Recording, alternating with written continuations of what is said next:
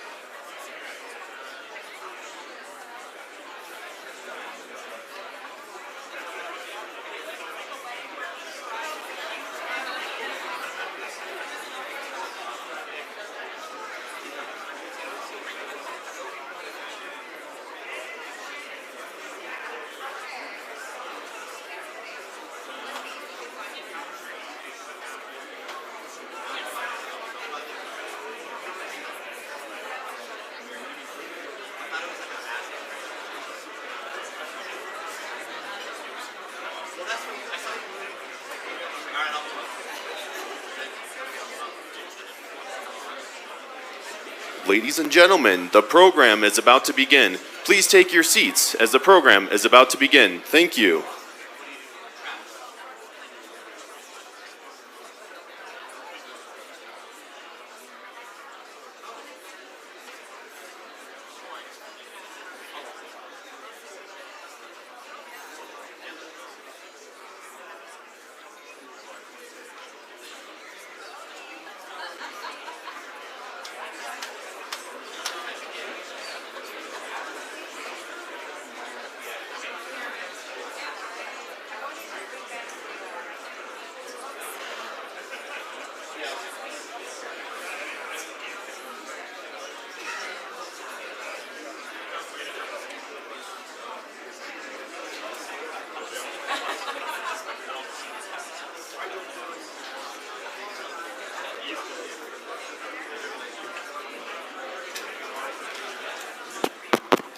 Good morning, everybody. Good morning, everybody. Welcome back to the Aspen Security Forum. My name is Nick Burns. I'm co-chair of the Security Forum in the Aspen Strategy Group with my friend Condoleezza Rice. I'm going to say a few words this morning about the program and about who we are and the way we do business, and then I'll introduce my friend and colleague, Anya Manuel.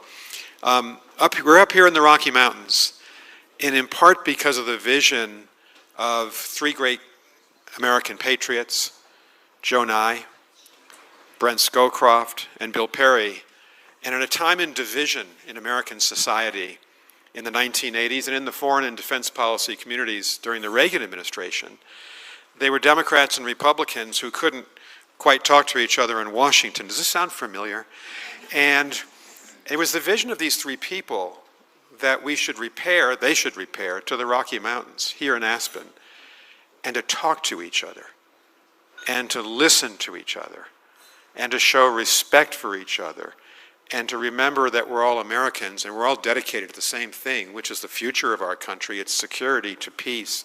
As Anya said so beautifully last night, we all want the same things in the end for our great country.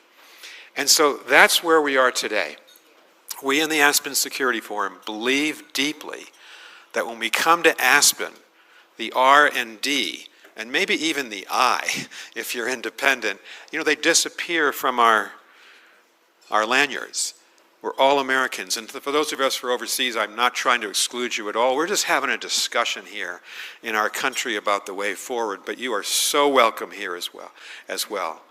But we come here to show respect and to show dignity for each other. And it's a learning process. And I hope that you'll find by the time that you leave here in a couple of days, it's been a beneficial experience. You've listened to people maybe that you wouldn't have met before, and we all would learn from each other. As we said last night, I don't know if all of you were there at Greenwald Tent when we opened this program, the Pentagon decided and other parts of the U.S. government that they weren't going to permit senior officials who had agreed to come and were on the original program to be with us this week. We thought that was unfortunate. We regret it very much, but here's our response. And we put out a statement, you can all read it. Our door is open, obviously, to the Trump administration. We want our government to succeed in the world. We want America to be successful. So it's open, we're open this week. We'll be open next year, and we'll be back here, same time, same channel, next year. And the year after that, because we live in a democracy, We have to have discussions and debate, and that's the basis of why we're assembling today.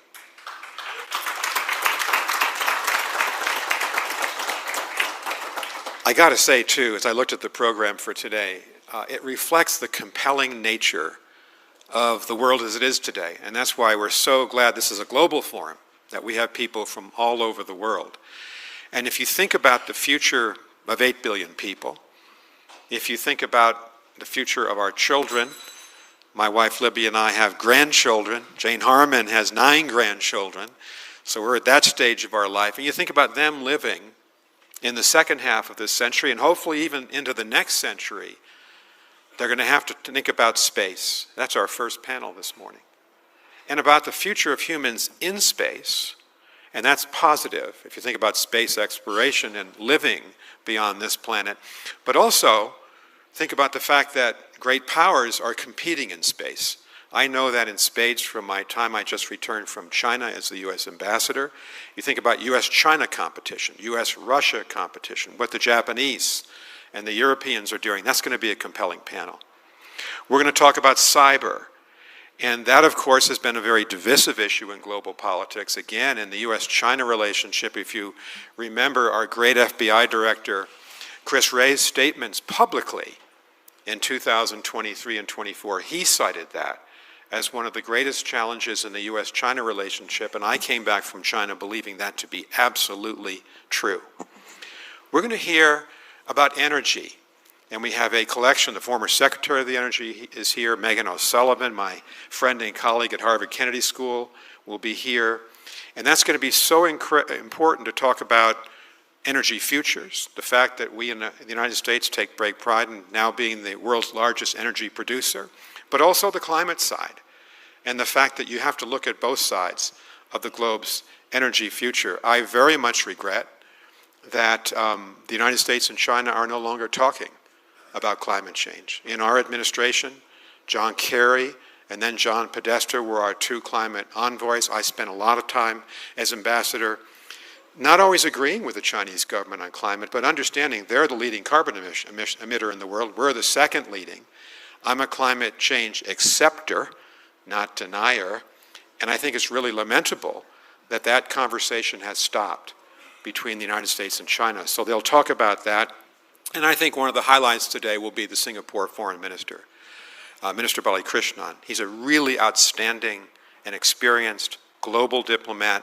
He's highly valued by countries and governments around the world. You know, Singapore plays this very interesting role in the Indo-Pacific. It's a city-state, and yet it punches so far above its weight. And I think Singapore has succeeded really from Deng Xiaoping's time forward to be almost the connector between China and the United States, and the country that really understands the United States and China best in that part of the world. And if you think about Singapore's trade picture, its largest trade partner is China, but its largest investor into its economy is the United States of America. So I highly value Minister Balakrishnan. I'll be introducing him later today. And then in the afternoon, we're merely going to talk about, I think, what is, if you look at the Wall Street Journal and the Financial Times most day, international trade and tariffs and the tariff wars and truces that are underway this year. And then 2 panels really thinking about 2 of the critical areas of the world, one on the Middle East and talking about the future of Israel. Israel in such an extraordinary position. If you think about this, we mentioned it yesterday, think about Israel being born, created May 14th, 1948, besieged over decades by attacks and enmity from all of its Arab neighbors, now the strongest country in the Middle East. Israel's in the strongest geopolitical position it's ever been in after the extraordinary events in Lebanon, in Gaza, in Iran, in Syria over the last 2 years. So we have a panel on that. And then we conclude today with a panel on China, and with 4 really outstanding thinkers about China, chaired by, I think, one of the most gifted correspondents on China, Lingling Wei of the Wall Street Journal. Does that get you excited about today? It has me excited. So This is going to be a great day. We're all going to learn a lot. Please, when you ask your questions, questions are good, comments are good, advice is good, disagreements.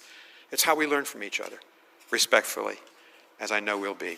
So now let me introduce the person who really makes the group run. Condi Rice and I are co-chairs, but Anya Manuel is the executive director, so that means all the responsibility lies with her. Just kidding. And with Neve King, and with Leah Batunis, and with Alana, and all the fantastic team. But Anya has done a spectacular job over the last 4 or 5 years. Anya Manuel.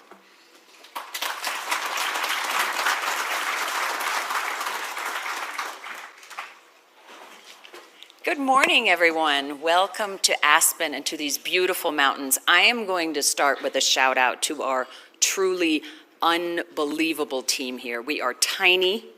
We are only a few people who work on this year-round. I'm part-time, but we are led by the great Neve King, right here in the front. She's still working, she can't even look up. Leah Batunis, Alana Drimmer, Deb Cunningham, our Scowcroft Fellows, our interns. Please say hello to them and thank them when you see them in the hallways, because this is a big show to put on. We're very happy to do it every year, and we're so grateful to be here with all of you.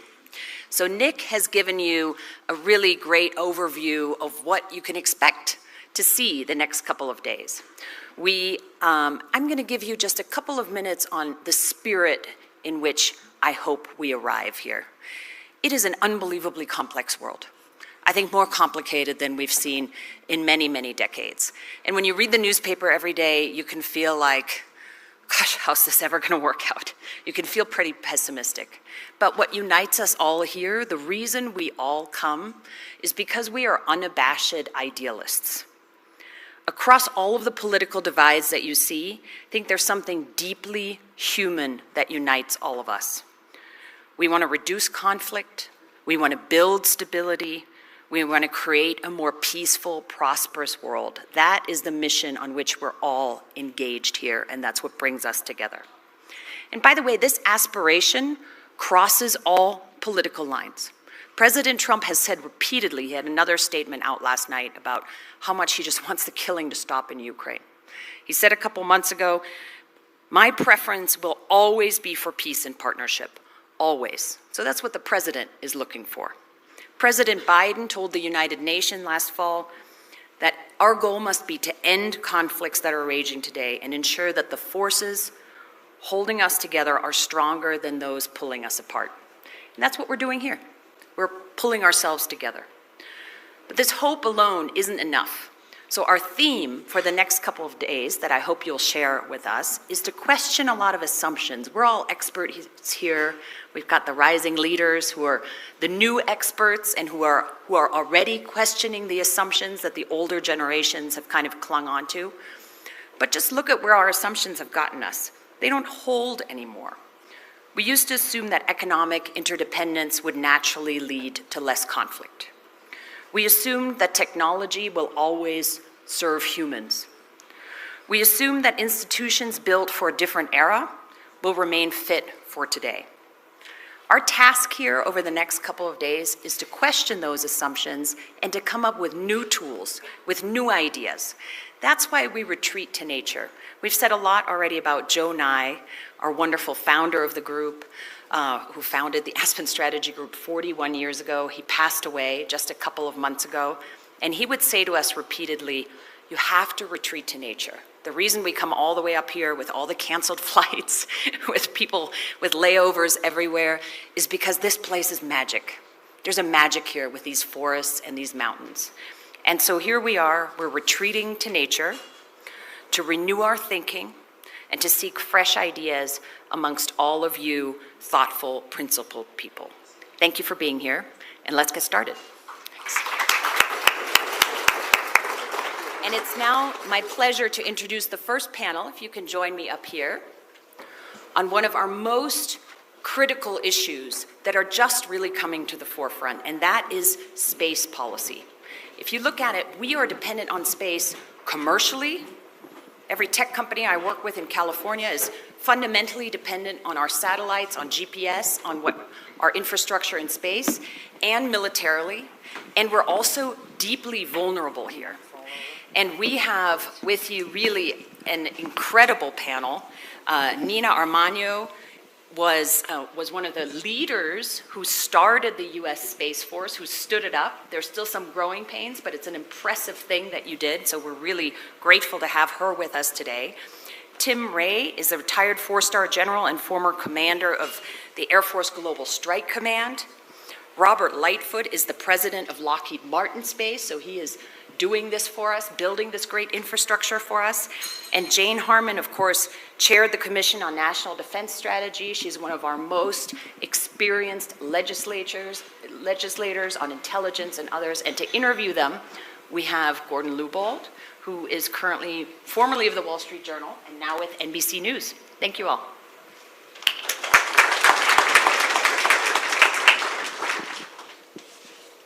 Is this right? Anyway, great to be here. Welcome. Honored to be here. I guess now the first panel, talking about a great topic. I was chatting before we came up here that as in prepping for this panel, I was talking to various smart people I know, what's a good thing I should think about on space, questions or whatever. And one guy who's particularly smart, Jane and I were just chatting about, he said, yeah, like I want to know more about space. I just don't have time, or I just didn't really, I haven't spent a lot. I should be more into it, but I'm not. It's kind of like I should teach, or I should learn Mandarin someday, but I just haven't gotten there. So I think with that, what I'm hoping we can do in the next 37 to 40 minutes is have a smart conversation with smart people, obviously, about this topic, but even recognizing the caliber of the people who are gathered here today, not everybody knows enough about space as much as they might like to. So I'm hoping that kind of one of the takeaways here ultimately is that you come back or come out of here thinking like, maybe I should be thinking more about space. I think I probably will, now having prepped for this and then had this conversation.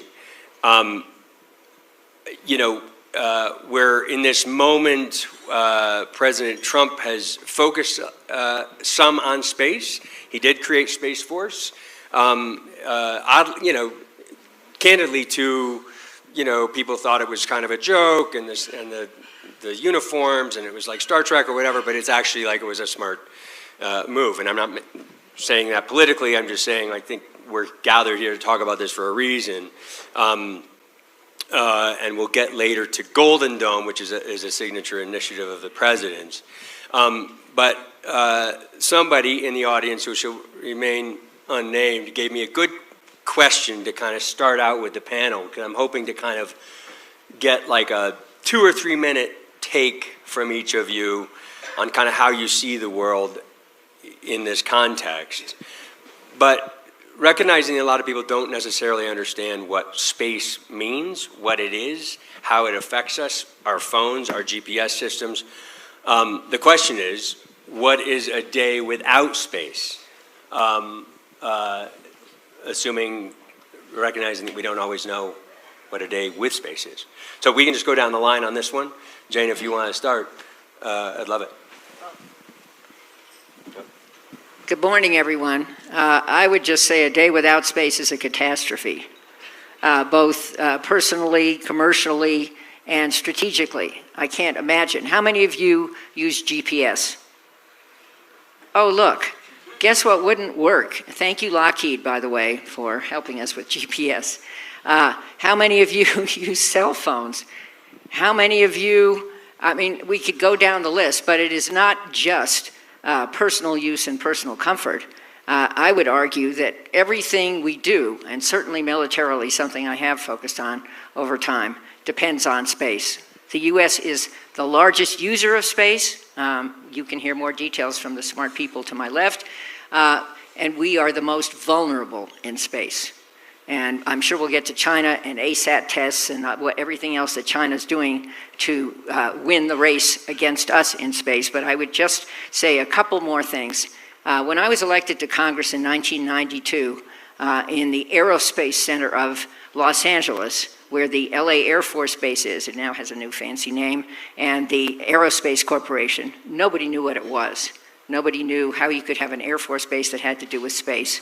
And the firms that worked in space were small, but I mean the big names that you all know. But then 20 years later, as our task force report for the Council on Foreign Relations, which Nina and I co-chaired, documents, there's been an explosion in space. And leading that explosion is not the US, it's China. Final comment, Mike Pence, whom I had served in Congress with for 5 terms, approached me during Trump 1 and said, we really need a space council. And he was the driver of the focus in the White House on space. I would say, in bipartisan fashion, that the focus in space lagged in the Biden administration, and with the exception of some guy who used to be my constituent, his name starts with E, wasn't really a focus of President Trump, and needs to be much bigger focus of President Trump and all of us. I'd like to just pull on the theme that Anya stated yesterday, the entire theme of this conference. Question your assumptions. We assume that we're going to have the capabilities that come from satellites. The United States military certainly relies on exquisite capabilities that come from satellites, from communications, strategic communications. All of our nuclear command and control go over satellite systems. Our weather, our missile warning, yes, GPS.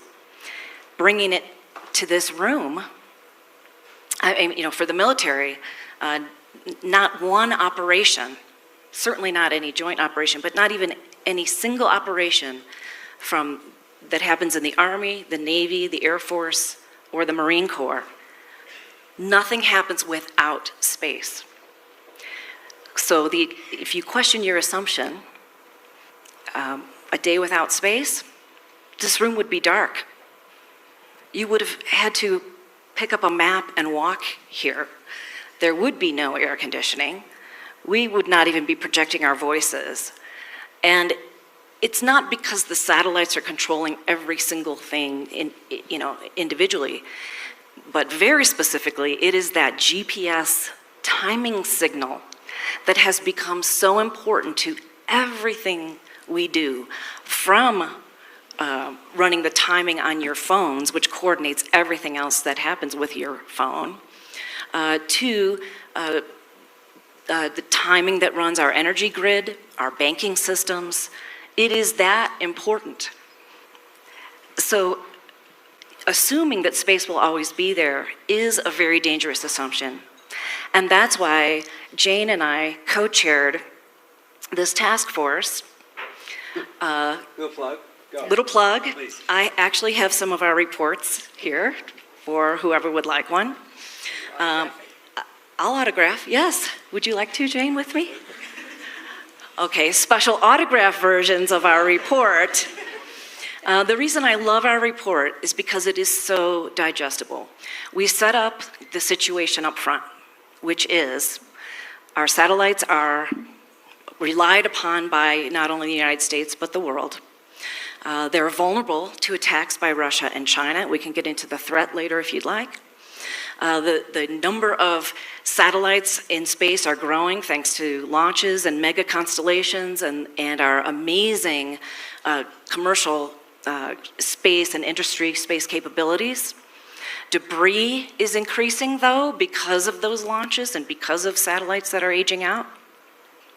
And this all comes together in what I call a train wreck, unless we, as the United States, make a point to prioritize space. This is so digestible because it gives you 7 findings, 7 recommendations, and you can read it in about 5 minutes. We put everything right up front. Thanks to Jane Harmon, who cracked the whip on our task force every time we met. So, please, we'll pick up a copy at the end, and Jane and I will sign for you. Well put. Yeah, thanks for being here. My first chance to come to this forum, and so was hoping to just be in the forum, only to find myself on my drive up from Denver that I'm on the panel. So So it's great to be here, sincerely. And I know many of these people here, so great opportunity. So where I come from is a couple of experiences I think that help shape this. Spent a lot of time in the nuclear community, and so what it means to operate the nuclear forces. A little bit of time in the acquisition community with some success with the B-21 and a few other things. And some success with the operational experience of being the deputy commander in Europe for a couple of years, from 16 to 18. But more recently, running business executives for national security, a nonprofit where we bring the business leaders, the non-defense primes, alongside the government to help them think about industry best practices. So I'm really much more informed now on the finance side of things and what it really takes to get done. When I first think of a day without space, you would all be wise to worry about nuclear command and control. For those of you who would like to see us not do nuclear weapons, you would like to know that we could not do nuclear strikes and turn them off, which is really dependent on space, or that if we needed to in that regrettable scenario that we could use it, completely dependent upon space, and we have to be able to do it. But really, in a bigger sense, the things that we would call national security 10 years ago was a pretty small group of topics we could all quickly agree on. In 2025, that size of topics now expands to almost the entire society that we live in because of everything we do, from supply chains, grid management, energy abundance, not just energy resilience, but how we do our workforce, how we deploy capital. And I think now for us to go forward into this area, you're going to have a tremendous relationship between finance and freedom to be part of the underpinning conversation. You see the gridlock in DC, it can't get there by itself.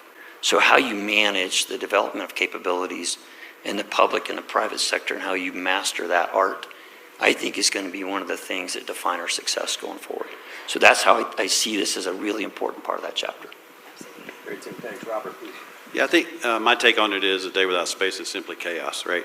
I don't know if we really understand that. We talk about space. The folks that work in space, we understand that perfectly. I'm not sure the general public or a lot of people that are very educated understand that. And so when you think about what we began to use space for decades ago, it was to allow terrestrial operations on Earth, things that would happen, whether it was business, whether it was finance, whether it was military reasons, right, for that purpose. A fundamental shift probably occurred as we got more dependent on space. I think the fundamental shift was 2015 when the PLA decided, or China decided, that they declared space a warfighting domain. And when they did that, they actually changed the narrative, because everything we had built before that was to support things that are happening here on Earth. So we didn't have to worry about protecting that domain. So if you think about the domains, when we talk about domains, it's land, sea, air, cyber, and space. And I think cyber and space, and that's why I'm glad there are panels on both today, are the two that are least understood. You can see land, you can see sea, you can see air, you see planes, you see tanks, you see ships, right? So you get that fusion. You don't get to see satellites. And I think the understanding, if we can have one takeaway from today, would be this group, this thought leadership group that's assembled here, has a better understanding of your reliance on space and why we need to protect it and what's so important about that domain in our daily lives, but also in the security of our country. That's great, real well put. And also to drive home the point, we're not talking about just a day without space. Potentially, it's not like lights out and we lose power for some hours in our house. This is like potentially you don't just turn it back on, whoever attacks space or attacks the satellites that control our phones or whatever else. It could be a much longer term proposition. I wonder if we could just kind of dig down a little bit more on the threat posed particularly to the U.S. By our, as Americans, reliance on space and satellites and all the rest of it. Well, let me just back up and say, I think we understand that American capabilities in space are amazing. You guys can speak to that if you want. But it's, in particular, China's ability to blunt some of those capabilities, their counter capabilities, that I think is where you see the rub of this kind of space race. So I wondered if you could all just talk about that, talk about the threat. And not everybody has to answer every question. Everybody can jump in. You all know each other. Jump in, argue, disagree, agree, whatever, but whoever wants to jump in first. Our satellites are vulnerable because when they were first designed and built and taken through a very lengthy acquisition process, there was no threat in space.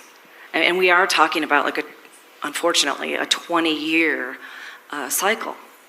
Pretty much the same as a fighter aircraft, actually. I mean, these exquisite military systems have had the luxury of taking years and years to develop. But we don't have that luxury anymore because Russia and China have built weapons and deployed them in space. All the way back to 2007, when China launched an anti-satellite missile, destroyed one of their own defunct weather satellites, created thousands of pieces of debris, and in space, debris creates even more debris. So it was a terrible situation. At first, the community said, "Oh my gosh, how could they be so irresponsible?" But very, very quickly, the community said, this wasn't irresponsible. This was a statement. This was a show, a demonstration of their capability to destroy not only a Chinese satellite, but any satellite that they could reach. And this was in low Earth orbit. Today they can reach geosynchronous Earth orbit, which is 23,000 miles above the Earth's surface. That's just Russia. China have ground-based anti-satellite missiles. In space, they can attack our satellites, and they have, especially Russia has demonstrated this. There are ways to attack our ground control stations. I mean, that would just be a kinetic attack. We're vulnerable to cyber attacks in space, of course. Everything is connected from the satellite, the connective tissue to the ground segment, and then the connective tissue to the user equipment. And for this audience, the user equipment is your iPhone. All of those connections are vulnerable.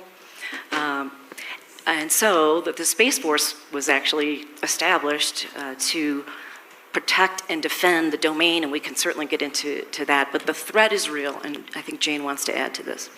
Well, I wanted to segue to the threat to commercial and personal use of space, because it's not seamless. The military use is a specific focus, but the rest of it gets hurt too. And just think of all that debris called space junk floating around that can attack not just military satellites, which are vulnerable, but commercial satellites. And again, let's go back to GPS and all the things we can't live without. All of that stuff can go down basically accidentally, maybe intentionally, but possibly accidentally because of things crashing around in space. So our report doesn't just focus on the military threat, which is crucially important, and this is the Aspen Security Forum, but we also focus on search and rescue missions, on how to regulate space junk, on how to regulate space. Space doesn't respect national borders. I mean, President Trump can issue as many executive orders as he wants, but he's not going to take over the management of space with an executive order. Even Elon Musk, with his prowess, isn't going to take over the management of space. And just one little segue. In the 90s, when I was in Congress, this young South African called, and he was in a rental facility in El Segundo in my district. El Segundo is also where the Aerospace Corporation and the LA Air Force Base are. And he said, "I want to talk to you. I'm building these less expensive missiles with Russian technology, and I want to sell them to the Pentagon." So I don't know what your reaction would have been. Mine was, "Really?" And shows what my judgment is worth. But more seriously, I'll just make one comment on that. He has shown his incredible genius, but so have other companies, one of whom is on this platform. And it is important not to rely on sole source contracts. It's important for our government to use all the innovation the private sector can provide. This was a recommendation of the Commission on National Defense Strategy that I chaired as well. And to leverage, respect, applaud, help amplify the prowess of the private sector. Yeah, I'd like to pitch in there. I always think about these as the margin to respond. You can't on the surface just stop somebody from acting. You need to deter. But the capacity to take a punch and respond appropriately is a really important part. What Jane just said is a really important piece about what the industry can do. You've got a really big challenge in our country is that we've never scaled real capabilities since the end of the Cold War. We bought a lot of things for the war on terror, but we've lost that gene, right? So how do we tap into that innovation becomes a question of mastering the finance question of how we get the players on the field. You've got about $8 billion a year playing in the venture capital world, and it's pretty stable. But you're not seeing the private equity world come in because there's no cash flow, free cash flow scenario. So when you want to say go faster, tap into it, there has to be a realistic approach to the finance piece of it to actually pull it off. And so you're pretty healthy from a venture capital perspective. I think the relationship between the Space Force and the commercial space industry is really a great example. But because there's been that venture capital that's played, there's a pool to pull from. Other sectors of the industry are not as fortunate. So there has to become this acceptance of who can play and what we do with them. And the fact that we're not going to pull all those venture capital people across. You actually need to reconcile what you're going to do with the things you don't buy so that the Chinese don't buy them at dimes on the dollar. But to tap into that innovation, we don't have an innovation problem, we have an adaptation problem. We have a scaling problem. We are very good at innovation. How do we pick up those pieces, coherently put them together, and build margin is the real question. And that takes all those great recommendations and goes to the next. If you think you can go to Congress and make that happen, that's probably not a great strategy. But really knowing how we tap into the commercial financial markets to make that risk reduction a reality, I think that's going to be one of the formulas for success. Yeah, I think to pile on that one, I think that's really important. I've got a lot of my competimates out here in the audience that build these systems. And how do we bring in the new ideas but help them scale? You take a company like Lockheed Martin, we've got plenty of scale, we've got plenty of legacy, but we're also used to exquisite and bespoke. We do plenty of innovation, but others do innovation too. And how do we partner as opposed to compete, right? And that's the way we're going to deal with this threat, because the one thing that I think the biggest threat we have is time. We can't buy time. And if you look at the threat space, in the last, I forget the numbers, I think since 2015, China has increased the number of satellites they have for intelligence, surveillance, and reconnaissance by 500%. 500%. I don't have time to go be bespoke and perfect and everything. I need to get capability on orbit that deters. This is a deterrence discussion, not necessarily a defend and defeat discussion. So our ability to, as maybe a more established company, to work with folks like the General's talking about, we've already been doing that. We're doing that in several places with our technology demonstrations, but that's the way the country is going to be more successful, I think, going forward. The other piece of that, really, if you think about threat, I know we're talking about in space, the threat is can we get the workforce? How do we excite the next generation to come into science, technology, education, STEM roles, right? Engineering and math. That's drying up. China's graduating ridiculously more engineers than we are. And so how do we incentivize that as well so that we've got the workforce? I mean, in some cases, it's not about the money, it's about the time and the people. So. And the infrastructure. Yeah, good point. Could I just add a PS about the United States Congress? Anybody ever heard of the United States Congress? Anybody care about the United States Congress? I admit I bailed at a time when it was becoming more partisan and headed the amazing Wilson Center for 10 years. Sadly, that is going away due to drastic cuts by this administration. But my point is that Congress does have a role, a big role here. It did have a role, it does have a role.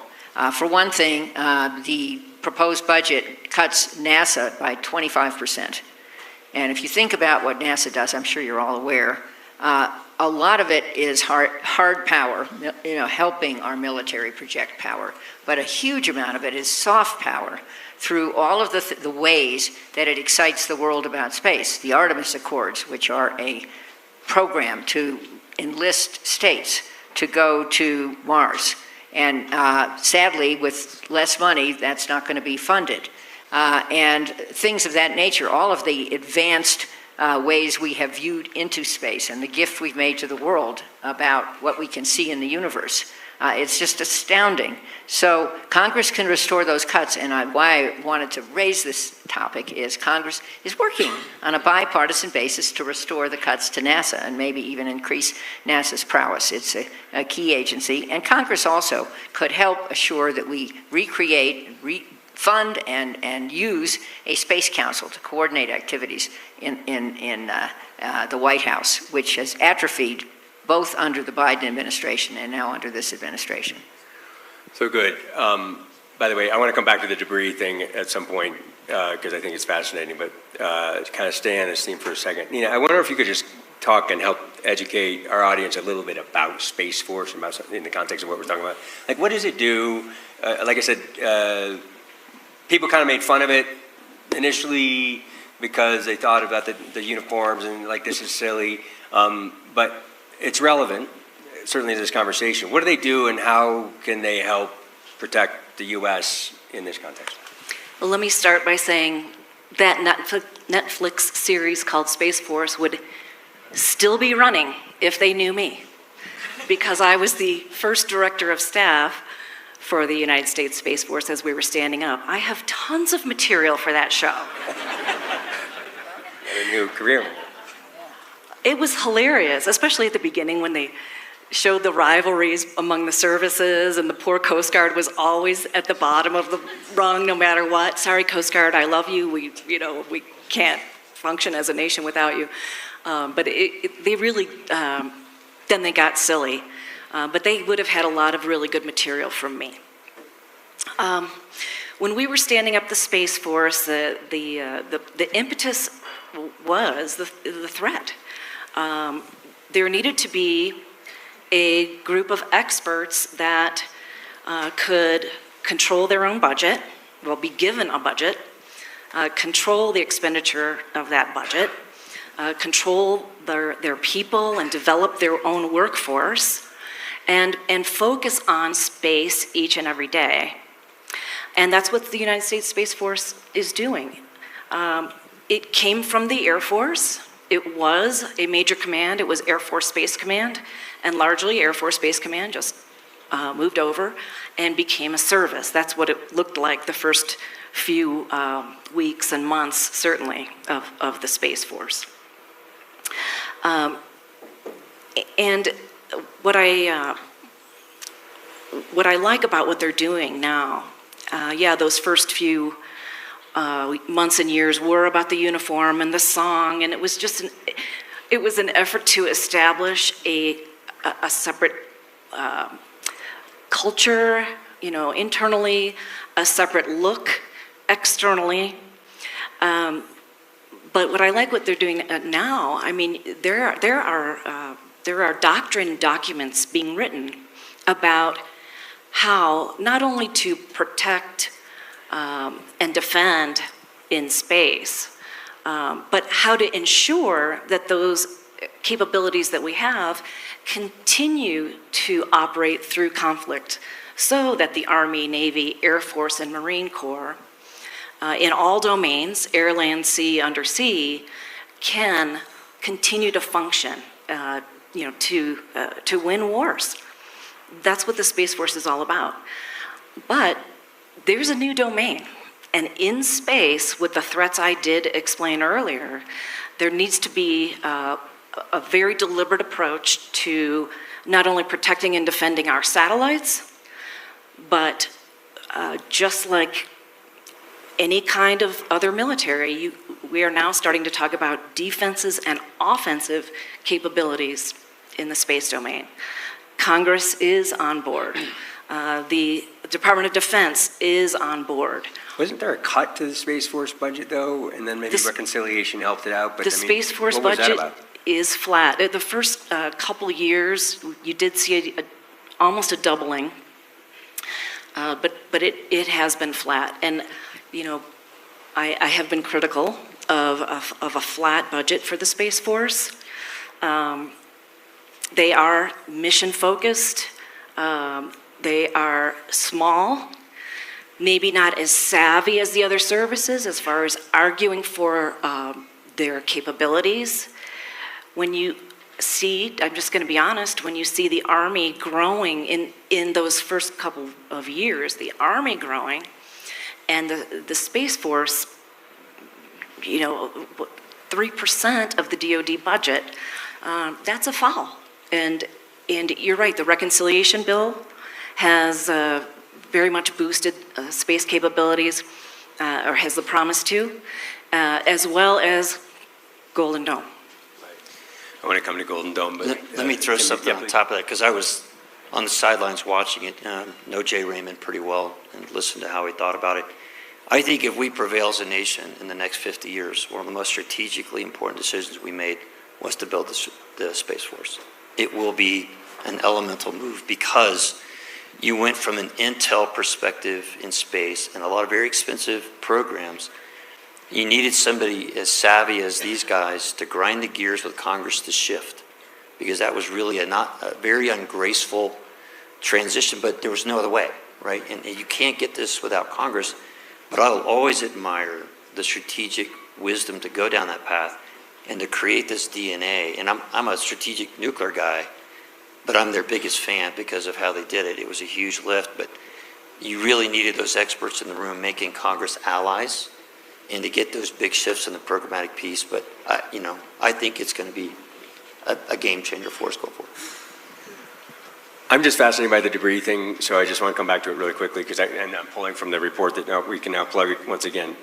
40,000 items in space that are bigger than 10 centimeters long, traveling at speeds of up to 18,000 miles per hour, which, by the way, I didn't know that was a thing. But that's just like a tangible thing that people can kind of like grasp onto. Okay, there's a bunch of litter up there. So how do you manage the problem? How do you work with allies and potentially adversaries to manage even that problem? Anybody? Hey, I just want to see if Robert will jump in here wearing his NASA hat. Just talking about the practical impacts of debris on the International Space Station. I think I was going to actually mention the speed, right? I don't think people realize that, to escape Earth, you have to get to 17,500 miles an hour. All those rockets that go, they look really pretty, but ultimately that's how fast they're going. If you're going less than that, you're going to re-enter. Okay, so all this debris that's cruising around up there, some greater than 18,000. So think about something here getting hit by a piece this big that's going 18,000 miles an hour. It's going to destroy it, right? And it doesn't have to completely disintegrate it. Well, the International Space Station, the walls on the International Space Station are pretty thin. And we used to deal with what we call micrometeorite debris all the time. And there's actually safe havens for the astronauts and the cosmonauts where you would get a warning from, what's the Space Force now? They're just tracking all the debris. You have a potential. You can't move the space station. Sometimes you can get it out of the way, sometimes you can't. And people would have to go to their safe haven in case it got hit, because it would depressurize and then it's a bad day. It's a Hollywood movie kind of thing that's not good. So that was part of and by the way, it's in low Earth orbit. So this debris, no matter where it starts, is ultimately going to come, decades by the way in some cases, it's ultimately going to come down and re-enter. And so I think that's the challenge, is everything between those debris sites, the anti-satellite test you talked about, anything from there to basically the atmosphere is in danger. Is this the common problem that the U.S. can work with allies and others? Yes, and this is one, I think, some of the lower hanging fruit that we could work on. I mean, much harder issues are nukes in space. I'm sure we're going to get there. And the China challenge, But everyone has an interest in satellites not being destroyed accidentally by space junk. And satellites are hardened now. They're much stronger, more resilient than they used to be, but not totally. And another piece of this is space traffic management. Think about satellites crashing into each other and what tools we have. We're good at, not perfect, at air traffic management, but we don't have an adequate system in space. And all of what we do is evolving toward space and away from some of our older analog, I don't know that anything's analog anymore except me, but our older analog systems. And we call for global systems, if possible, to manage issues like this. And the hope is that it would from more mundane commercial traffic issues, it would somehow build the trust that's necessary to do what we really, really need to do, which is to have rules in place to regulate space so that we don't have a nuclear war in space, catastrophic, obviously. And those rules should be put together and established by a group of international experts, bringing in commercial space and the space industry, literally bringing them to the table for policy decisions and establishing rules of the road in the space domain.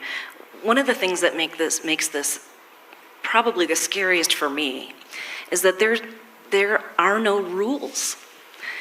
There are no rules. Ships have to pass to the right of each other, left, well, whatever it is. Correct. Ships, okay. You drive in our country, you drive on the right side of the road. You drive in some other countries, left side of the road. Back to horse riding, it's left. I'm not a horse rider, but I learned this during our study. You keep the other person on your left. Nothing like that in the space domain. And so, with all of this extra activity up there, be it nefarious or just the fact that China is growing exponentially in space and using space like we do in the United States, there is a chance for a miscalculation. And then you add to it that we don't communicate with China. Ambassador Burns mentioned it yesterday. Communication is the biggest thing, the biggest breakthrough that we need to make with China. Supposedly there is a hotline between the Pentagon and China. I've never seen it. T-Ray? Okay, he's not confirming nor denying. There is a line. I don't know if they pick up. They don't pick up, right? The United States is the one who does space traffic management. It's a small squadron in Colorado of military Space Force guardians. They do it for the world. And they email China when there's going to be a collision or a potential collision. And do you think they get answers from those emails? No. So we need an international approach, and we need China to be at the table with us. We could explore that further, but I want to hit, if this thing's right, we have not that many remaining minutes. I want to hit Golden Dome real quick because I think it's again, kind of a signature initiative by the president. I think it's a tangible thing that people can kind of be like, understand kind of a system of systems to defend the American homeland.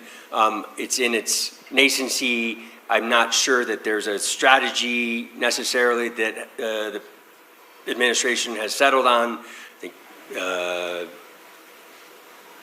for various reasons, and we'll leave it at that. But the president did throw out a $175 billion number. I think somebody suggested to me that that number was maybe pulled out of space a little bit. But does the U.S. need a Golden Dome? What's changed since President Reagan suggested Star Wars years ago? And is the president's vision, such as it is, realistic for everybody? I'll tell you, divorce yourself from the source and embrace the idea that you now have two nuclear triads you have to deter. The Chinese are hammered down on matching us. Your triad is ancient and really struggling. You've got to rebuild it all. You can't keep up with two. So for every two I build, they just have to build one. You have to go there with missile defense. You saw my time in Europe. I was the three-star who would run the integrated defense systems with Israel. It's a numbers game, bottom line. But the homeland is no longer sanctuary on many dimensions. And you cannot deter, with one triad without changing the relative magazine depth of our adversaries. You got rogue actors, and we did great with the North Koreans, but this is something that is going to be paramount. It's going to be key to our survival. It's going to be a huge infrastructure bill. It's going to be a huge tech bill. It's a big space piece, but we don't have the luxury of waiting to debate this. You're out of time, and Time's the you need to enemy. do it. I think the general said it well. The difference between now and the Reagan era, two things. It's the threat space is totally different. And the capabilities of our adversaries are not just ballistic missiles, right? That's what we protected against. Now we have hypersonic glide. we've got- ICBMs, hypersonic. Yeah, which is a tough putt. It's just a tough putt, right? And then the second piece to me is we have a lot better technology than we had back then. And it's proven out. A lot of that technology is the same technology we're seeing in the Middle East will be kit that is brought to this battle from a Golden Dome perspective. And while we built all that from a deterrent perspective, it's working pretty well. Yeah. I would just say, I think the concept is worth pursuing, but if it eats the whole defense budget, and if it explodes our debt even further, that's a huge new vulnerability for us. So we have to do this carefully, strategically, and not just go to a sole source contract. Think somebody whose name starts with E, and which is what I think generated This time I got that. The first time generated this, although there are real threats. That's not a partisan comment, Nick. I don't know where Nick is. I promise it's not. Because he was my constituent, so okay. But my point is, it needs to be considered in a context, and this commission that I chaired recommended that we have to use all aspects of national power, including soft power, to project adequate U.S. strength against our enemies, China, Russia, and others, and rogue actors, and obviously terror groups. So let's keep that in mind as we debate this. I have one question for Robert, but yeah, please. Yeah, go. I just wanted to say I like the approach, stitch together what we have currently and integrate it. That's not, we don't have the capability today for all of those piece parts to communicate in any kind of a defensive way. Only facing out over the Pacific and only for essentially North Korean ballistic missiles. So I like the fact that the first step is to take what we have and integrate it and then build. And I like that some of that space technology, Space-Based Interceptor, is a program that is being funded under Golden Dome. I like the fact that maybe some of that tech can be applied to the needs of your Space Force. In terms of capabilities that exist now, industry has some. THAADs and Patriots are the things that we hear about all the time. We hear about it not only in this context, but in the context of the operations in the Middle East and all the rest of it. Everybody wants a Patriot, more THAADs, more interceptors. Can industry scale quickly and make enough for the demand? I think it's to what General said about infrastructure, right? Yes, we can scale, but again, it's time. It's going to take a little while to do it. And I think what you'll see, I mean, not to make it political, but the administration is now looking at funding munitions ramp-ups, and that's in the reconciliation as well, recognizing what is that magazine depth, what are we going to need to go do that forward, and so those fundings happen, and industry's ready to take that on. Yeah. But there's a lot of work for the government to do to integrate the tech sector and the innovation sector, which is mostly outside of government, with government procurement. Government procurement was built in the 14th century, and it is absolutely mind-boggling how inefficient it is and how new inventions never get anywhere. It's not just funding, it's actually adaptation of the technology. And the good news is the Pentagon does have something called the Defense Innovation Unit. I think Doug Beck will be here. But the bad news is, he can't be here. Pardon me, Doug Beck has magically disappeared. He's a great guy, but the point is, DIU is funded at about $1 billion out of an $850 billion growing to $1 trillion budget. go figure and ask yourself, is that enough money to do what is really needed?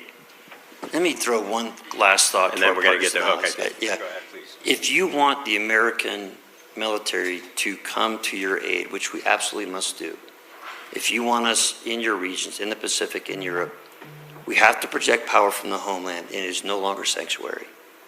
This is in the good of everyone's interest that we do this, because if we want to go to Europe, then we're going to be attacked in the homeland, and we're going to be stopped from a multitude of threats.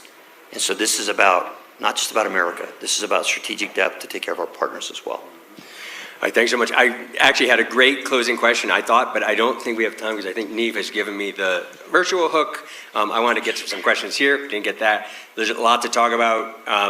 Thank you for everybody for joining us. Please join me in thanking our panel, and also a special star for Tim, who stepped in at the last minute. So thanks very much.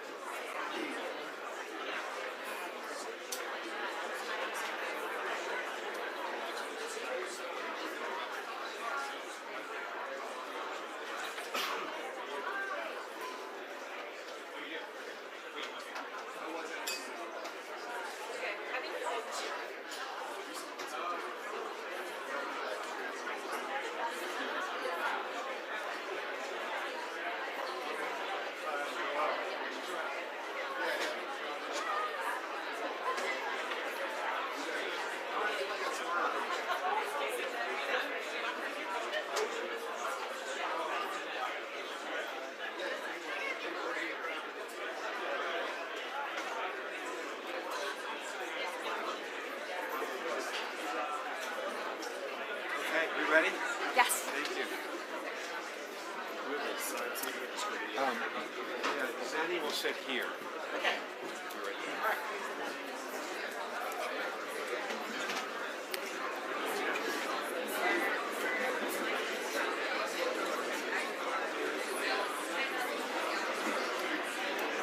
Okay, everybody, please take your seats if you can. Hey, Neve.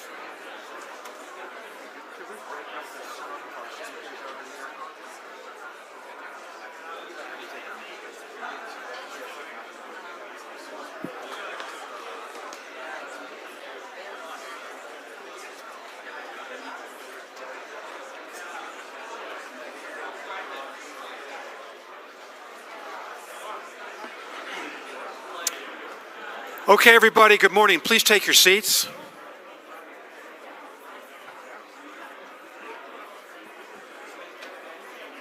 Please take your seats, everybody.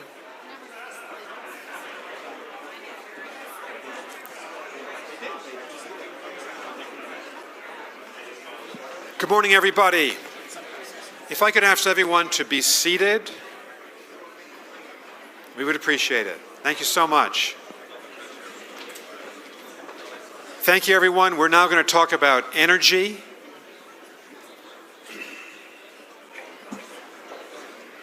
When we think about power, among the great powers of the world, you think about the metrics of power, traditionally military, or diplomatic, or economic. Energy power has taken center stage. The United States has significant energy power. Russia, it's one of its sole sources of power. China, deficient. Maybe the Achilles heel.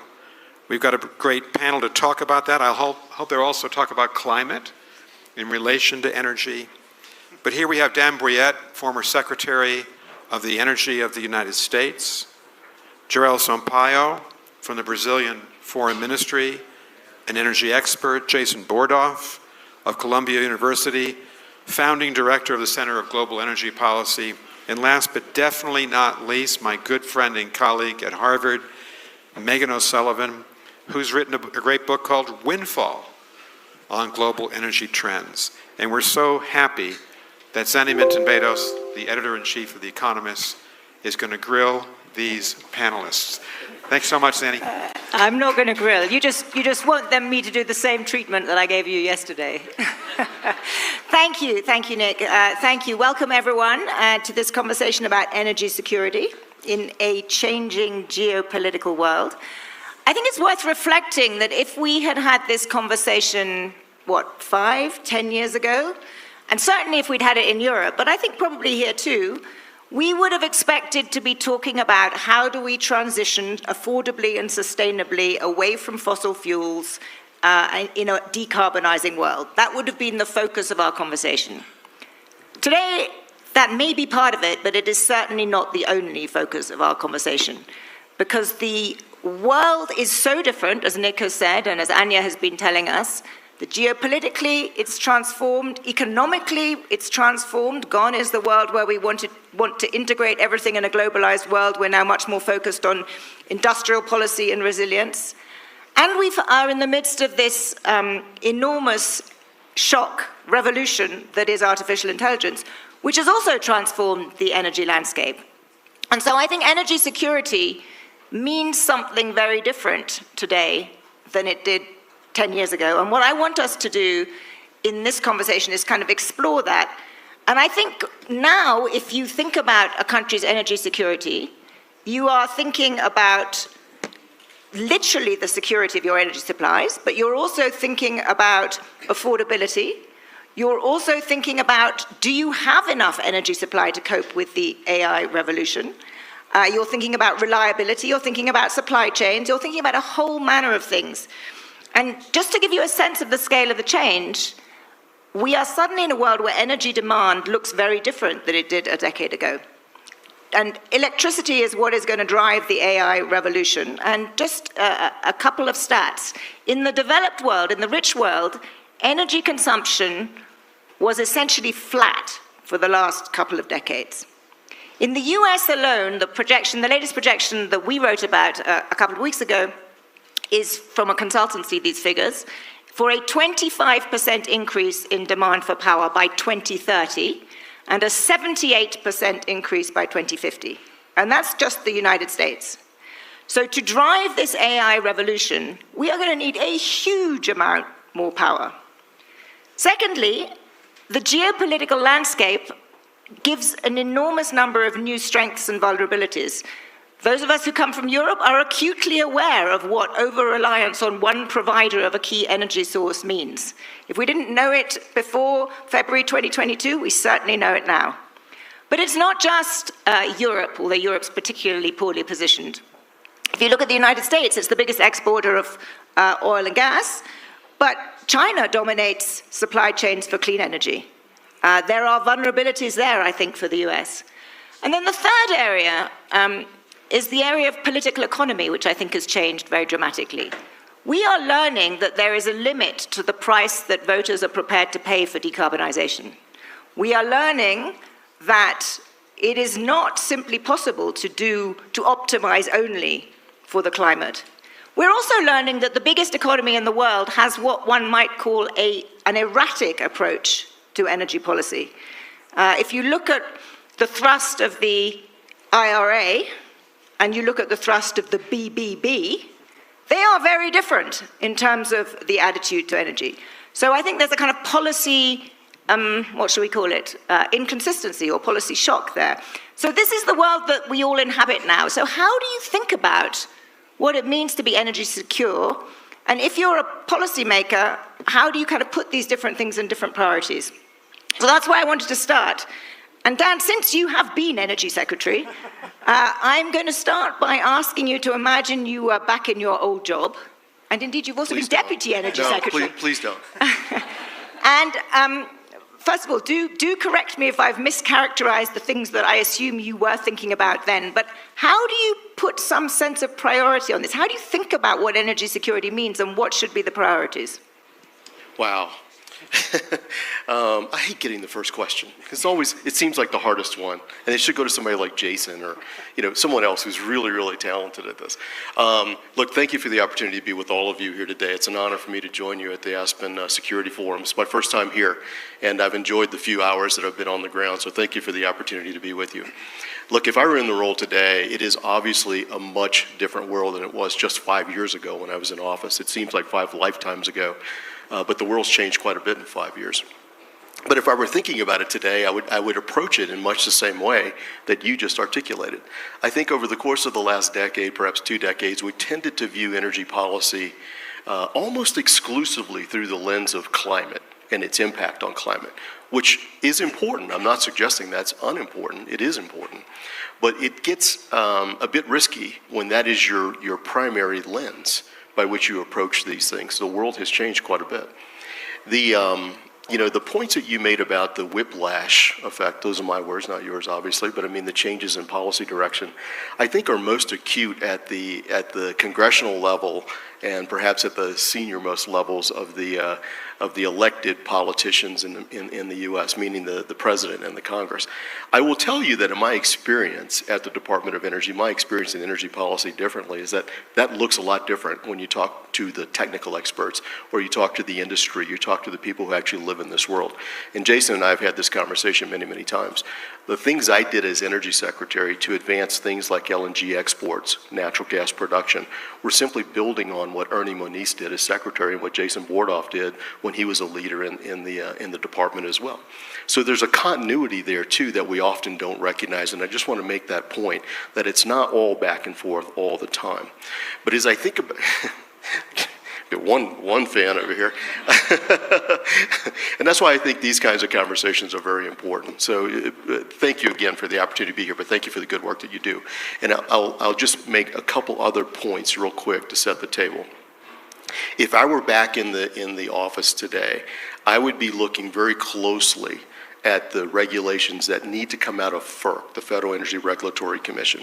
Not many people know this, but the FERC has this dotted line report to the U.S. Secretary of Energy, and some of the legal authorities that are currently granted to that, quote, independent agency are actually derivative authorities that were granted to the U.S. Secretary of Energy.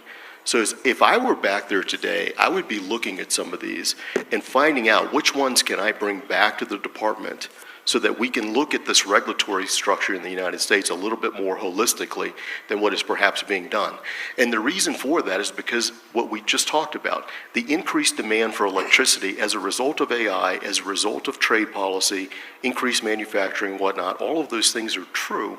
And my fear is that we won't build the generation that is necessary to meet that demand under the current regulatory regime. And that's not the fault of utilities. They're just hamstrung by the current regulatory regime. So I would be looking very closely at that, and we can talk about what the details of that might look like. That's a really good point. So that it's greater cooperation, greater regulatory. So you'd start with the regulatory area as being one where there are sort of low-hanging fruit. Jason, I assume that you would agree with that. I'm going to come back to the international stuff in just a second. But since Dan mentioned Jason, let's assume you were Energy Secretary. And which perhaps in another world you might have been, but tell us what you would do if you were in that job. Now, what would be your way of thinking through the priorities? Thanks again to Anya and the whole team and Aspen Security Forum for having me back, and thanks to Secretary Bouillette for being here and for those kind words. He was really a fantastic energy secretary, and he was focused on the energy policy goals don't really change. The mechanisms to get there, the approaches may change, but energy policy wasn't really a phrase people used until the 1970s. Energy was about energy security. That's the history of energy policy in World War I and World War II. How do we make sure we have enough energy supply? So energy security, energy affordability for economic growth and economic competitiveness, and sustainability and environmental protection. That's sort of the lens with which you should think about energy policy. And to your points in your introduction, Zanny, Megan and I wrote in the New York Times around 4 years ago. I think we concluded an op-ed with a line like, if climate ambition comes into tension with security of supply, affordability, or reliability, climate ambition will lose. And I think that's kind of where we are today, because I do think it's correct. I think climate is an urgent problem, and we need to focus a lot more attention on it, but we are recognizing that we need to do multiple things at the same time and think about energy security, think about affordability, and think about sustainability and decarbonization all at the same time. The world is very different, though. We're in a world now that is becoming more competitive, more fragmented. If you think when Megan wrote the book that was mentioned in the introduction, the US was undergoing the largest increase in oil production of any country in history. We were in the middle of this enormous shale revolution to bring more supply to market. Electricity demand was flat. Renewables and batteries were falling 70, 80, 90% in cost, largely because China was making them cheaper, and now that's a bug, not a feature. And so the whole way we need to go about thinking about this is quite different. So we need to think differently about domestic sources of energy, and as you said in your introduction, for all the rhetoric around drill, baby, drill, that means build, baby, build more than anything else, and it means power, it means meeting rising electricity needs, that's going to mean natural gas, it's going to mean nuclear, it absolutely needs to and should mean renewables as well. We're going to need permitting reform to make it easier to build in this country. Again, we should be thinking about efficiency and reducing demand. That also helps make you more energy resilient. We learned that about a month ago, despite the fact we are a net exporter of oil now. After importing 60% of our oil in 2008 or 9, we were still really worried. Our president was really worried if something happened in the Strait of Hormuz because prices are set in the global market. We'd be more resilient if we used less, not only if we produced more. And we need to be moving much faster as well to think about what's happening in the rest of the world. So we can come to that in a moment. But I think that is kind of at a high level the approach that is consistent with what Dan said. It is consistent. This is wonderfully, bipartisan committee. This is exactly what we want here, a very sensible list on both of you. Megan, can we now open the aperture to a more international perspective? And as Jason said, the world is very different than when you wrote your book. But can you tell us, at a sort of big picture level, who sort of wins and loses in terms of energy security in the current framework? Like, how do you think about energy security globally, given where we are now in terms of demand and geopolitics? Sure, and thank you for hosting this panel. And I'm disappointed I don't get to be energy secretary. I have much greater ambitions for you. I'm thinking Secretary of State, actually. We're going much bigger. Well, on that note, let me say that I think this shift to focusing on energy security is really a global one. It's not just the US doing it.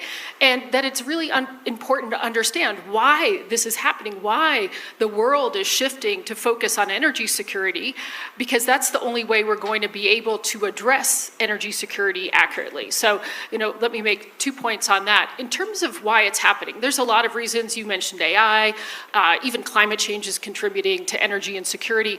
But I'd say the biggest ones are the changes in the geopolitical environment. So Jason referenced, and so did Secretary Brouillette, the last couple of decades really being, in retrospect, a kind of global energy age where we had abundant energy, the shale revolution, decrease in price in renewables, and we had a copacetic international environment. We had international cooperation, and we had increasing globalization. You put that all together, countries felt pretty comfortable, from the US to China, to rely on the market for meeting their energy security needs.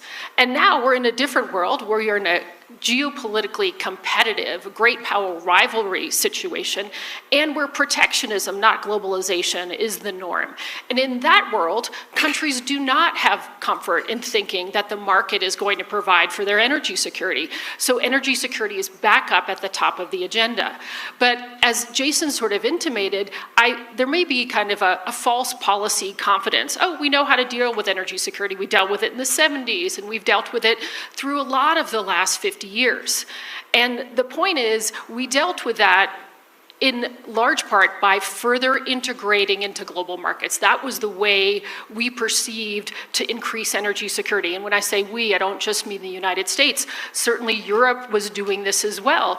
And doing that in today's geopolitically competitive environment is a recipe for crisis. So if you go back to 2021, what Europe was doing, it was saying we're in this global age of energy abundance. The natural gas boom is further integrating regional natural gas markets. We're going to move away from long-term contracts. We're going to go to spot markets. And so we're going to no longer sign these long-term contracts with Russia.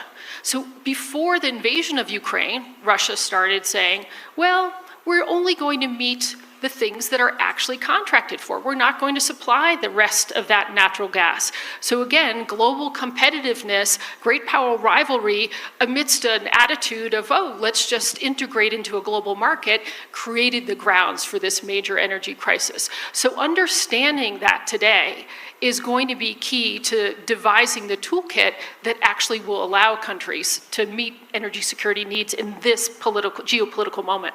Can I just push you a little bit on that? Because it sounds as though you think it's, given the geopolitics, a bad idea for countries to think that it is okay to rely on the market for their energy security. Whereas another way of looking at Europe's predicament is that Europe was incredibly naive to rely on essentially a sole supplier for cheap energy, and that had it actually had a much more diversified set of suppliers through the market, it would have been in a much better shape. So I guess I'm slightly surprised that you think the lesson is the market is a bad idea. I wouldn't say that I come at it from a perspective the market is the bad idea. The market is a great idea in certain geopolitical circumstances. In a geopolitical world where China is willing and very able to weaponize its energy supply chains for a geopolitical reason, then expecting that you're going to be able to react to that simply because, the price of rare earths will go up, and then companies will invest in new production because the price goes up, and that will allow us to meet our needs. That would be relying on the market. And that would work if you didn't have a time frame problem. Right? You have a time frame problem because left to the market, that may take 16 years. So you may be in a crisis for 16 years or something like that. So again, we can't just blithely rely on the market when we've got a different geopolitical environment that will require a little bit more of a government intervention. I just wanted to add one thing, because I think it's a really interesting question to think about, what delivers energy security. And part of the answer, I think, is also it's different for different parts of the energy sector, and we don't tend to differentiate enough. So what was the lesson we learned a month ago? Iran did not go into the Strait of Hormuz. It did not strike Abqaiq. Israel did not strike Karg Island. There was some measure of security that came from the fact that we're in a global oil market and we're all in this together. And if Iran had tried to do that, it would have imposed pain on itself. It would have imposed pain on China. It would have imposed pain on Gulf countries it was trying to keep on its side. Same reason that the West didn't sanction Russian natural gas, Russian oil, because that would have impacted global markets. Europe is more secure when Russian gas is cut off, and it can go into a global LNG market, but also subject now to much more price volatility than it was before. It's very different when you're talking about heavy rare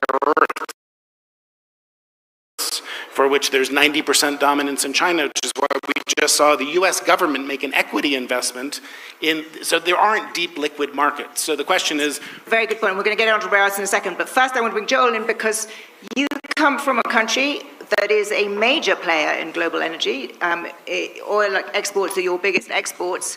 How do you, listening to this conversation, do you think, first of all, how do you think and how does Brazil think about energy security? And secondly, do you think that being a big player in global markets is a route to energy security for Brazil or not? Well, first of all, thank you for having me here. I'll start with a figure, and then I'll go on from there. From Brazil's energy matrix, for the whole matrix, 50% come from renewable sources. So that's a good starting point for just about anybody if you consider that the international average is 15. How did we get there while becoming, over the last 20 years, one of the top 10 oil producers in the world. We did that through certain programs. The biofuels program is probably one of the most well-known, which has been running for about 50 years. Developing the hydraulic source was also very relevant and still is.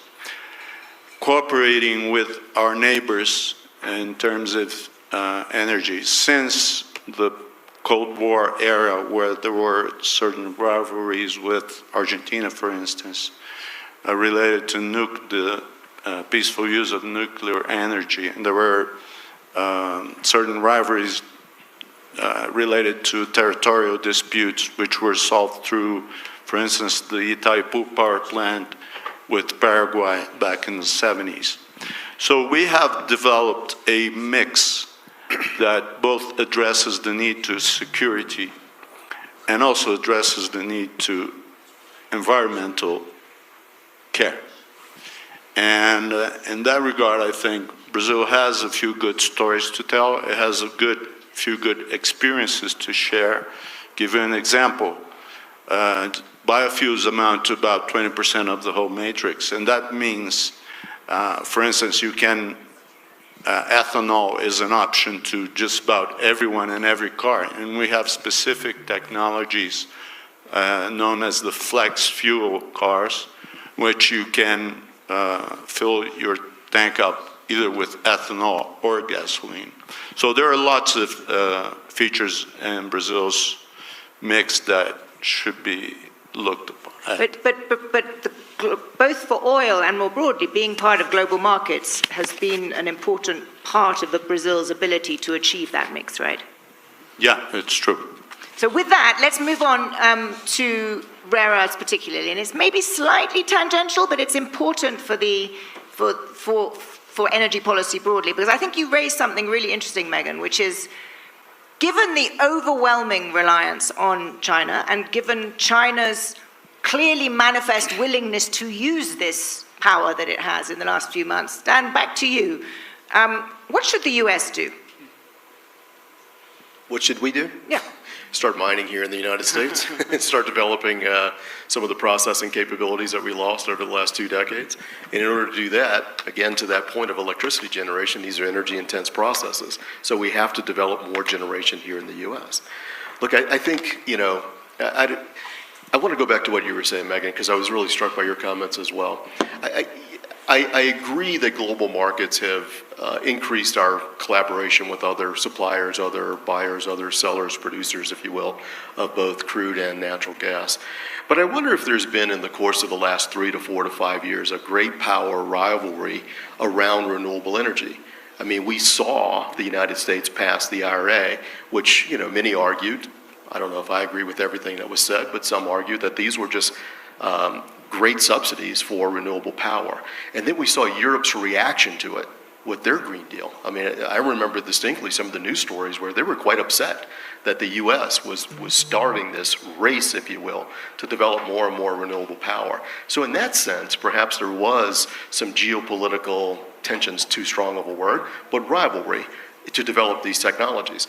And when I look at what China's doing today, I think they read those cards pretty effectively. They said, wait a minute, if these two powers are going to subsidize these and we're going to develop these technologies, they clearly do not have the storage capacity available to meet this 24/7 demand that everybody thinks is going to come on.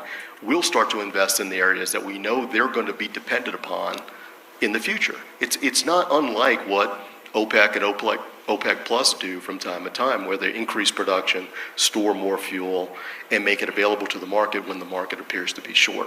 So I'm curious about reactions on that, and whether or not that is even remotely accurate, or do people agree with it? I think, Megan, to you, I think just as the resident European here, I think what we were really cross about with the IRA was the protectionism in it that didn't give us access to it. Well, that too. But Megan, why don't you answer that, but also perhaps give the example or tell us how you think the Gulf is playing this game, because that is a region that is shifting from, great strategic power in one energy market now with, huge investment in data centers and so forth in the new world. So put that in context too. Sure. Dan, I agree with a lot of what you're saying, that there was, and I would say there still is, although maybe the U.S. isn't playing the game, but there was kind of a geopolitical competition around renewables. And many of us thought, oh, we have to switch gears. We always thought we're going to address global climate challenges through international cooperation, through the COP, through all of these, global agreements. And maybe we're actually going to get the advances we need by competing with China, compete to get the best experiences and the best technologies. And so I think the IRA would have never happened if China were not so out in front in terms of being competitive on clean energy. So it was part of the impetus and part of the reason that the votes were there for it. On the point about China and its investment in clean energy supply chains, I think it goes back much further. I agree with the general supposition. This is going to be geopolitically advantageous for them. But this started, in the 90s when you had one Chinese leader say, Saudi Arabia has oil, but China has rare earths. And so there was a long foresight that China could actually be dominant in these global supply chains. And the rest of the world, because we were operating in an internationally cooperative world where we felt like we could rely on markets, we said, China wants to do this, they can do it more cheaply, they can do it and bear the environmental costs. We're great with that. And it's only recently, in the last 5 years, that we're not so great with that, for the obvious reasons. In terms of the Gulf, the Gulf, particularly I would say Saudi Arabia and the UAE, are really playing into this in a very, very significant way that I think will really accrue to their geopolitical and economic advantages. They're in the midst of managing an uncertain but somewhat inevitable energy transition, and they're thinking about what are the other sources of strength in their economy. And so, Saudi Arabia is leaning into building some of the largest renewable energy spaces in the world. And they're doing that partially as a way of preparing for a world where oil is less significant, but also taking advantage of the fact that they can just sell more oil until the time when that commodity is not worth as much as it is today. But they're also doing this to really drive home to places, particularly the United States, that they have the advantage when it comes to energy and the energy needs for AI. You mentioned this in your opening comments. It's a huge part of the equation. It's one of the reasons that I answered you so wrongly when we spoke in January about expectations about what the Trump administration would do related to renewable energy. I thought that the need for electricity for AI was going to be a much stronger driver in this administration to allow all energy sources to contribute to the national power structure. But in terms of the Gulf, what they're doing is they are quite smartly bringing renewable energy online and using their wide spectrum of abilities to contribute energy as a competitive advantage for offering hyperscalers these guaranteed low-price energy out as far as the eye can see. And this is part of the reason why President Trump, when he went to visit the Gulf in May, was able to get agreement on some deals that would actually place the heart of American AI advantage in the Gulf, which is a huge strategic win for the Gulf. Thank you. I want to make time for a few questions, just to give you a little bit of warning. But first, before that, a couple more questions for you guys. Jason, Megan just mentioned that she and I were on a panel earlier, with you actually, earlier this year, and she had a very different expectation of what would happen in terms of the whether or not the tax credits for renewables would be so dramatically curtailed. And she's just laid out the logic for why she didn't think it would be the case. But that begs a question that I think we have to ask ourselves, which is, from the outside, the whiplash in US energy policy doesn't seem to me to be the hallmark of a particularly sort of thoughtful strategic plan for the country. And I wondered if you could tell me what the strategic logic was behind it, and if there wasn't one, how much damage that will do. Well, it's hard to identify what the strategic logic was when Dan was a part of this on Capitol Hill, a long time ago. There is supposed to be a process by which committees with jurisdiction and expertise sit down and think about how to solve large problems. Now we're just taking this one shot at reconciliation every year and mushing the biggest healthcare bill and energy bill and everything. So it's hard to sort of say there is a clear defined logic to it. I think if you step back, I don't know if Dan agrees with this, what you see coming out, one was we needed to find a lot of money to pay for other things like tax cuts, and it still is an enormous increase in the deficit. But the approach that was taken to what remained of the IRA or in the one big beautiful bill, support for nuclear and making it easier to build infrastructure and permitting reform, even geothermal, and the things that were pulled out, and some of the process by which we got there was a point when the Senate was actually going to impose a tax on solar and wind if more than a certain percentage of the components came from China. I think the way to think about this is intermittent forms of energy are bad, not good, because they create reliability and security problems. I don't think that's correct, and I think those can be managed. And China's bad. And so, you saw a lot of support for domestic energy that's 24/7, that's firm power, and support pulled back for things where there's a very heavy element of Chinese dominance in these supply chains, like electric vehicles and solar and wind.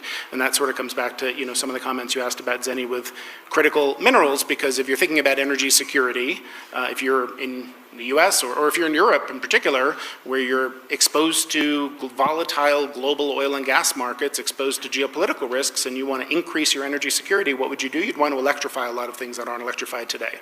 If you want to move in a lower carbon direction, you'd want to electrify a lot of things that aren't electrified today. That means an enormous amount of copper and other critical minerals, and we know that China either mines or refines and processes 70, 80, 90% of these. So as Dan said, to address that, you would want to do more of that at home. The problem is it takes a very long time to do that. You want to diversify those supply chains, and diversification and reducing China's dominant role in these supply chains needs to mean like everyone else except North Korea or something is your friend, and we're working with allies and we're building partnerships and trade arrangements, not throwing sand in the gears of those. I think that's a really important lesson from it as well. And a lot of those things really didn't play into how the One Build Back Better thing emerged. I think Dan is right that when you look at the reason China is where it is, and Megan said this too, it's energy security as much as anything else. China's a very import-dependent country for oil and gas. They've deployed a lot of intervention of the state. More than half the cars sold there are electric, not only for local environmental problems, but it reduces their need for imported oil. They use a lot of solar and they use a lot of coal, and that's domestic resources and supply.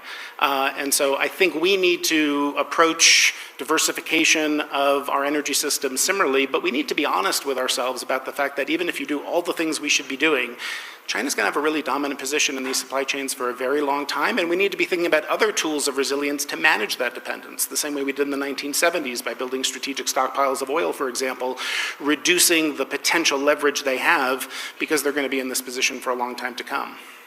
I'm going to just bring in Joel here because there's one question I want to make sure we have time for, and then we are going to get to a couple from you, which is, we started this conversation by saying that, or I started it by saying that 10 years ago we would have talked overwhelmingly about climate change. This time we've hardly talked about it at all. Your country is trying hard to maintain progress there and push it on the international agenda. When you hear this conversation about energy and energy security coming from the United States, do you think that it is going to be possible to continue to make progress on the climate agenda? It's clearly a tough sell, but we're stubborn, and we have good allies, and I think there's an understanding that the environmental aspects of it should be taken care of. As far as energy security, I think with the current exception of the dispute between Venezuela and Guyana over the rights of drilling in a territorial disputed area, cooperation has worked very well for South America as a whole, and it's still true today. For instance, the shale gas projects in Argentina are clearly another source that we will cooperate on. So I think cooperation and attention to the environmental aspects of it are very important, and also as to American interests as a whole, I would say engagement is key. Not engaging is giving room to other actors, and not only this one you have been mentioning quite often.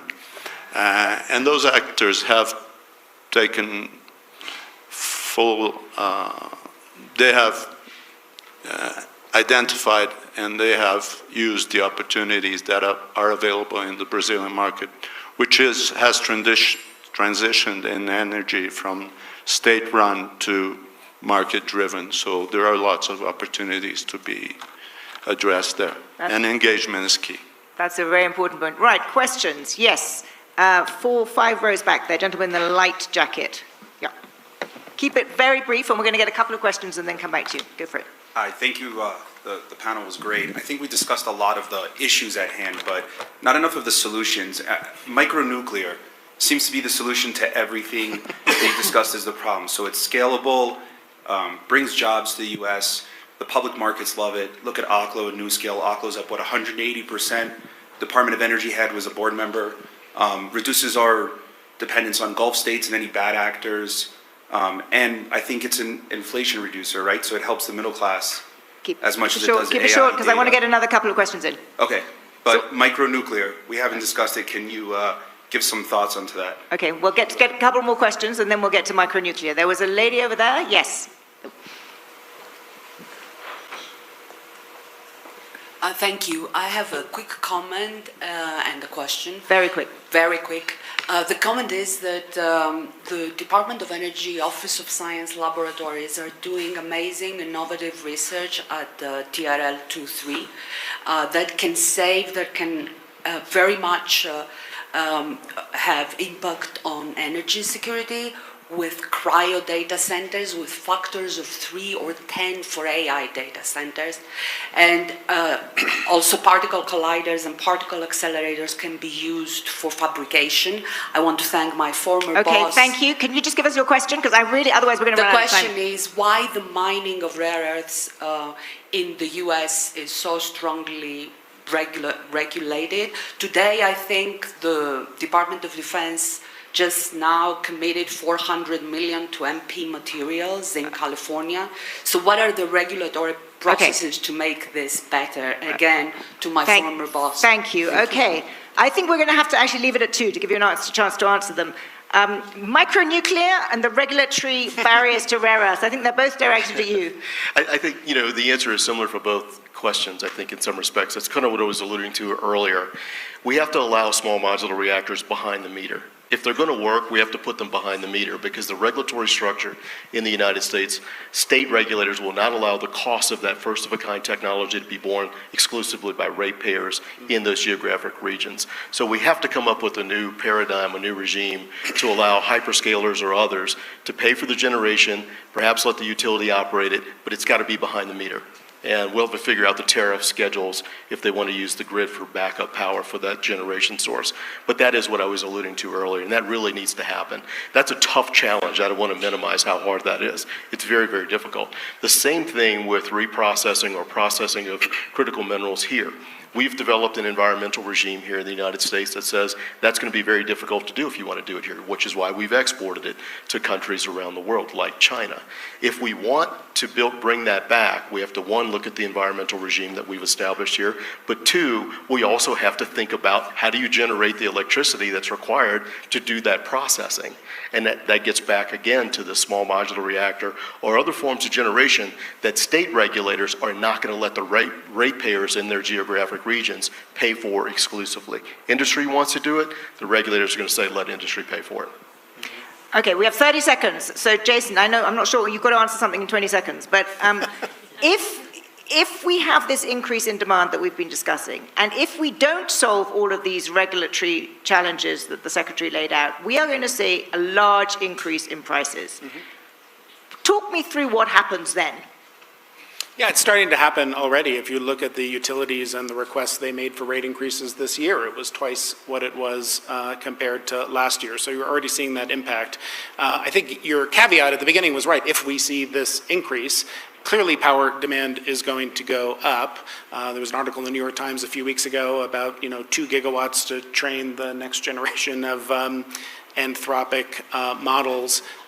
Just to put that in perspective, 2 gigawatts, I think, Dan, it took 11 years and $35 billion to bring Vogtle online. Coming to the point about nuclear, that's 2 gigawatts. And to put it in scale, New York City is roughly 6 gigawatts on an average day. So for all the reasons Secretary Brouillette talked about, first-of-a-kind risk, bringing those costs down, I am optimistic about what's happening with advanced nuclear technology and how much capital is really going into the space now. And there's a real geopolitical reason to do that, too. 80% of the reactors under development in the world today are China and Russia. So there's a reason for us to have leadership there. There's like a caveat to keep in mind. There's a Forbes op-ed I came across the other day from 1999, and the headline was, "Dig More Coal, the PCs are coming." And it was about a study at the time that the internet would consume half of US electricity. So people do tend to draw like straight line exponential increases. And the technology does become more efficient. The same thing happened with cryptocurrency. I'm not saying power demand is not going to go up, it is, but there is a wide error band or uncertainty band around that, and probably a lot we can do to use energy more efficiently as we're doing that. We're still going to have to make it easier to build, and we're still going to need a lot more power generation in the US for sure. Well, you've had some good ideas here, and if you have the bipartisan committee that we've seen on this panel, it might actually happen. Thank you all very much.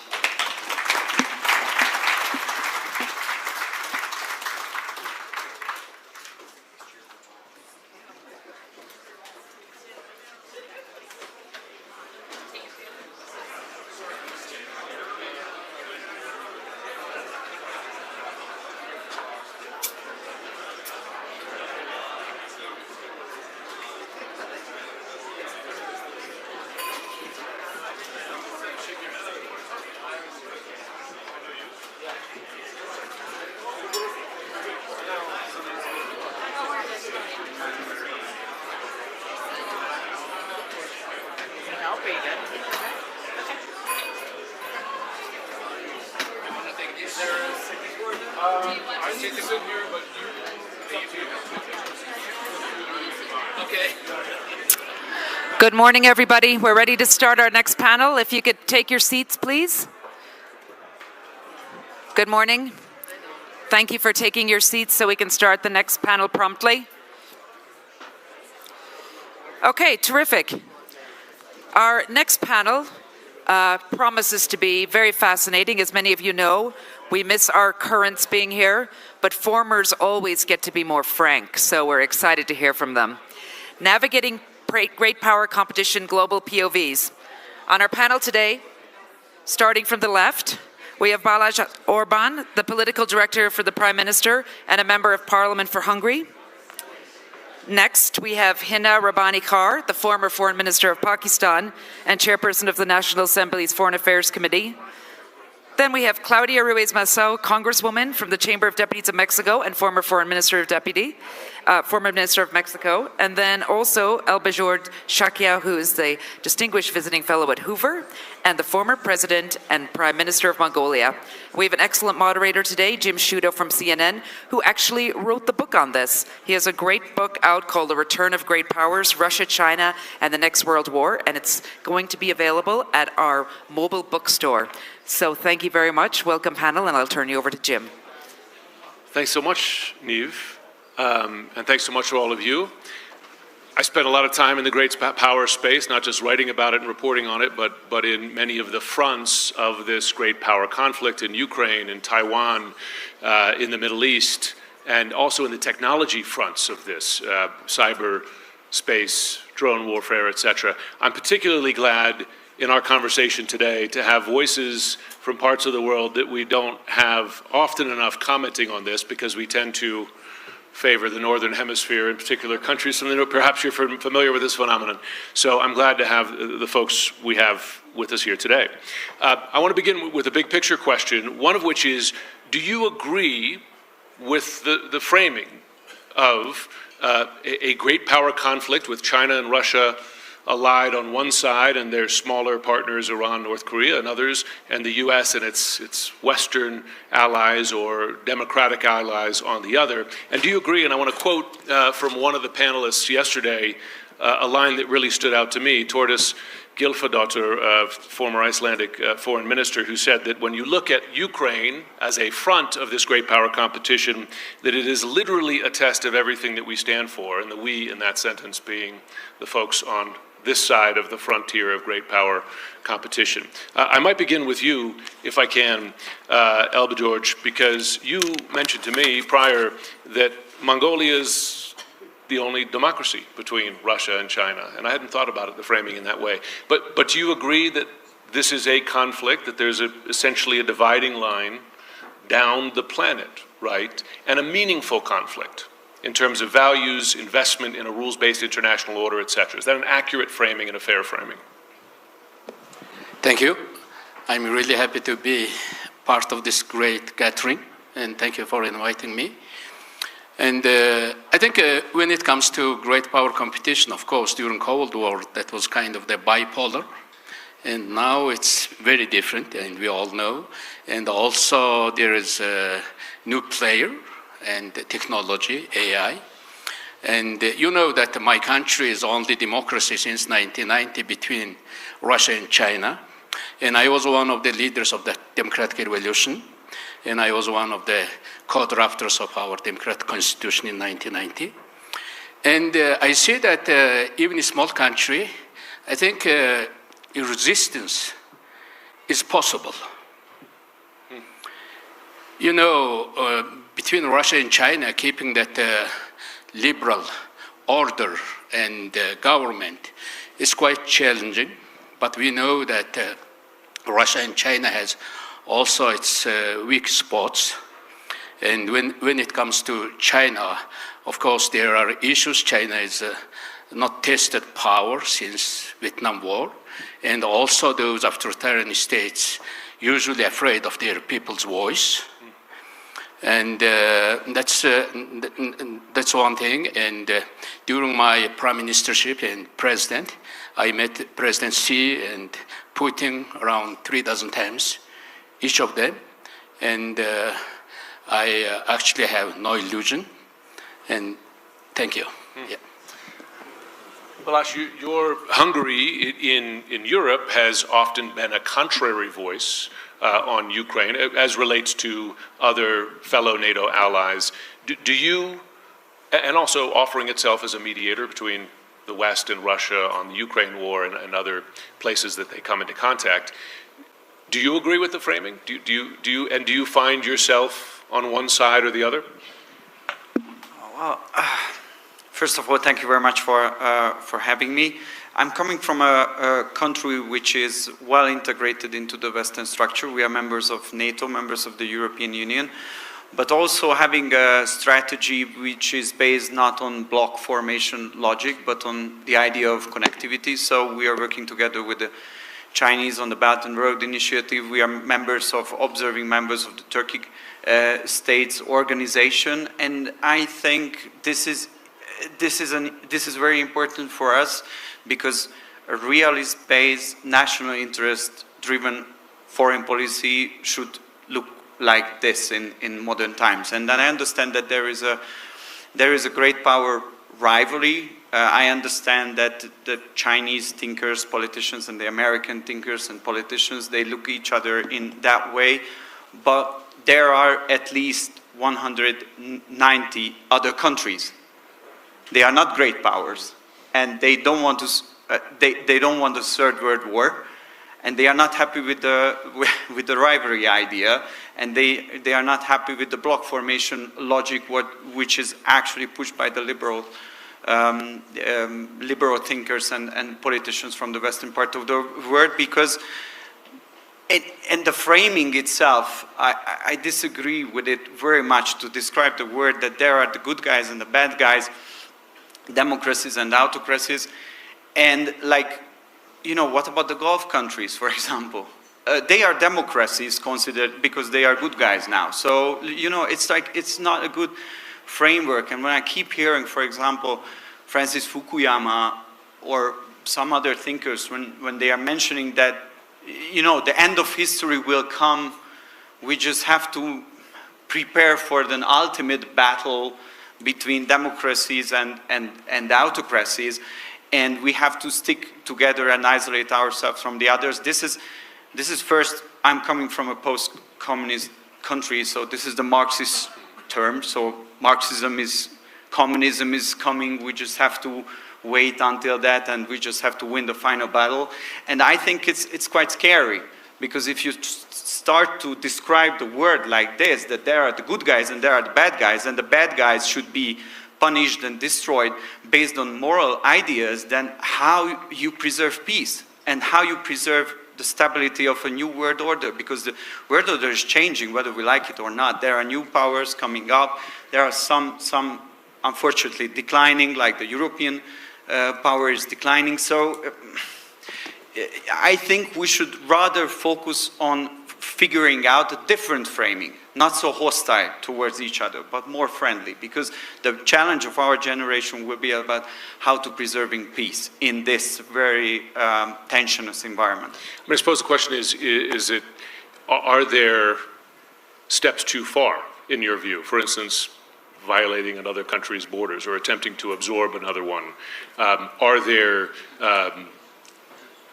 Is the idea of choosing your own representatives a value that Hungary, as a member of the EU and NATO, sees as having intrinsic value and something worth fighting for? Or is it just a matter of what works for you, works for you, what works for us, works for us? I think these moral aspects are very important, and I have my own moral aspects. I'm an elected politician by the Hungarian people, so my job is to represent their interest at home and on the international stage. I think that's also a moral position. What I see that currently in Ukraine, you mentioned Ukraine in a question, there is a proxy war between Russia and the West in Ukraine, and this is not good for my country. I think it's not good for Europe, because economically we are declining, energy prices are skyrocketing, inflation, high interest rates, and so on and so on. So Europe is already losing on this conflict. So I think my moral responsibility, I'm not questioning any other's decisions. Ukrainians have the right to fight. That's their decision. But my idea would be that, if something is bad for my country and my people, then I should be against it. And this is why the Hungarian position on the war is a little bit different. We are just talking about restoring communication, ceasefire, try to solve the conflict. The sooner we solve it, would be the better for I think my country definitely, but for many countries as well.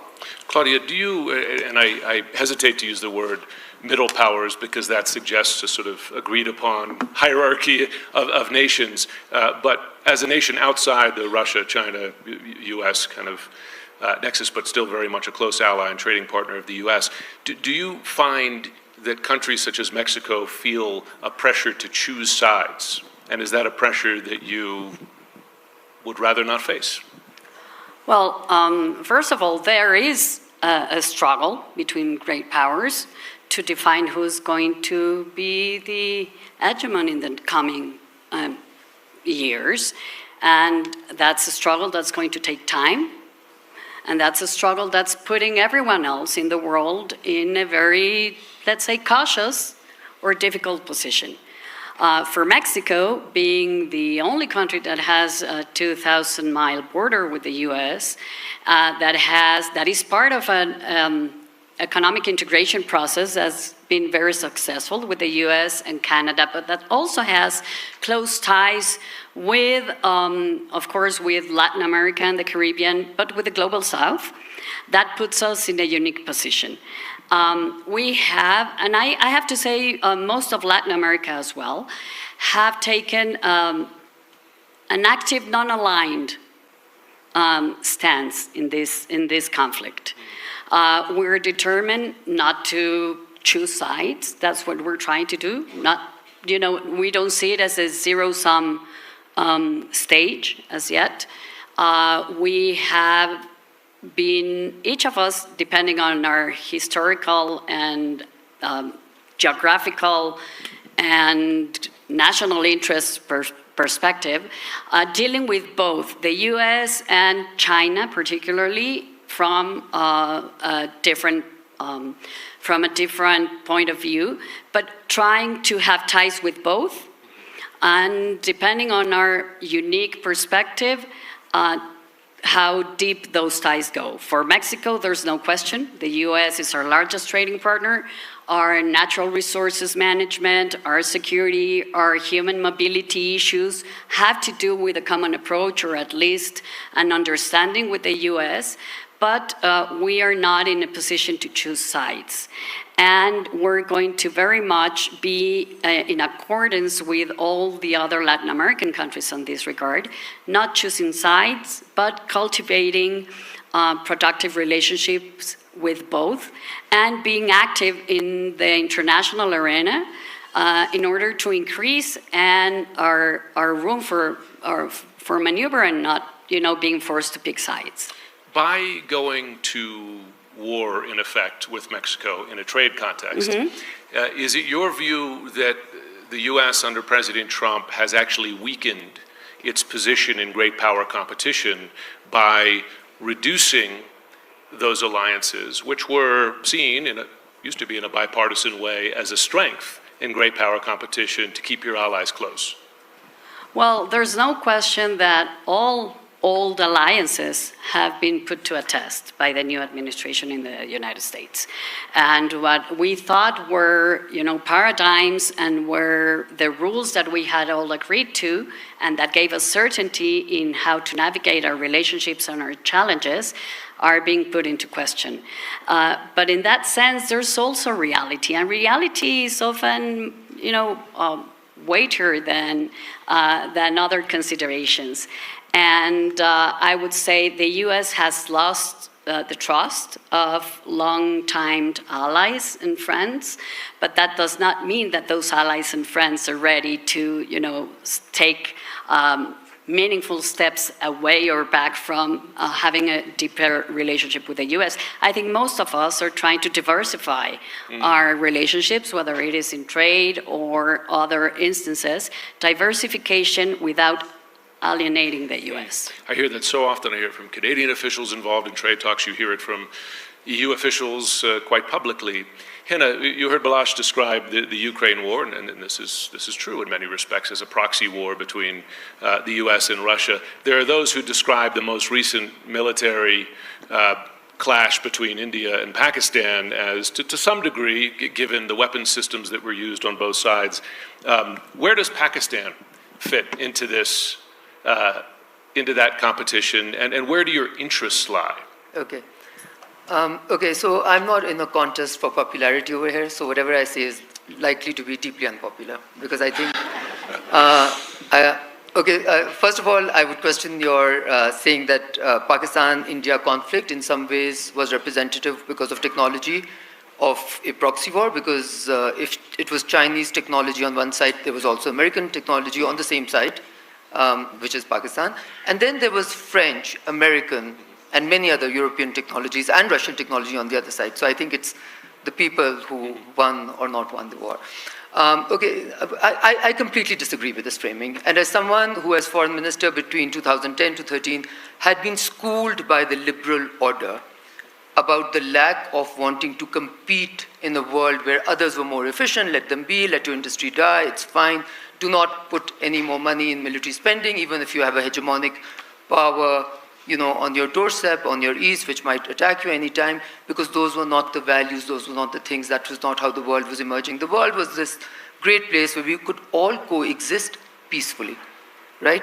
So when we consider the time of today and we act as if we had no choices, I tend to disagree with that, because I have seen in the last 10 years with a bit of alarm and a great deal of disbelief as to how we have chosen, in some ways, competitive conflict over coexistence, because in my assessment, for the reasons of continuing to retain hegemonic power or hegemonic status rather than for the good of the world. Because if we were really grappling or competing for the good of the world, we would be talking about who's going to police the world. We'd be talking about how we're going to take care of AI. We would be talking about lethal autonomous weapons, which we see in war theaters all over.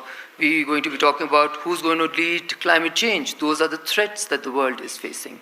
So we're not competing for leadership in some ways. We are competing for the continuation of hegemonic power, and some other competitors are now emerging.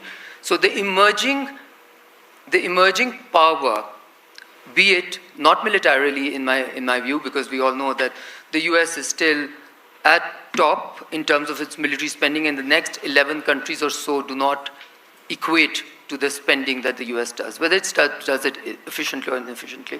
And I think this whole march towards wanting the world to divide itself between camps is so ancient. It's almost reversal of everything civilization has taught us and everything that we learned as humanity post-World War II. So we're in this cycle of unlearning.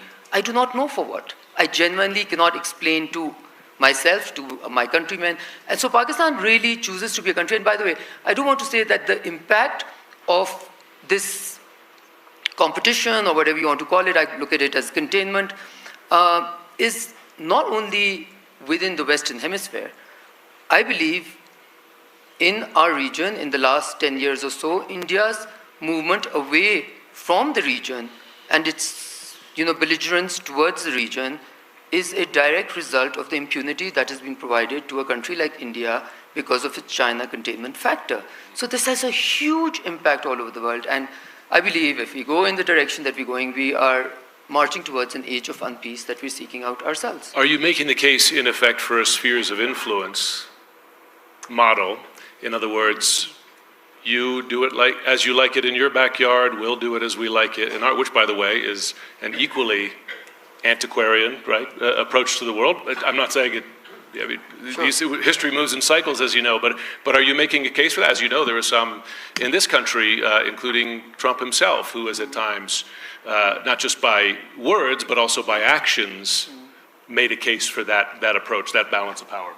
No, actually, I'm not at all making the case for spheres of influence. You know what I'm making a case for? I'm making a case of universality of what used to be called the international law-based order and was then called the rules-based order, and there was a competition whether it's international law-based order or rules-based order. And now let's say even rules-based order, the universality of that. So what that means is if your ally does something which is against human rights or something else, and you sanction them with the same, you sanction them equally as you do when your enemy or who you view as your enemy does it. And allow me to also, in contesting for unpopularity, also say the way these wars were waged, both on Iraq and Afghanistan and the interventions in Syria, Libya, etc., have not left a lot of confidence for the bearers of the liberal world order. So when we sit here and believe that the autocrats of the world are threatening our great liberal order, it's not them who are threatening it. It's how we actually conducted ourselves, in how we disabused or abused human rights, liberal values. Everything that we do within our geographical borders tend to be very, and not have the same actions when we're outside of her. It's almost as if they're people of lesser God. And all of it, I would maybe want to, sort of summarize in one line, which is that all men are equal, but some are more equal than others. And if that continues to be the case, others have ears so they can hear what you say when you talk about great values, but they also have eyes, and they can see what you do also. And that has created a lack of credibility, which predates, by the way, in my assessment, President Trump and his coming into power. Claudia, I saw you nodding. I feel you have a response, and then I'll come to you, my friend. No, I totally agree. I would say, going back to your question with regards to the Ukraine, as an example of how countries in Latin America see what's happening in the world in this great power struggle. Of course, everyone agreed, in Latin America I'm talking about, that it was something we had to condemn. But how did we condemn it in the region? We all voted in the UN to condemn with the language used by the UN resolution. But individually, the countries varied in how they condemned it. Few straight out said, I condemn the invasion of the Ukraine. But everyone agreed, and we do that because there's safety in, not safety, but there's a sense of security when you go back to the principles and the universal principles that you were talking about. And one of those principles is territory integrality and sovereignty. And when we go to that place, to the principal place, it's easy for all of us to agree that there was an aggression to the Ukrainian territory and that as, international community, we have to condemn it. But how strongly we condemn it, how strong the language we use, that varies from country to country. So it is easy for us to agree within the UN framework, but not as easy to navigate that individually vis-a-vis our own relationships with those great powers. So I think that's one of the issues that are facing middle powers in the terms that we're talking about them in this panel. And in that sense, I think we all benefit from having those universal rules, principles that bind us together, because those principles and rules help us navigate our differences in size, strength, might, economic power, or military power. And that is, I think, the issue that makes this current struggle between the great powers and the new order that's going to emerge an opportunity for mid-sized powers or emerging countries,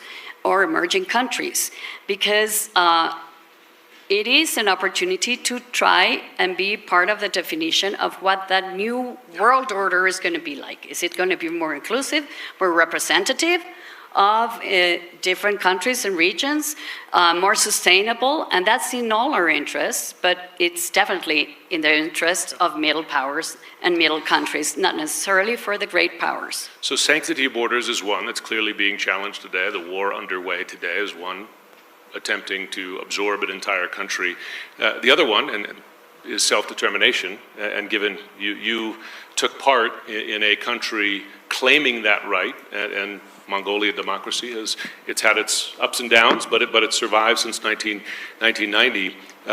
Do you, listen, this comes down to a fundamental philosophical values disagreement that goes back many centuries, but do you believe that self-determination is I don't want to ask the philosophical question, universal right, but in the context of this great power competition, listen, you look at folks on either side of the divide, two systems on the other side do not have self-determination, and while imperfect, the countries, and I'm not saying good guys, bad guys, on the other side do.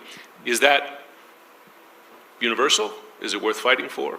Is it in the interests of those defending it? When it comes to great power competition, I think there are two things really important. And one thing is building that alliance and keeping that alliance. And I think it's equally precious as moon landing. And also other thing, we have to keep our enduring commitment to freedom. I really believe that God has planted in every human heart the desire to live free. Even that desire crushed, that rises again. When we talk about the building alliances, I think we need to think about the people. If you build alliances with the people, that's actually long-lived. And politicians come like a seasoned birds. Come, they go. But people are staying. If you are committed to their rights, to human rights, to democracy, to freedom, that alliance usually live longer. In Mongolia, like a small democratic example, when Putin announced a big mobilization, I called, video call. I called, I made video message. I said, please don't go for the mobilization. Come to Mongolia, those military-aged men. You come to Mongolia, and through Mongolia you can escape. And more than 100,000 military-aged people escaped that mobilization. I think if there is one less man with gun against Ukraine, it's our contribution to the peace in Europe. And that's really important.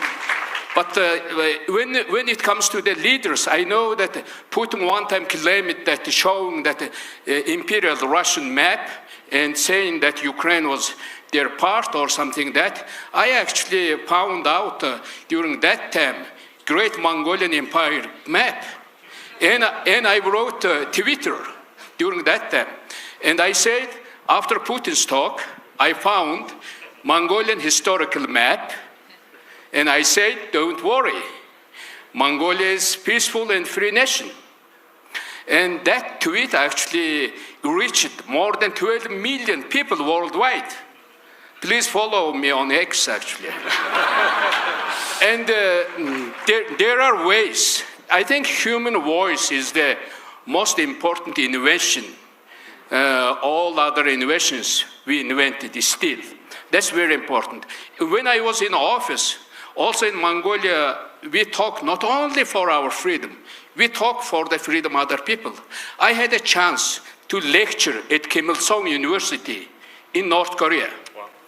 And they agreed on one condition. And they said, Mr. President, don't mention 3 words. They say human rights, democracy, and market economy. But I did not mention those 3 words. But I titled my lecture, No Dictatorship Lasts Forever.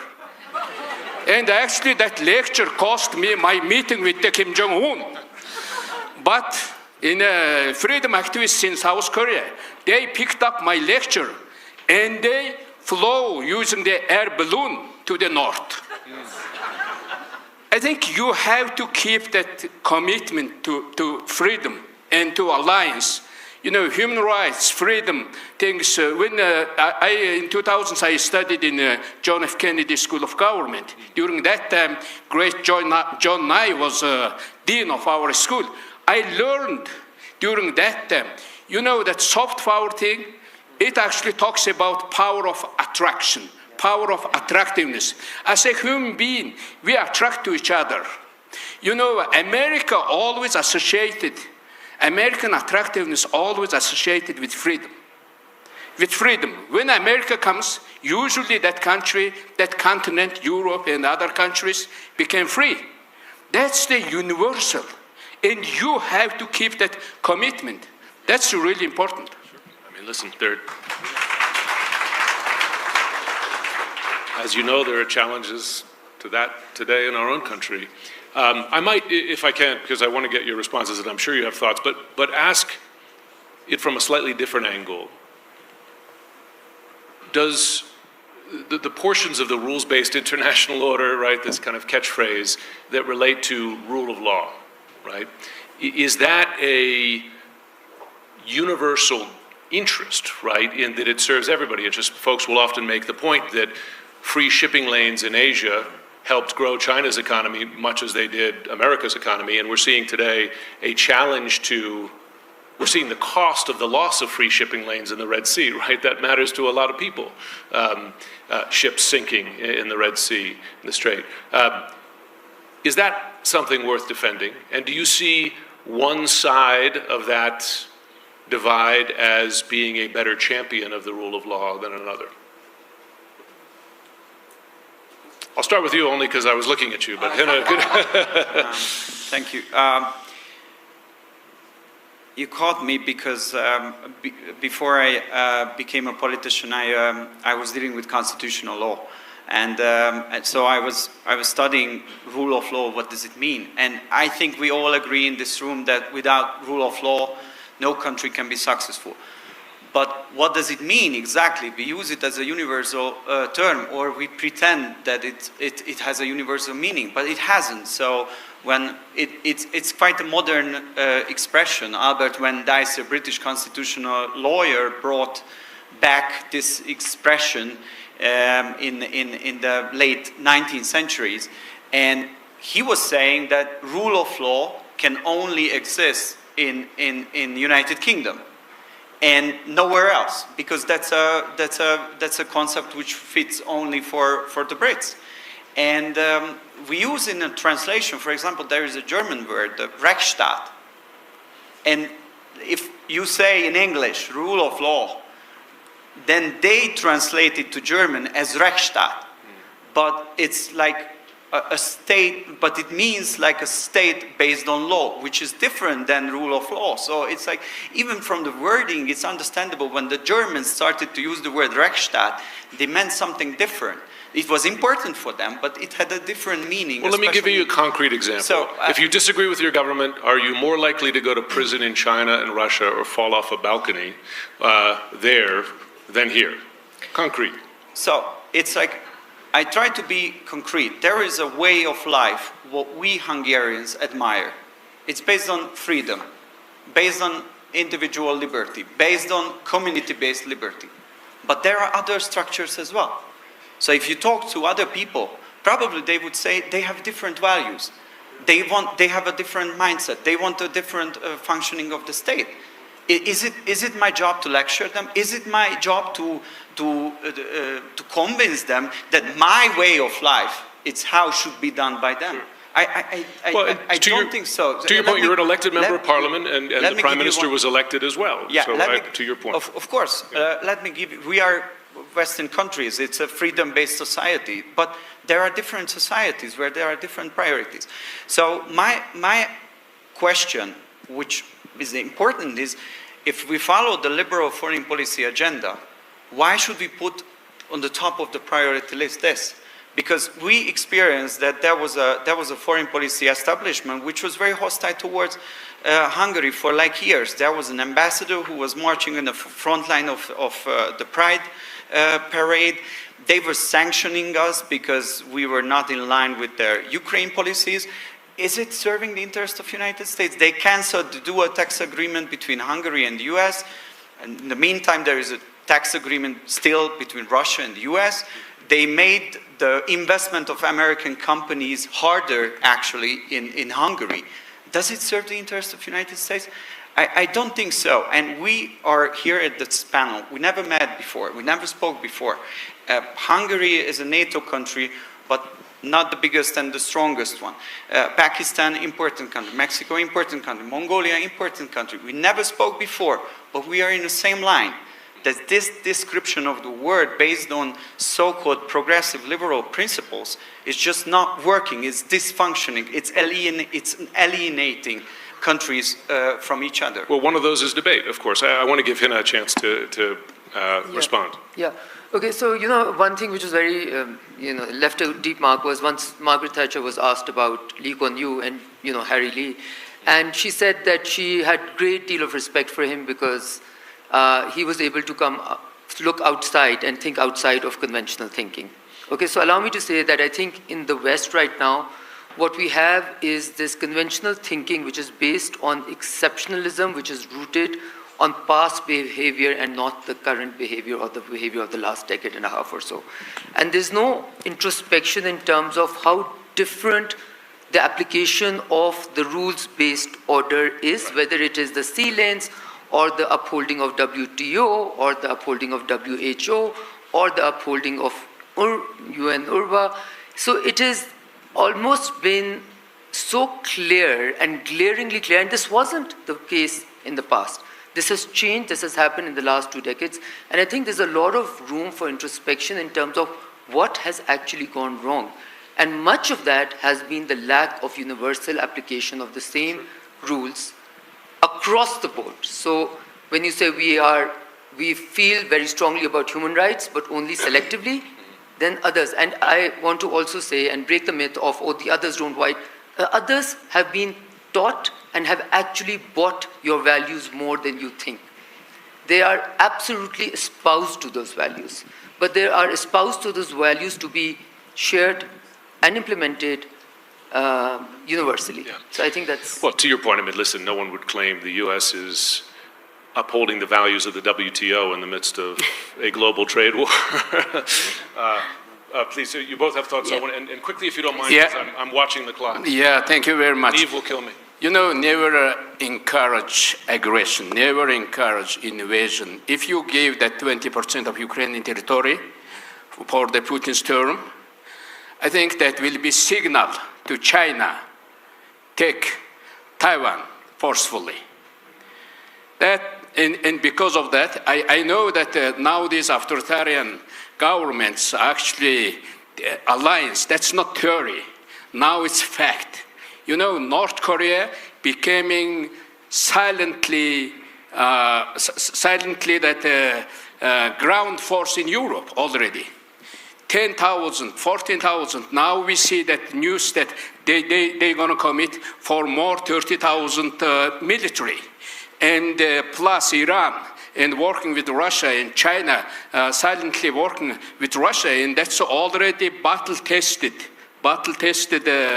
alliance already there. It should be kind of the wake-up call to the West, to the free world, like in 1957, that Sputnik things, you know? Sure. It should be wake-up call. Don't encourage that invasion and aggression.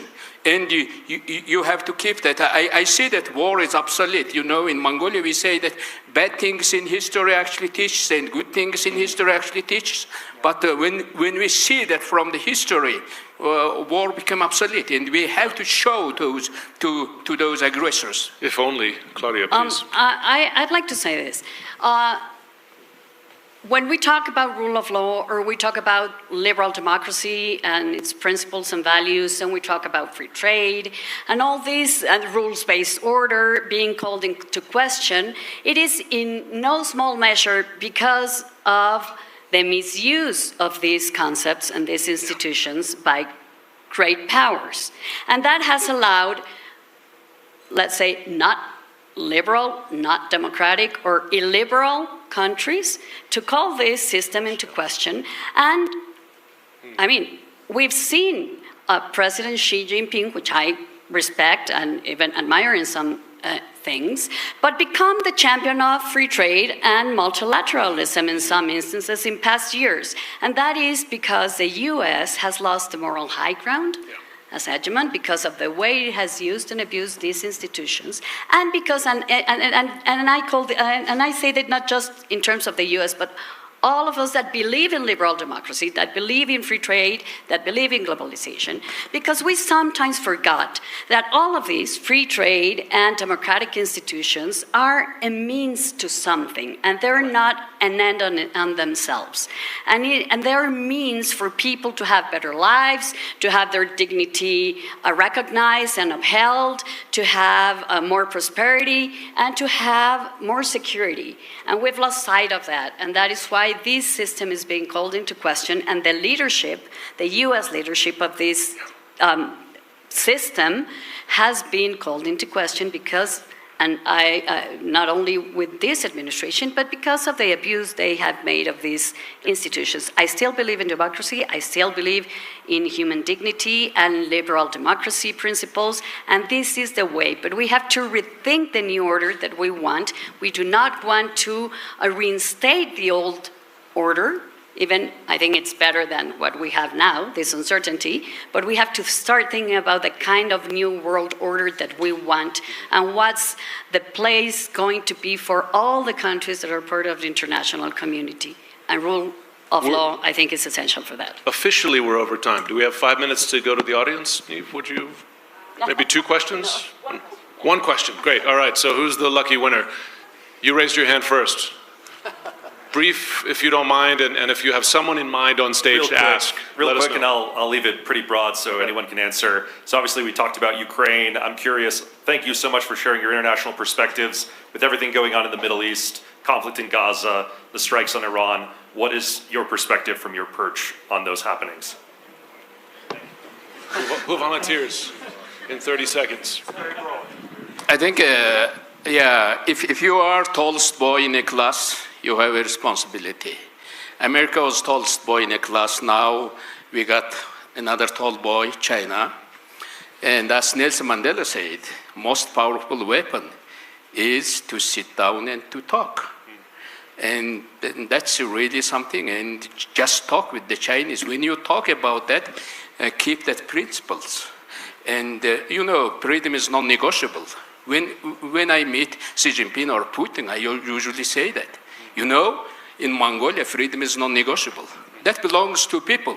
Let's talk other topics. And they usually accept that. You have to show to them where you are stand, where you can negotiate with the people talk. Any quick final thought? Please. It has broken away or taken away any remnants of soft power that existed. I cannot overproject the impact of what is happening in the Middle East and people seeing this on live screen, children butchered, etc., and seeing most of the West standing on one side and some countries now finally coming there, and the veto power being used, etc. I cannot emphasize enough in the rest of the world the credibility, complete earthquake it has given on all the values which have been projected. And remember this, please.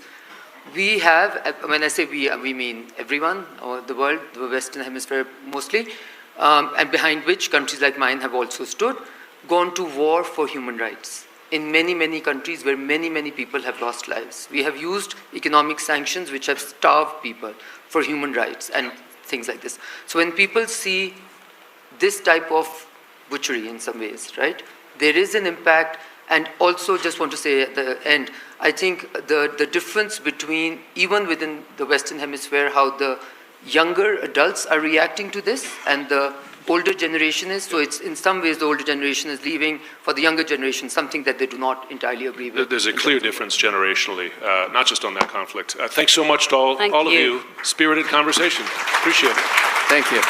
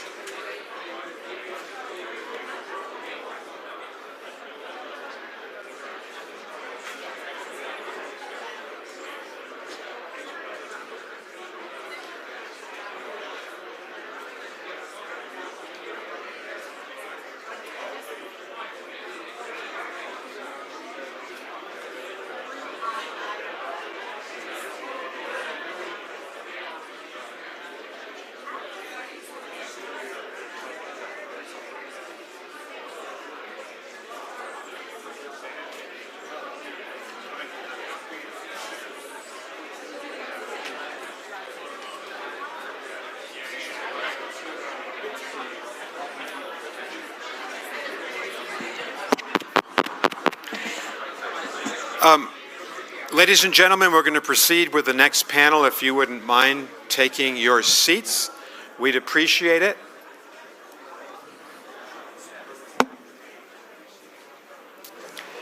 Thank you so much. Please take your seats, ladies and gentlemen. Come into the room. Thank you. And maybe just over here we could, thank you. As I looked at the agenda, please take your seats, ladies and gentlemen. Come on in. As I looked at the agenda for this conference, I actually think that the appearance of the Foreign Minister of Singapore, Vivian Balakrishnan, is actually one of the most important sessions we're going to have. Singapore is a very close partner of the United States. In fact, I believe the United States is the largest investor in the economy of Singapore. Singapore is also, in the tradition that Singapore has had, a country with strong links to China. I see as a diplomat Singapore as a country that punches about 1,000 times its weight in the international system. And one of the Asian leaders who understood both China and the United States best was the great Lee Kuan Yew. And so I'm really happy that the minister is here today to talk about his experience, his country's attitude towards the evolving great power situation in the Indo-Pacific and in the world, And Minister Balakrishnan is going to be interviewed, I think, by one of the most knowledgeable correspondents on China and the United States, and that's Dimitri Sevastopoulou of the Financial Times. So, gentlemen, thank you so much for being with us. Thank you, Nick. Thank you very much. And Nick, it's embarrassing that your Greek pronunciation is better than mine, but thank you. Vivian, it's a pleasure to have you here. Great to see you too. I think if you put both of our countries together, we'd have the population of the size of a mid-sized city in Guangdong, but Singapore and Probably Ireland smaller. both punch above their weight, as Nick said. You've been in this role for 10 years, roughly as long as Wang Yi in China. You've a bit long. He's been there a bit longer. A bit longer, okay. You have dealt with the Trump administration the first time, obviously the Biden administration, now we're back at Trump again. So I want to start off by asking you, how is Singapore navigating Trump 2.0? And just to put a little bit of context, you have a trade deficit with the US, you have a free trade agreement with the US. Yes.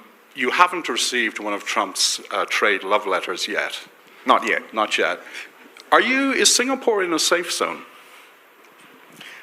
Singapore is a tiny city-state, an island 1/5 the size of Rhode Island. And we are not yet 60 years since independence. So just put things in context. Small place, heart of Southeast Asia, but our trade volume is 3 times our GDP. So I say all this so you understand where I'm coming from. Next point is because it's only been 60 years of independence, we have, in a sense, had a turbocharge to our economy from 2 large factors: Pax Americana and the reform and opening of China from Deng Xiaoping.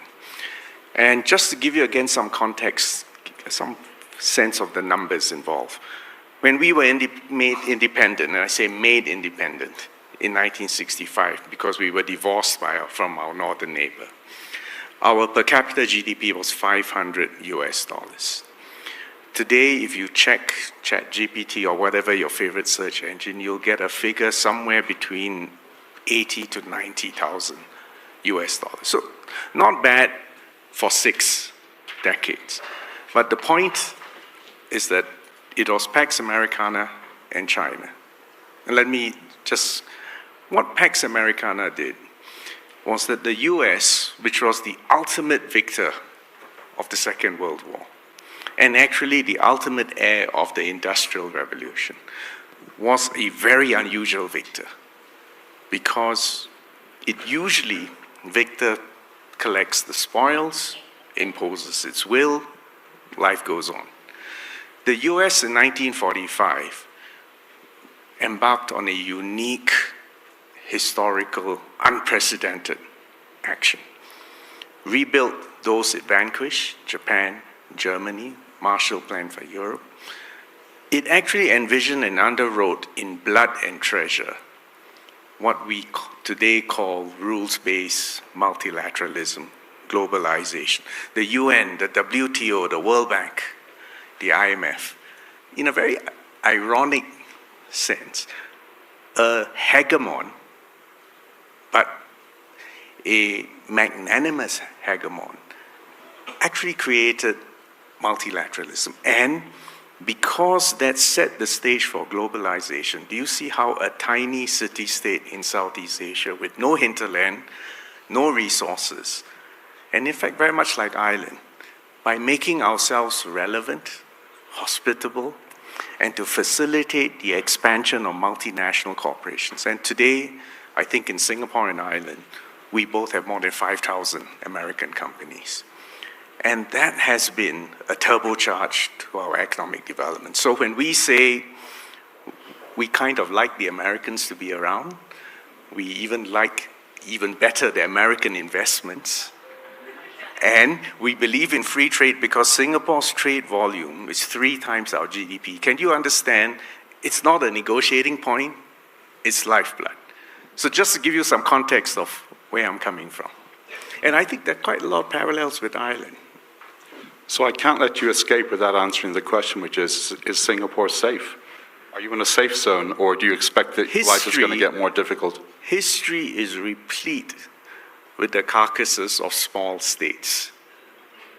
Well, let's be realistic about it. And the thing that Mr. Lee Kuan Yew always reminded all of us, take the world as it is, not as how you wish it to be.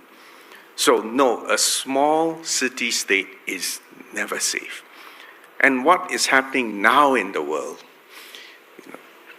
is, in fact, that magnanimous hegemon has changed its posture. But that change, and I don't want to personalize this, but think about it. What has really changed is domestic politics in the United States. Because at the end of World War II, American GDP was 40% of global GDP. At that rate, it is entirely worth America's while, in its own enlightened national interests, to underwrite in blood and treasure the global system. Because for every additional dollar generated in the world, 40 cents came back to America. Today, it's 26%. Now, in nominal terms, the US is still the largest GDP in the world. But at 26%, it is an entirely legitimate question for the American voter to say, excuse me, why are we shedding blood and treasure underwriting this system? Shouldn't there be a fairer distribution of the burden? Shouldn't there be less free riding? And all this thing about the peace dividend, right? The US spends 3% on defense. What about the rest of the world? And, you know, there was a speech that my good friend Joseph Borrell, who was the vice president of the European Commission, and he's in charge of foreign affairs. There was one speech where he said, look, in Europe, we outsource security to the US, outsource energy to Russia, and outsource trade to China. Is that sustainable? The point I'm making is that this is the end of an era. It's not just because of one man or one country, but that these 80 years have been historically unprecedented, and now we just have to grow up and realize it's the end, and now we have to look forward. So I want to ask you about trade. Singapore has been one of the lauded voices over time, over the last number of years, calling for the US to be more engaged, not just security in the region, but trade. Yes. Trump abandoned the Trans-Pacific Partnership.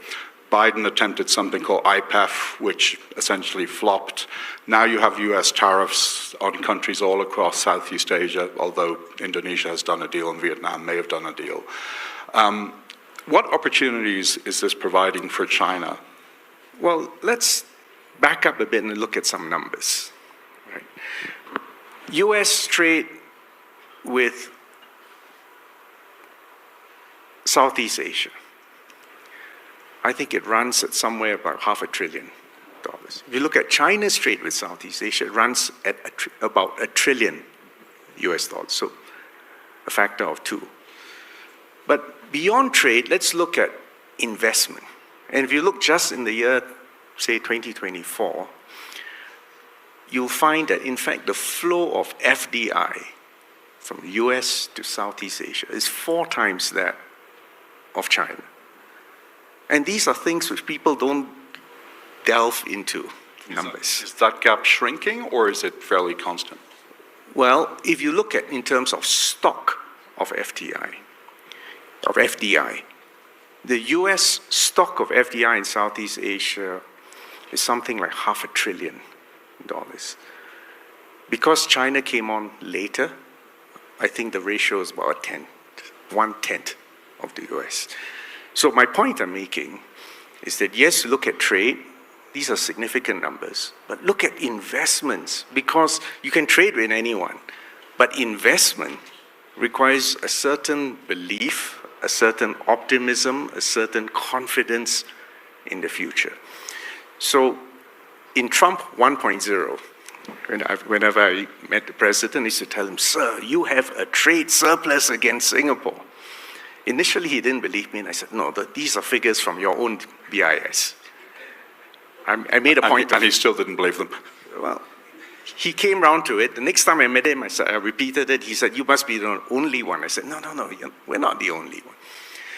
So for us now to be subjected to a 10% baseline, when we in fact have had a free trade agreement with the US since 2004, and the US has a trade surplus against us, obviously, as far as we're concerned, doesn't quite compute.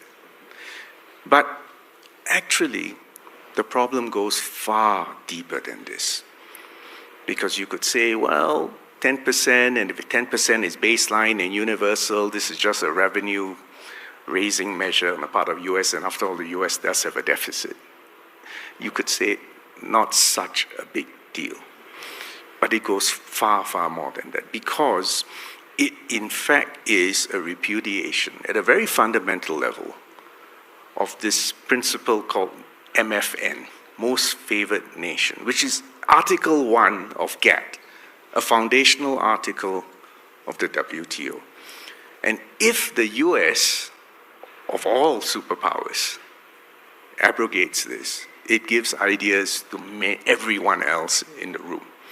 So my point is, instead of a rules-based global system that promotes trade, you now have a system where every trade agreement becomes a bilateral arm wrestling match. And can you see how hostile that would be to a tiny city-state with trade 3 times our GDP? So we're worried at that level. But there's another level in which what's happening now is deeply worrying. Because if you impose tariffs, there will be strong temptation from the other side to impose reciprocal tariffs, and you end up in an escalatory spiral.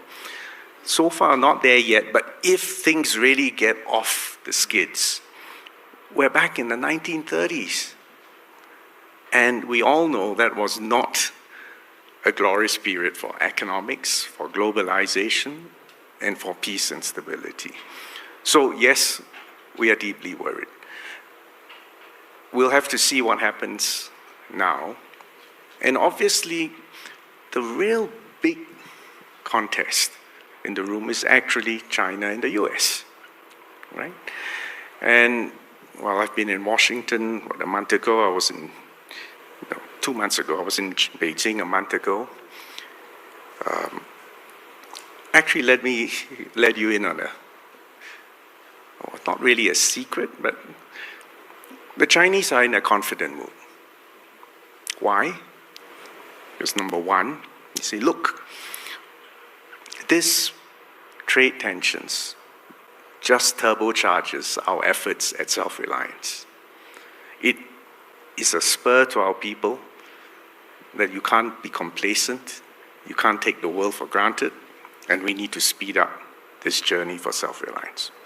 So making virtue out of a necessity. Number two, and I think that's become clear even to the US now, China has leverage. Take rare earths, critical minerals, for instance. So it's not as if your counterparty has no agency. And third, China has a much higher threshold for pain than others. And whatever the criticisms you may have on political systems, China has a system which is capable of a long-term outlook. So it's in a state of confidence. Now, that does not mean that China actually wants to wreck the global trading system, because I mentioned Singapore as a beneficiary of Pax Americana and the other Asian tigers, but actually the biggest beneficiary of the last 80 years has been China, especially after reform and opening. So China is not a revanchist power from an economic perspective. So they would still much prefer a modus vivendi with America. And that does require respectful, candid, constructive conversation in the room. I want to come back to China specifically in a minute, but before that, I'm going to do something very unfair. I'm going to ask you something that your former boss, Lee Kuan Yew's son, Prime Minister Lee, said in 2018. Yes. I think at the Shangri-La Dialogue, if I'm not mistaken. He said it would be better or desirable if ASEAN countries did not have to choose between the US and China, but the day may come when it has to. So my question is, are we closer to that day? Let me give you a Southeast Asian view. When we look at Europe, and I know there was discussion of the war in Ukraine just now, it seems to me, and Nick can correct me, that the fundamental strategic question in Europe is, where is that line? The Iron Curtain, the Warsaw Pact, the eastward expansion of NATO. Where is Ukraine? And where does Russia fit into Europe? Where is that line? And unfortunately, that question still results in ongoing bloodshed. In Southeast Asia, we don't want to be trapped in that same paradigm of where is that line. The preferred strategic model for all of us in Southeast Asia is to make sure that the two superpowers, the United States and China, and the middle powers, including India, Australia, the Middle East, have skin in the game and have a stake in our continued peace and prosperity. And that we do not want Southeast Asia to become, again, an arena for proxy wars. So can you see we are on a completely different, operating on a completely different paradigm. What my former Prime Minister said, in Southeast Asia, we believe in overlapping circles of friends, which means your circle may be different from mine, but they're overlapping circles. And we truly believe in win-win arrangements. We are champions at negotiating free trade agreements. I mean, from a Singapore perspective, over 90% of my trade is covered in some free trade agreement or the other. We are strong proponents of the WTO. We engage in multilateral, plurilateral arrangements, but we still make all these stepping stones to ultimately a free trade area for the world. Right? So it's a completely different paradigm. So when you pose the question, do you want to be forced to choose sides? Of course we don't. That goes against our organizing principle. But having said that, we don't control the agenda in Beijing and Washington. What I can say from direct experience over a decade is that so far, both sides reassure us we're not forcing you to choose sides. Now, I will take that at face value, but it is a delicate balancing act. But do you feel like it's becoming harder to do that delicate balancing act? It will become, let's put it this way, in a period where you've reached an end of an era and the rules are no longer underwritten, and any student of history will know the most dangerous phase is the interregnum between one world order and an inchoate new world order. Are we in that interregnum? Yes, we are. Are we witnessing hot wars in Europe? Hot wars in the Middle East? Yes, we are. Are we anxious about potential rising tensions in the Pacific, in the South China Sea, in the Straits? Yes, we are. So I am concerned, and on a macro level, that this is a very dangerous time geopolitically. This is a very unconducive time for trade because of the profound damage to an architecture which has served us well for 80 years. And I may add, the United Nations and the Security Council is essentially paralyzed. So there are enough reasons for amber lights to be going off. And it's not just because of Washington and Beijing. I'm trying to take a broader and longer view of what's happening in the world.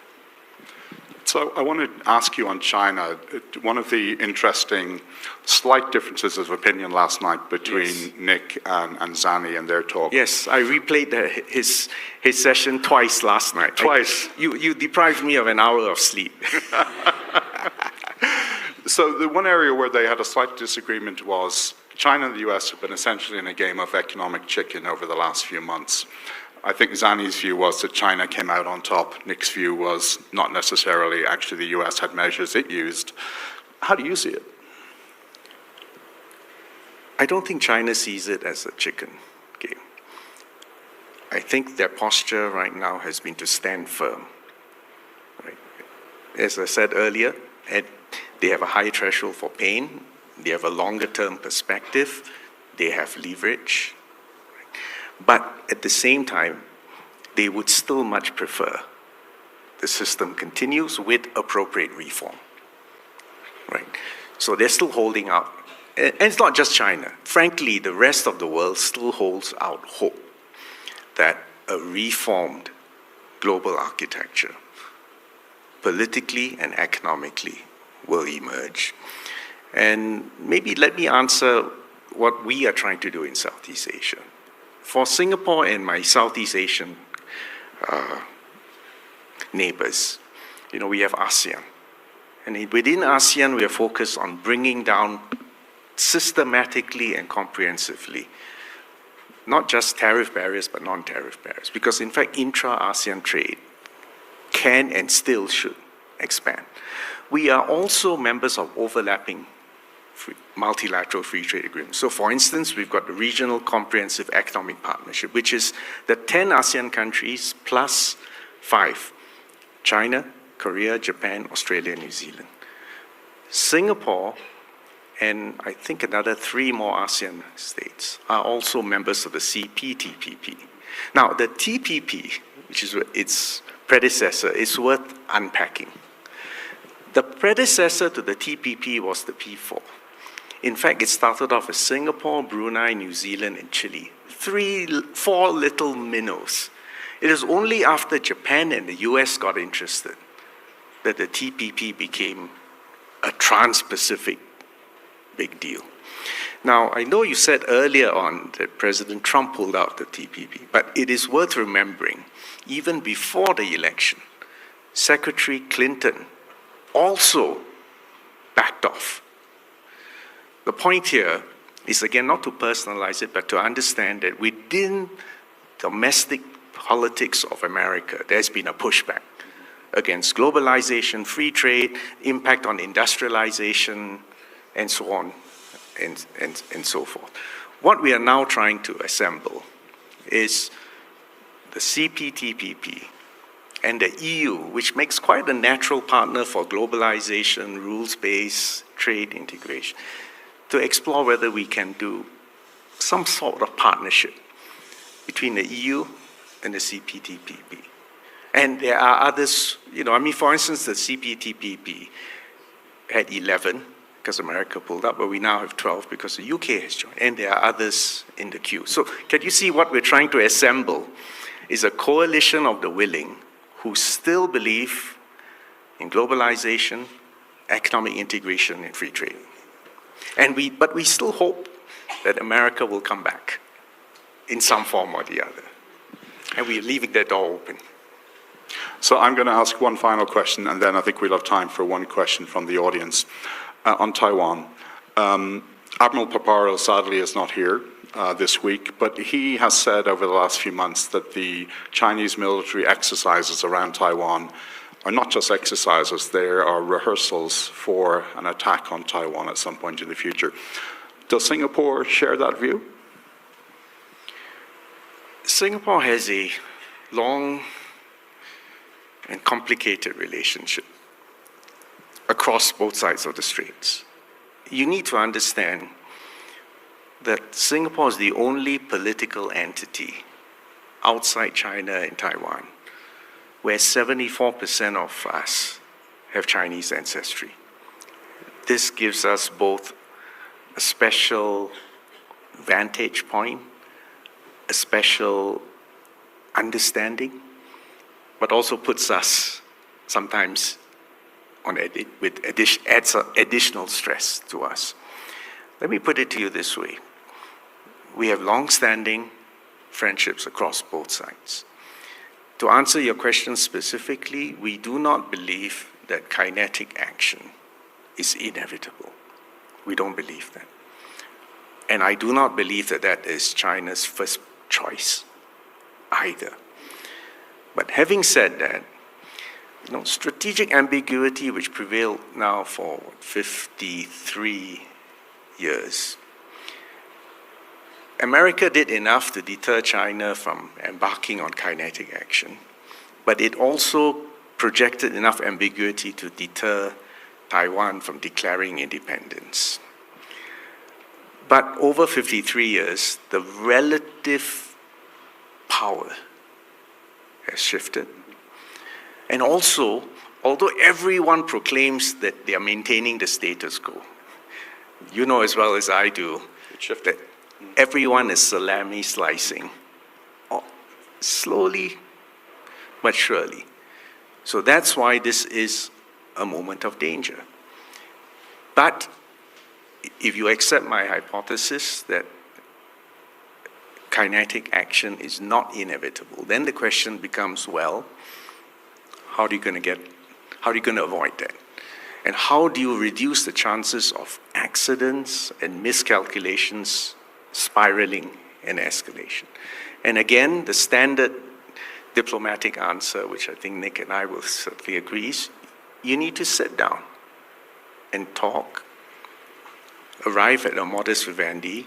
You need to make sure you deploy forces in a way that they don't even accidentally get into collisions. And mind you, there was a collision. I think it was in 2001. I think the Chinese plane crashed with loss of life. The American plane was severely damaged but managed to land in Hainan. And there was intense negotiation. I don't know whether Nick was involved at that point. No. There was intense negotiations and, a solution was found. Can you imagine a similar incident today? And if you can't even pick up the phone and be sure that someone on the other side is going to listen, it's far more dangerous. So our hope is that there will not be a war, since it's not inevitable and it's unnecessary, but that everyone can calm down, talk, and there are many situations in diplomacy which cannot be resolved overnight. Territorial disputes, for instance, and I know something about that in Southeast Asia. And sometimes diplomats need to understand you need to leave it to future generations. Right? But don't prematurely push, because sometimes instead of putting things together, you get a rupture. And that's not in anyone's interest. So I'm making the plea for strategic patience and engagement, and to organize, the prospect of a modus vivendi between the US and China.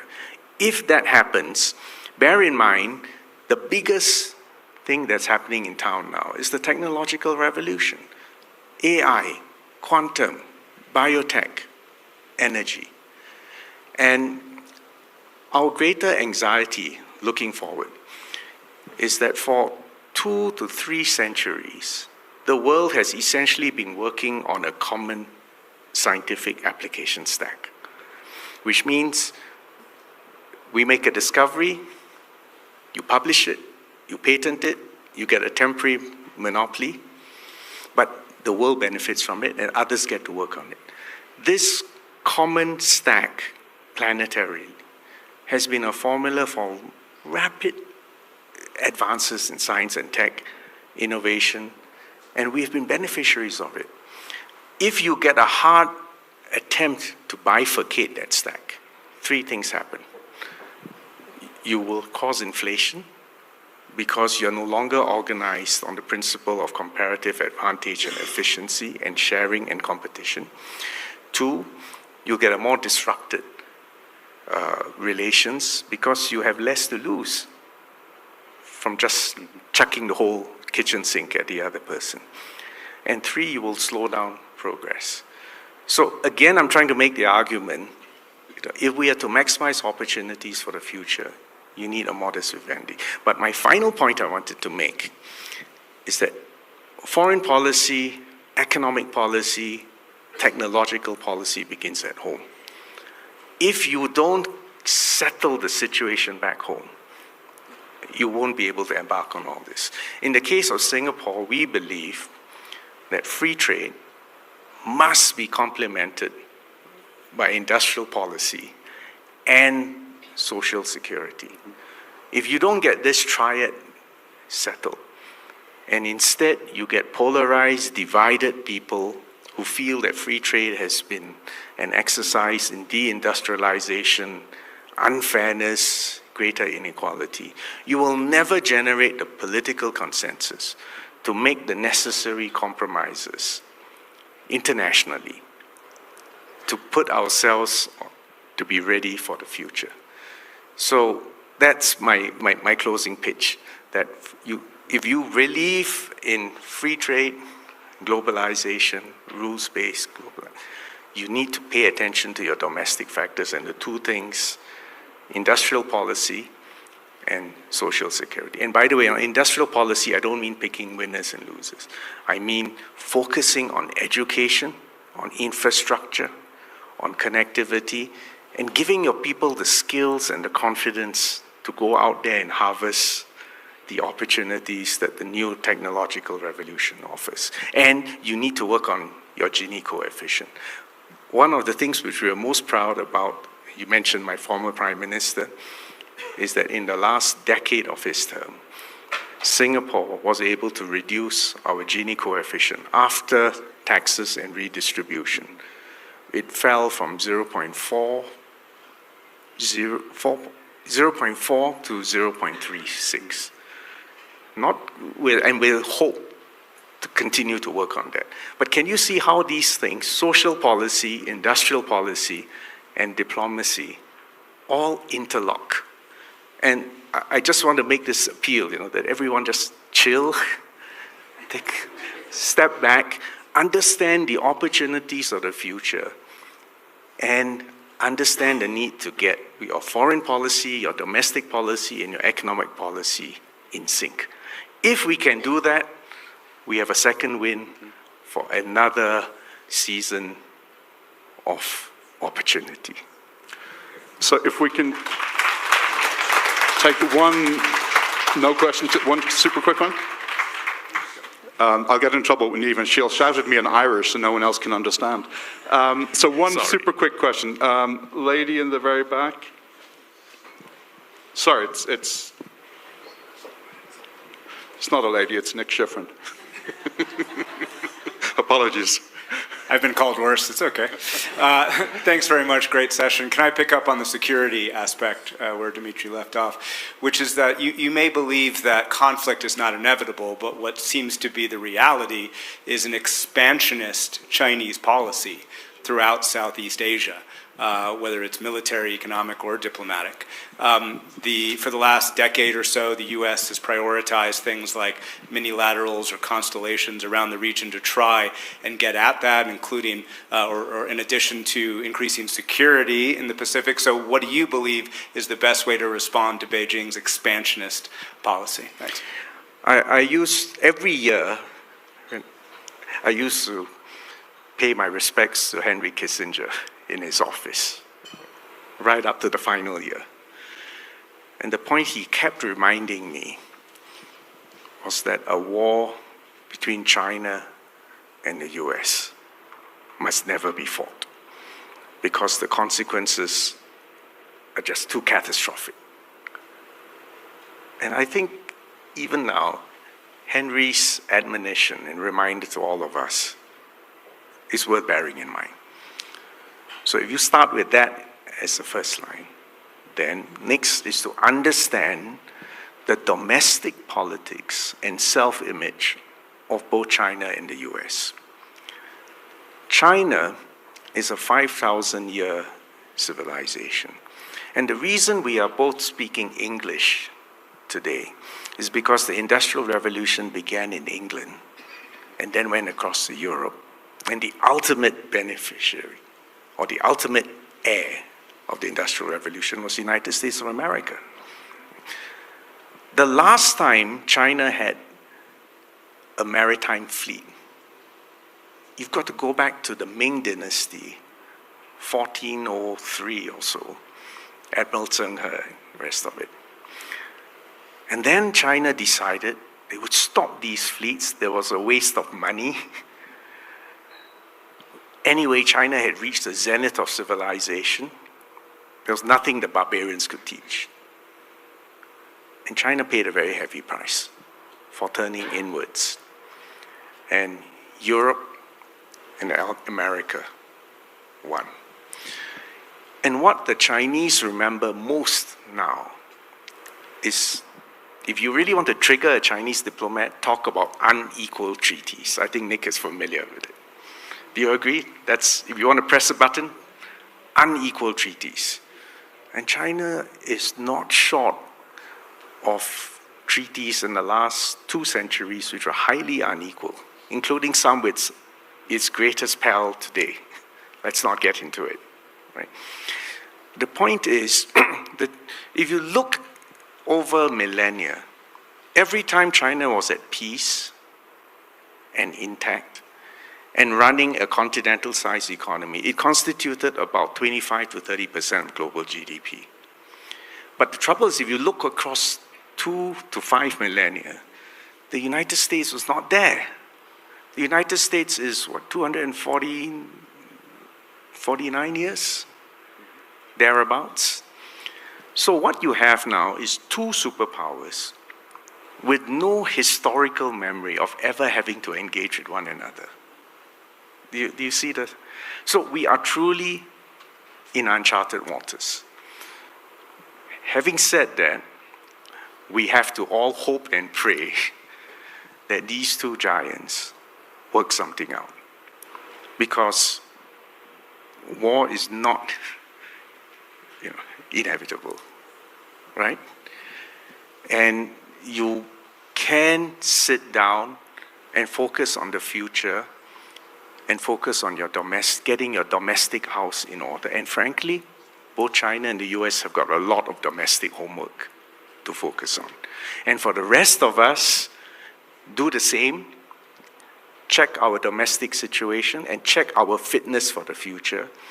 Try to make common cause. And when the 2 big boys have sorted their modus vivendi, try to plug them in and make sure they have a stake in our survival, our prosperity, and our stability.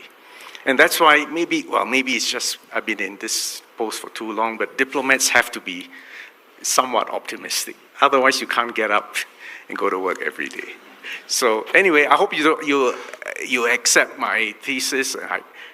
Coming from a tiny island city-state, dependent on the world, but having to take the world as it is, but still have enough hope and vision that there is a better tomorrow. So on that optimistic note, Vivian, thank you very much. Thank you, Minister Balakrishnan, and thank you, Dimitri. We'll take Minister Balakrishnan's advice and chill for a little while. For those of you who'd like to go hear our book talk, we've got Edward Fishman on his book Choke Points downstairs with the Wall Street Journal's Alex Ward. Lunch will be provided down there. Otherwise, lunch is out in the Marble Garden tent and also in Davis Commons. And we look forward to reconvening at 1:30. Thank you.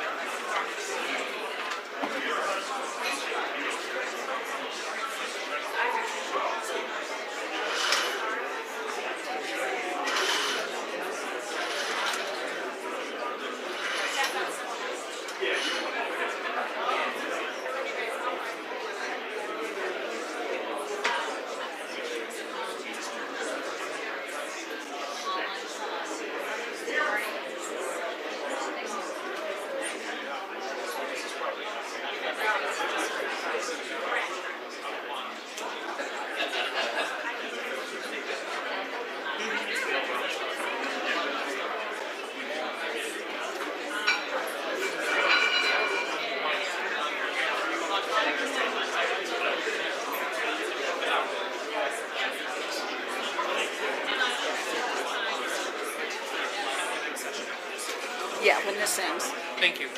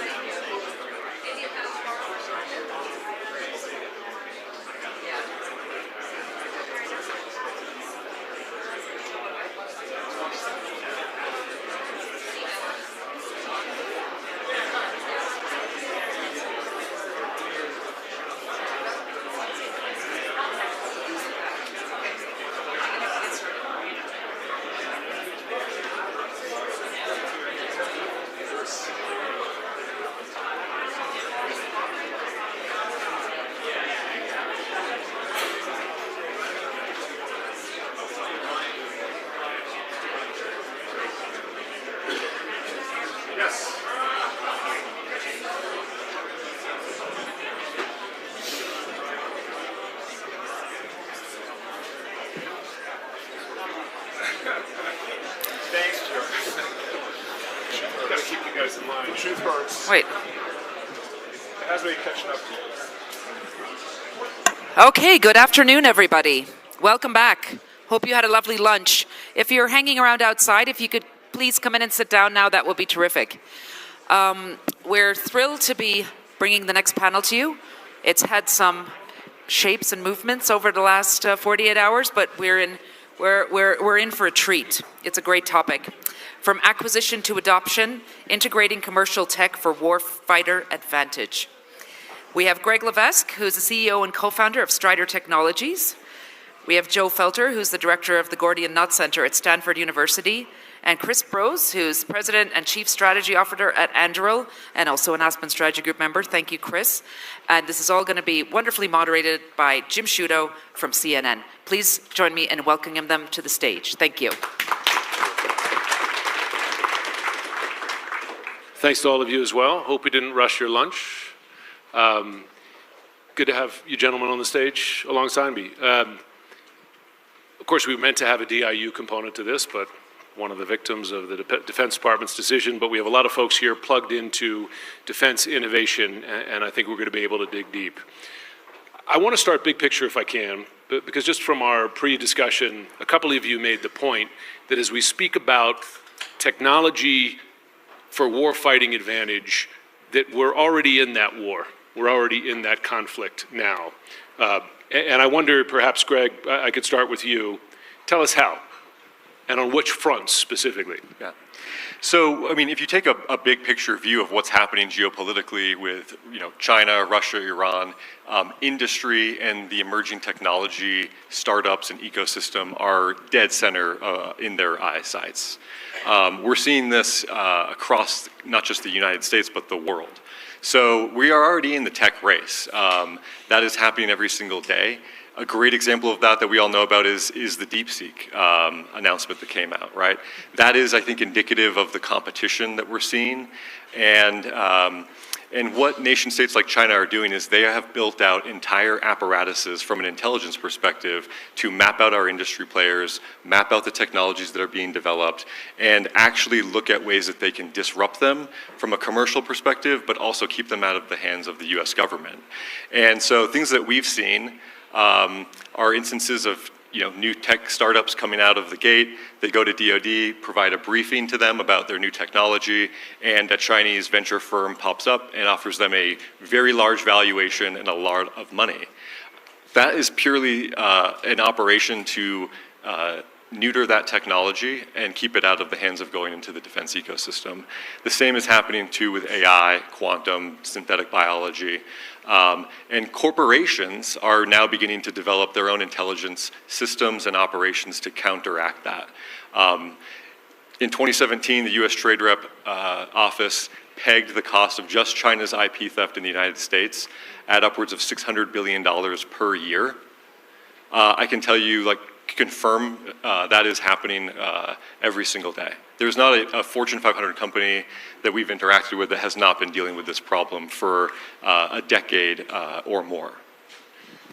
Joe, if I could ask you to use your seat at Stanford to answer another big picture question. So if we're already in this conflict, who's winning it from a technology perspective? Well, we're going to find out. And just dialing up a little bit more, we're in a very different kind of war than the last time we confronted a near-peer competitor. I talk about the Cold War in my classes at Stanford. I might as well be talking about the Civil War or World War I. They just glazed over. The Cold War was the last century. A few people, some gray hair out there with me, remember the Cold War. We prevailed in that conflict, if you will, against a near-peer competitor. And the defense-relevant technologies that we needed to compete and prevail certainly was an economic component. It was coming out of, big defense primes, government labs, and those places. And we could stay competitive and eventually win if we just developed, a incrementally better large end system, a better aircraft carrier or submarine or fighter jet every 10 years. Fast forward to now, the war we're in right now, it's a very different fight. The type of technology that we need to compete and win in this conflict, it's coming out of the commercial technology base. It's AI, cyber, autonomy, that slew of technologies that Chris Rose's world. And importantly, that's coming out of the commercial technology base. Not, so you can't have government directives that say, develop a better technology and develop better AI, develop better cyber.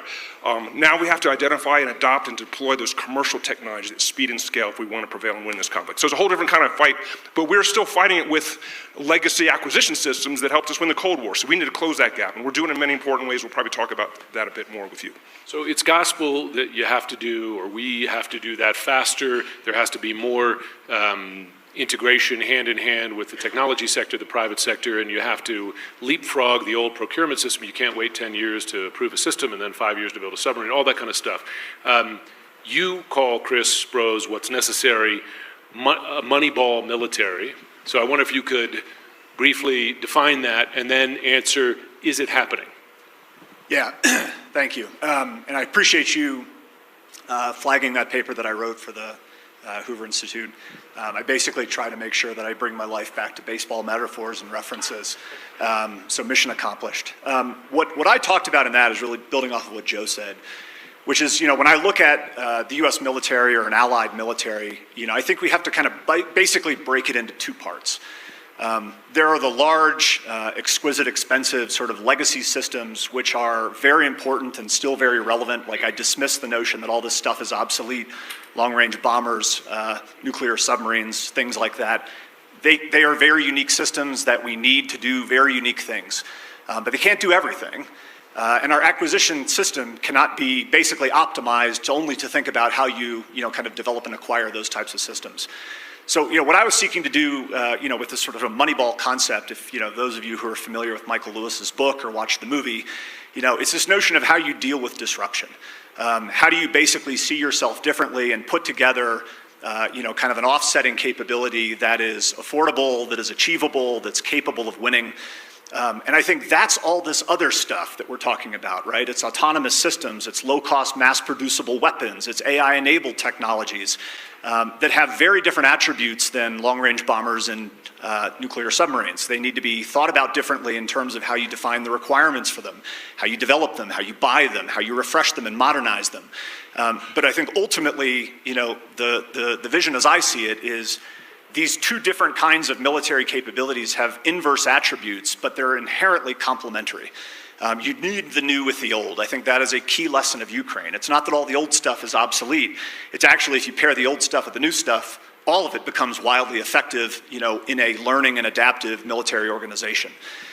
So I think with respect to how we buy this, we just need an entirely alternative pathway in the Pentagon, in allied defense ministries, for how we bring very large quantities of lower cost, more intelligent military systems to bear in our formations. Greg, you made the point, you have an intelligence background, that the intel world has a similar problem and a similar need to accelerate and perhaps do Moneyball intelligence. I mean, is that happening? Not fast enough or not at scale. And I think this is a topic that doesn't get really addressed a lot publicly, given that it's an intelligence vertical. So I'm not going to talk a whole lot about like what we're doing on that space. There's a great piece by David Ignatius that just came out on that. But there's a lack of imagination, and there's a bit of a failure of creativity to understand the fact that, look, everybody in this room that has a cell phone, there is intelligence that can be collected from that. And it is being collected. I will tell you that we are seeing that our adversaries are ahead of that power curve in their use of modern technologies, ubiquitous technologies to spot, identify, recruit talent, to pinpoint where our operations might be happening. And this is something that I think we all need to begin to wake up to because, as I said earlier, I mean, even as a corporate entity, Strider, right, we have been able to see how China is leveraging this technology to infiltrate our systems and our companies. And we really have no meaningful defense at the moment. On the flip side of that, we're not deploying the same types of approaches and models in our own intelligence operations at scale. Okay, so I think we are in this inflection point in a realization that, as Joe was saying here, we have legacy systems that are now confronting very abruptly modern technologies that are being developed, deployed, and utilized in a commercial context, and there's no frameworks for how those two things converge. So right now it is a bit of a Wild West domain. So the Pentagon has a DIU, which preaches this gospel, right, and it is acting on it. And if Doug were here, and I know he wanted to be here, he would be explaining to us right now about how they're doing it. Joe, so I'm going to ask you to speak for your sense of how well the DIU is doing in this space. Is it accomplishing this transformation? I would say the short answer is yes. And I was with Ash Carter. This I think is finally realizing Ash Carter's vision for it. Now over 10 years ago. Some great leadership under Raj Shah, Mike Brown, and now with Doug Beck. But it's been a long road. It's been over 10 years, and we're finally getting to the point where it's getting the resources. I know Jane Harmon identified it's getting $1 billion, which it's a lot more than it used to have, and it could do more than that. That's still a fraction. It's a of the fraction, defense like point-something% of the budget.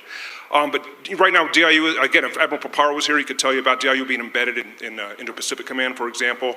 It is a direct report to the Secretary of Defense, which is key and which I think constrained it in previous DIUs. And it also has a lot more flexibility with the color of money. It can really spend much more effectively and efficiently. So. Doug will tell you that they've got a ways to go, but they've made some great progress. I think Ash Carter would be proud of it today. A lot of examples, counter-UAS systems. I could reel off a few, but maybe that's a little more detail than you want. But they are getting down there, embedded with the warfighter, reporting directly to Secretary of Defense, and having some flexibility with their colors of money, and they're really having impact and building capabilities out there, getting that commercial tech deployed at speed and scale and have an impact. So give them more money, they'll do a little better, but they're doing pretty well, and we should be proud about everyone who's responsible for that. So I had him come speak to my class at Yale this spring about this, and he gave a couple of examples of where DIU is making progress and moving cutting-edge weaponry quicker through procurement, and he mentioned a couple in the drone space specifically, but I wonder, Chris, can you describe some weapon systems where we're seeing this bear fruit? Yeah, I mean, I'll give you a personal example with Anduril. I think the answer is, is DIU changing the Pentagon? It was never DIU's job, right? DIU is helping the Pentagon move faster, access a lot of the commercial technology that's out there, and then connect that back to the institutions of the Pentagon that really buy things and deploy things and operate them at scale, the Army, the Navy, Air Force, et cetera. Anduril got started on counter-drone work through DIU. Shout out Scott Sanders, who's here, who led that effort for us. This was something that was enabled by DIU that basically put us immediately out into the operational environment in the Central Command Middle East AOR.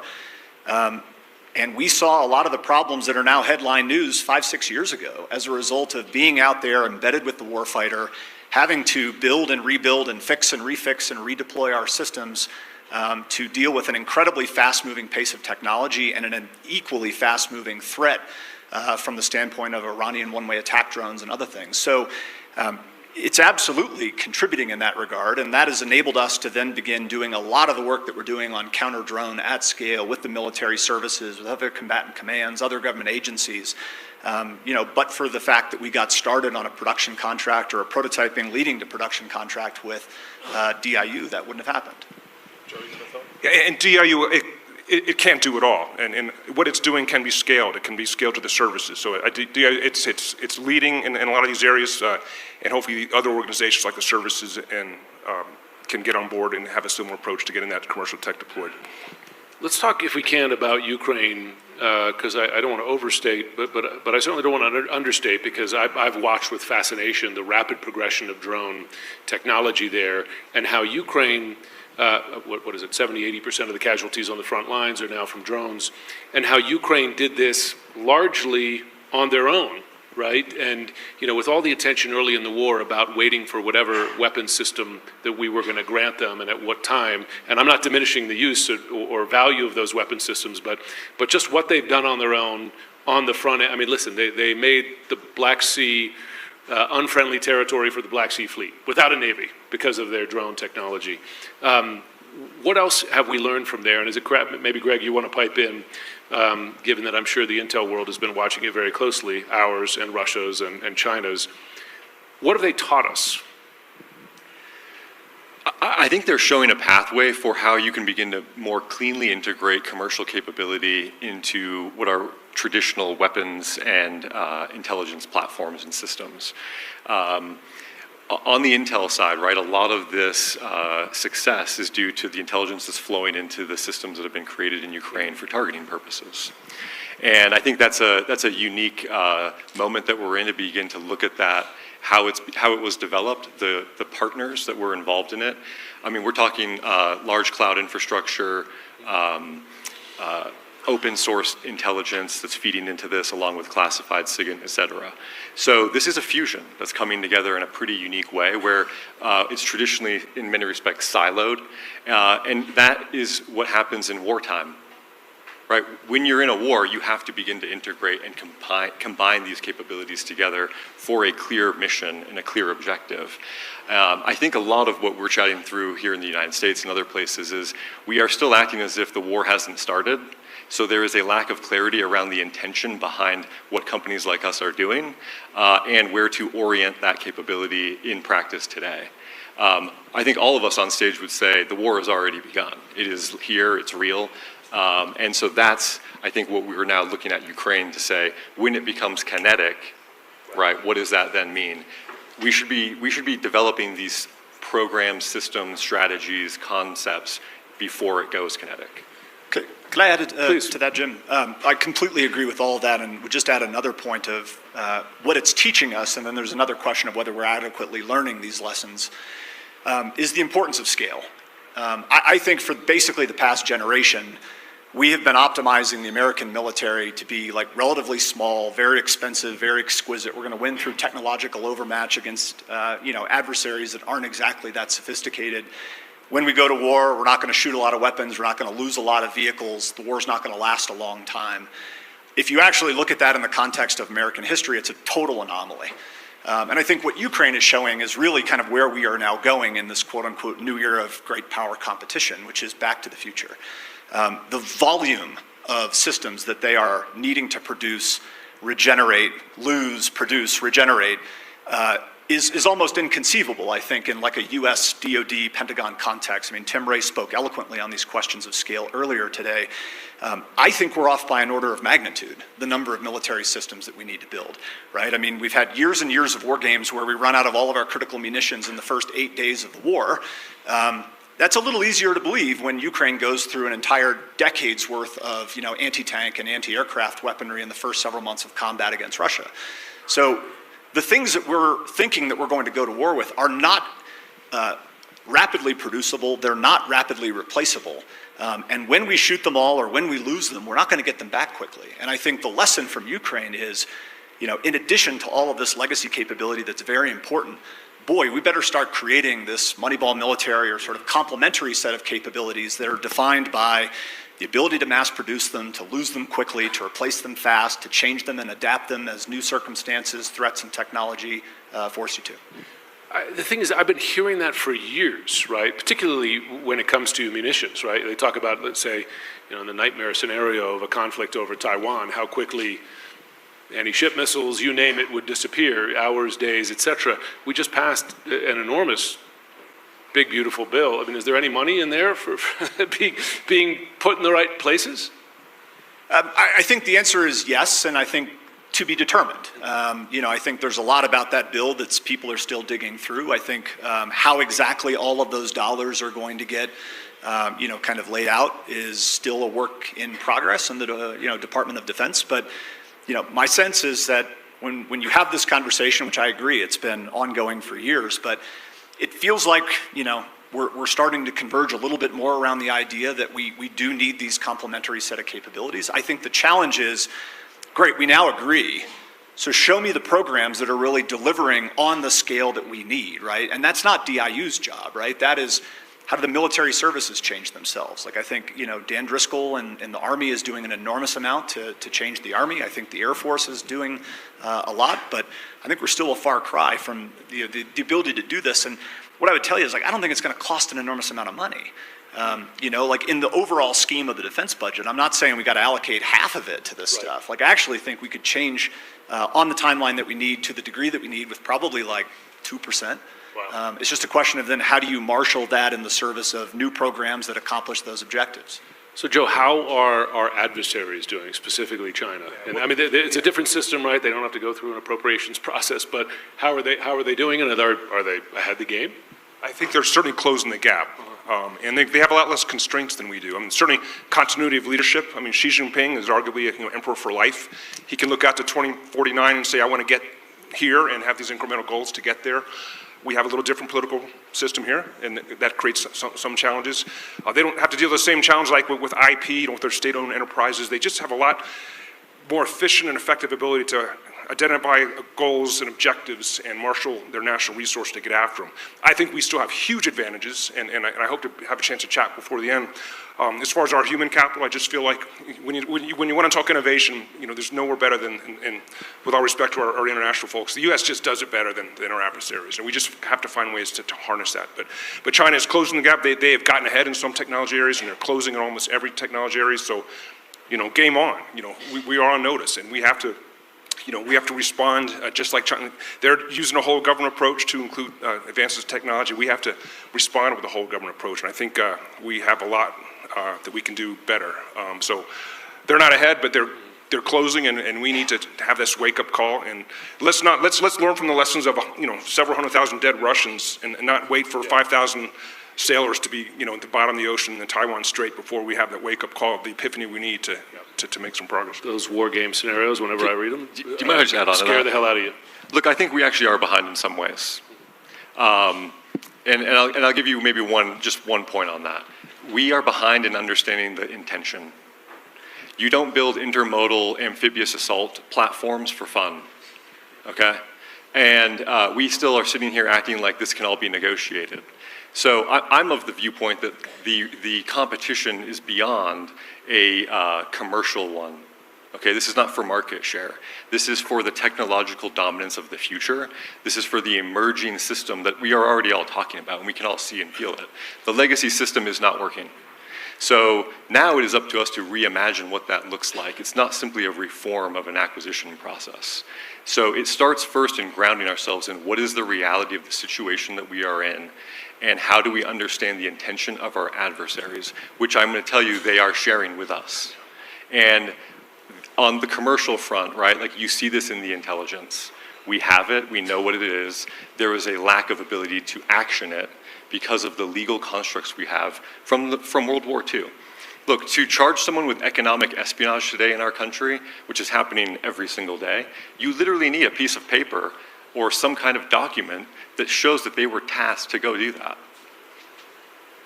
That's not how the world currently operates in reality. And so, look, while I do think we have a lot to be optimistic about, and I think we are in a position of strength, we're not going to stay there forever if we don't begin to reimagine and adapt. You know, it just seems to me that the last several years have had so many instances of missing what's right before our eyes, right? As relates to Russia or China, and even what they say, right? What the leaders say about what their intentions are. Chinese leaders have been quite public and definitive about what their intentions are in terms of taking over supremacy from the U.S., et cetera. So anyway, let's hope we're learning some lessons there. Chris, I was speaking to one of your colleagues prior who made the point that one difference is today in terms of speeding up innovation and development is that with VC money, companies do the R&D to develop the product. They don't wait for specs to do it, which slows things down. Can you explain how that process is different, and is it happening now? Yeah, I absolutely think it's happening. We're certainly a living example of it, right? I think the way the Defense Department's process works is, first they will define a requirement for exactly the solution they think that they need, and then they'll go out and freely compete it, and then, eventually award a contract to some company to build the very thing they said they had a requirement for, on a cost-plus contract where that company is basically given a guaranteed profit on the work that they do, regardless of whether that work is fast or slow, good or bad, et cetera. There's reasons for why that makes sense in some instances that I won't belabor today. But I think that's sort of assuming that the government always in all instances knows the solution that it needs. Like, if I operated that way in my commercial world, I'd have the most amazing flip phone known to man, because I would have put those requirements on the street in 2007 and it would be killer right now in 2025. There is something to be said for sharing your problems and allowing industry to come forward, and even come forward with capital and a desire to take risk to say, let us go build for you the thing that you can't envision right now but needs to be true. That is something that Anduril has done from the very beginning of our company. It's something that we continue to do now. As we become a larger company with more capital, we have more capital to put against those types of bets. Now, at the end of the day, we're a business, right? So you want to make bets that are intelligent, that are aligned to problems that actually exist, that people actually care about, and that when you field a solution, they're going to buy it. So that's a lot of the back and forth and engagement with the government. But there's a whole world of new business models, I think, that exist and are being created and are being tried. We're certainly leading the way on a lot of that. For how the government can get out of the business of basically trying to give color by numbers solutions to industry and actually get back to where we used to be, which is I'm going to provide you problems and then I'm going to reward performance and capability and schedule. I'm going to buy what works, I'm going to field it quickly. I think there is now more money going into defense technology than ever before. As a company, I would submit we are spending more of our own independent capital than large defense technology companies, large defense primes. And I think now there is, again, something that didn't exist 5 or 10 years ago, dozens and dozens of companies that are eager to do the same thing, that are doing the same thing, that are starting their own journey and scaling. That's an enormous good news story for America. That is American innovation, competitiveness, capitalism at work. I think the real question becomes, is the government capable of meeting those companies where they're at, putting the onus to them to say, I need you to build me things that matter, but when you do, I'm going to reward you through large production contracts that get that capability built and deployed at scale. Joe, you had a thought? Just doubling down on something Chris said about requirements and how that's the root of some of the problems we have in our acquisition. I know some early success stories like Palantir. I had something called a forward deployed engineer, I think years ago when I first came across them, where they literally would put engineers embedded into tactical units to get direct feedback. I know DIU right now is embedding elements in COCOMs. Certainly I know I've met the one out of NUPACOM. Our program at Stanford, we turn students away that want to take our defense innovation class if they come with a solution. You've got to go through the customer discovery process, the beneficiary discovery process. So I think Chris is dead on. We've got to create more opportunities for the folks that are going to be tasked with coming up with a solution to really better understand the nature of the problem. I think we got some a long ways we can go in that respect. Greg, I just want to dig down on something you said earlier, that we are already at war in this space. And is that, Are you saying that in the context of a rapid competition for the dominant weapon systems in the event that the superpowers or great powers would go kinetic? Or are you saying that already in certain fields, I mean, I imagine one would argue that in the cyberspace, there's already a low-grade war going on, perhaps in outer space, right, given the weapons that have been deployed. Can you describe more exactly about where and how deeply the powers are at war? Sure. So if you begin to kind of frame it in a China perspective, I'm going to focus on China just for a minute, okay? They talk about, and this is classic like Chinese policy documents and strategy, they talk about achieving the quote-unquote commanding heights of these emerging frontier technologies. So I'm gonna dial in on that part of it, but if you look at great power competition in the most holistic sense, military is one piece of it. Diplomatic, soft power, economic and technological domain is a core part of that, cyber intelligence. If you go ask any intelligence officer if we're in some kind of a conflict with these, I mean, they're operating like we are. Yeah. Okay. So that's what I'm saying is it's a low grade. It has not gone kinetic, but every single day there are battles happening. And it's for these emerging technologies, it's for supply chains, it's for being able to understand how we operate and act. This is why China is buying up farmland near all of our military installations. Just this week in the state of Utah, where I'm based, we were able to pass legislation, and the governor actually came out and said, we're stopping this, and they are no longer allowed to operate in this model at the state level. So that's really what we're seeing here, right? Like this pre-staging has been going on for a while, and I think we're all now beginning to wake up to it in a more mature way because the scope and scale of it is so vast. Do you know what, just in terms of speed or lack of speed, as you mentioned the farmland, I was in the U.S. Embassy in Beijing 2011 to 2013, so that's more than 10 years ago. And there was an incident, it was in Washington State, and they bought some property near a U.S., I think it was an Air Force installation. It was quite a controversy. That's more than a decade ago. They're right. I mean, it doesn't give confidence that we're acting quickly in response to these threats that have long been recognized if a state is just passing legislation in 2025, right? What's happening? So I've been working on this for my entire adult life, okay? I think this is just one of these moments where there is almost a little bit of a psychological issue at play here, right? Like, we can see what's going on. The question is, what should we do and whose job is it to do it? What I'll tell you is, I can't answer that question for the government, but what I can say is industry is moving out. So back in 2017, I was part of the U.S. Trade Rep 301 investigation, right, that helped to understand the scope and scale of China's efforts to target industry. And at that time, this was a pretty taboo topic within corporate boardrooms. But I'll tell you, everyone was dealing with it. And now, fast forward to today, we are seeing the emergence of literally nation-state teams being set up in U.S. corporations. We are seeing counterintelligence teams being stood up. This is not insider threat or cybersecurity. This is a recognition that corporations are playing on a nation-state global playing field, that they are being targeted, that their talent is being targeted. And that is the piece I think we all need to get our heads around. We in our country have a bifurcated view of our society. That's my view. We view government as its own domain and industry as its own domain, but we all know that is not reality. Our legal constructs actually forbid and create barriers between the two collaborating from an intelligence perspective. I'm not saying that that's good or bad, that is just the reality of the moment we're in. And so why is industry moving out on this? Because the government can't support. So if you're a US corporation developing AI, quantum technologies, and you're raising millions, billions of dollars to do this, you're gonna build teams and you're gonna build systems to protect your assets and your people. Because otherwise what we're seeing is they're being offered, I mean, I'll give you guys one example, okay? Just bring it to life. We have a corporate customer working on quantum. They had an engineer, we saw it in the intel that this person was gonna be targeted. Sure enough, over his corporate email, offered $3 million.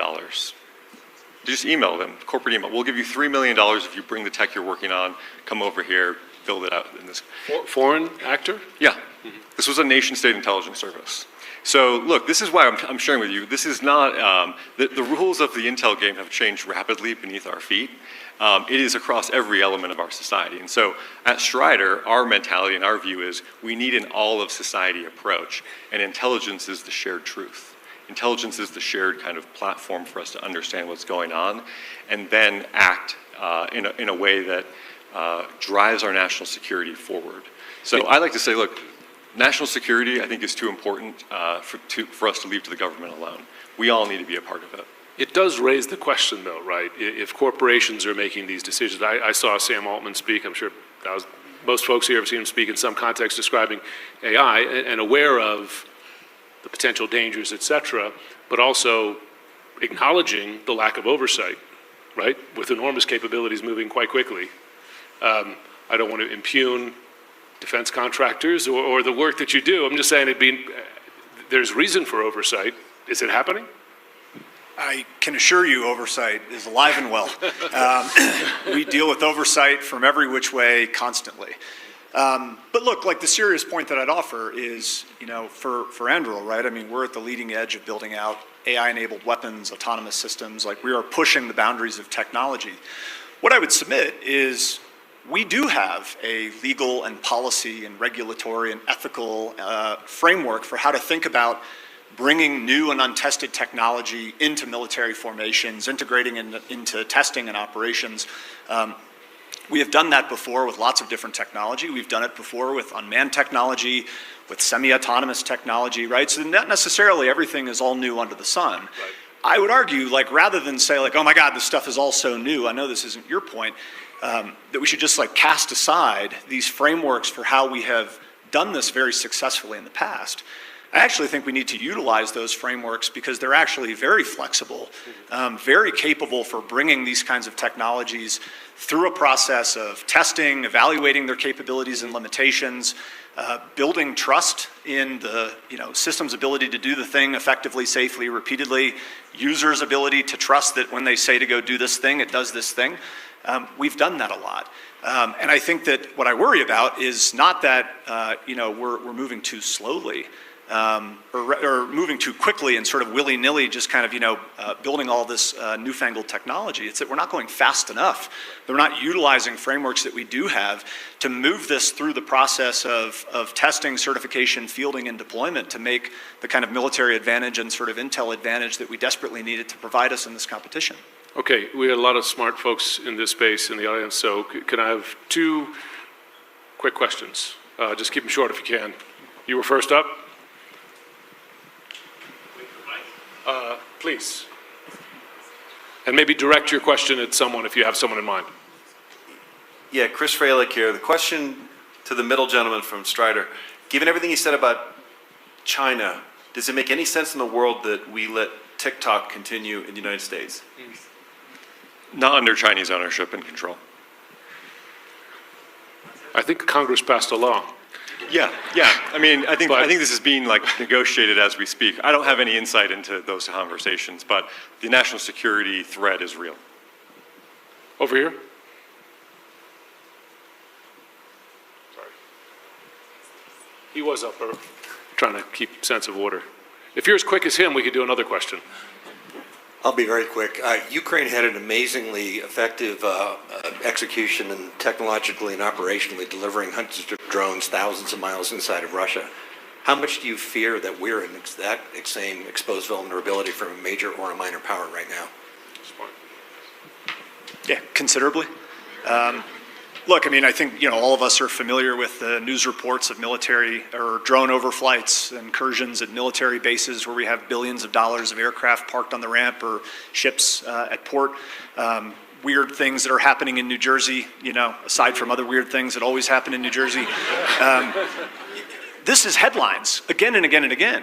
And I think that we still have this kind of pre-9/11 mindset that it couldn't happen here. This is impossible. An adversary wouldn't be that that ambitious, that capable. I think we're fooling ourselves, which is why I think, as we really kind of look to the coming years here, whatever Golden Dome is going to be, it needs to deal with the lower level kind of aerial threat that this country is under right now from all manner of UAS, other types of weapons, things that may or may not be originating from Chinese-owned farmland. Like, we're not in nearly the position of safety that we need to be in, and there are technological solutions that can help us, that are available right now to do that. Don't forget balloons, right? I think one more here. This will probably have to be our last. Thank you very much, Brigitte Tazelaar, the Dutch ambassador. What is your view on the allowing the NVIDIA H20 chip to be exported to China, and maybe more broadly, the export control regime on semiconductor? I mean, look, this is a great point, right? Which is the foundational elements of technology are what is being negotiated right now. So Jensen Huang went and met with President Trump and got a license to go sell these into China. Our export control regime, our economic toolkit, in my view, is outdated. Slapping a company on a sanctions list is meaningless. You can create a new company overnight. When we block a transaction, I'm telling you literally what will happen is you'll just see another entity pop up down the street, and then they will apply for and receive a confirmed application. This is happening all the time. So look, we need to also step back and say, what is happening within an industry? How does business operate? What are the constructs that guide their activity on a daily basis? Because that's where our adversaries are hiding in place at the moment. As Chris noted too, to answer that first question around some of the domestic threats, look at the commercial activities of nation states in our country. They're focused on strategic assets, ports, land near bases. But we all look at it, because we're American, right? We look at it through a commercial lens. It's not commercial. Chris, Greg, Joe, thanks very much. Thank you.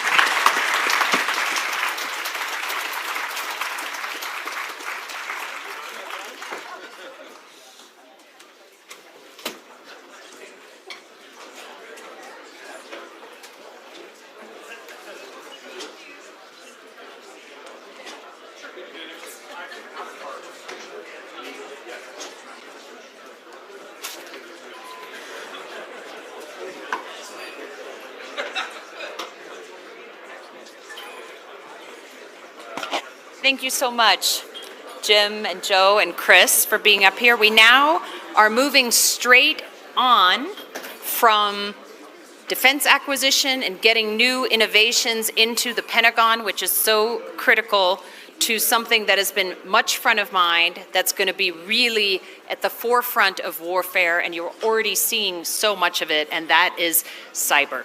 How can you secure our country from cyber attacks?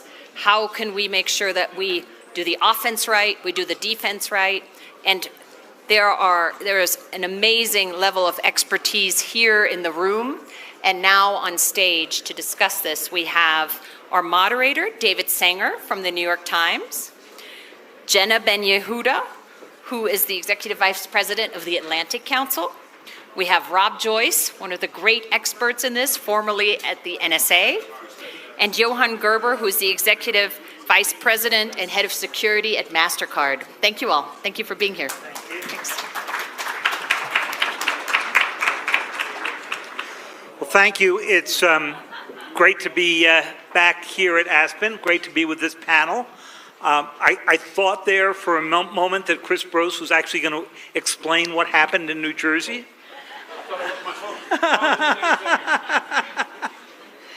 And but no, we're going to have to get him at the cocktail parties and figure that out.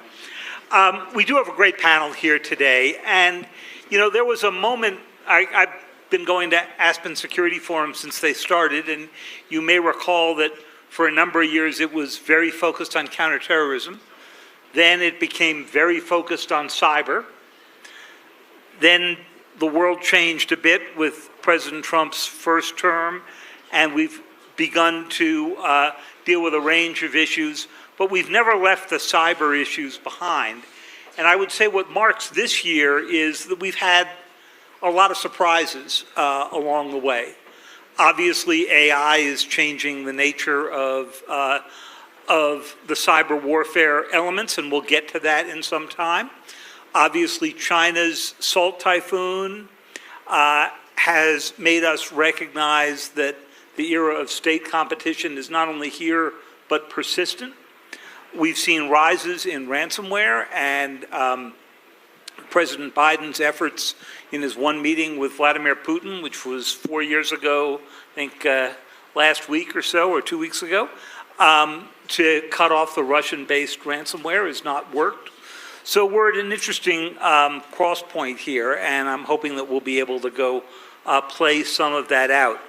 I'm going to start on this with Jenna, who I'm going to ask, Jenna, you're at the Atlantic Council. You guys have done a fabulous job, I think, of placing cyber in the broader geopolitical competitions. We thought in the early days of the Ukraine war that we were going to see more cyber activity by Russia against us. We did see a lot of it, obviously, against the Ukrainians and the Ukrainians on them. But give us just a little picture of where you think this fits in now to the big global competitions that we're seeing underway. Yeah. Thanks, David. It's great to be here with all of you and with these great co-panelists. So the world is a messy place right now, right? We have no shortage of geopolitical instability and contest. We have a land war in Europe. We have war in the Middle East. We're coming off the heels of Israeli and U.S. strikes in Iran, and we have this ongoing aggressive contest for the commanding heights of technological change. And amidst all of that, as if it weren't complicated enough, we have this really broad-based and deep deficit in trust. People's trust in their governments, governments' trust in each other, and trust is a really critical element to cyber. And so as we think about the kind of core underlying components of what is required to really manage this relatively new domain, consider that NATO only recognized cyber as a domain in 2016, and especially the nature of the private sector engagement in this domain. So it's not one that governments control exclusively or even always have a dominant sense of authority. And you get a pretty sticky situation that means that there is a lot at stake when it comes to cyber. And at a moment where a lot of coordination and governance and clarity about standards and authorities is needed, we have governments themselves retrenching from that and private companies demonstrating some understandable nervousness about what their own roles and responsibilities might be. And do you have a sense, Jenna, that as the companies have this nervousness, it is that they are going to be pushed too hard into offensive cyber responses? Or do they think that the government's own hesitation to go finance CISA, the chaos that we've seen take place at the NSA, where, of course, the director of the NSA and also as the commander of Cyber Command was removed months ago but has not been replaced, are they fearful that the government is no longer there for them in a way that they had been in the first Trump administration or during the Biden administration? Well, consider that the CISA Act of 2015 is up for renewal. This is a framework that essentially provides insulation and protection for private companies as they can share intelligence with the government without fear of reprisal. That is up for renewal, and it's not a fait accompli that this is going to get done. So this is basic blocking and tackling of governance within the U.S., just a foundational element of a substrate of trust that's required. So there are some very basic elements for the private sector that have got to get locked in order to build confidence and ensure that the burden, the cost, the vulnerability that might come with sharing is a measured and balanced one that can be explained to investors and shareholders alike. So right now, even something that fundamental to this ecosystem is not certain. Let me pick that up with Rob Joyce, who is the founder of Joyce Cyber, but he was special assistant to the president of the National Security Council during the first Trump administration, but many, many years at the NSA in a range of roles from offensive to defensive.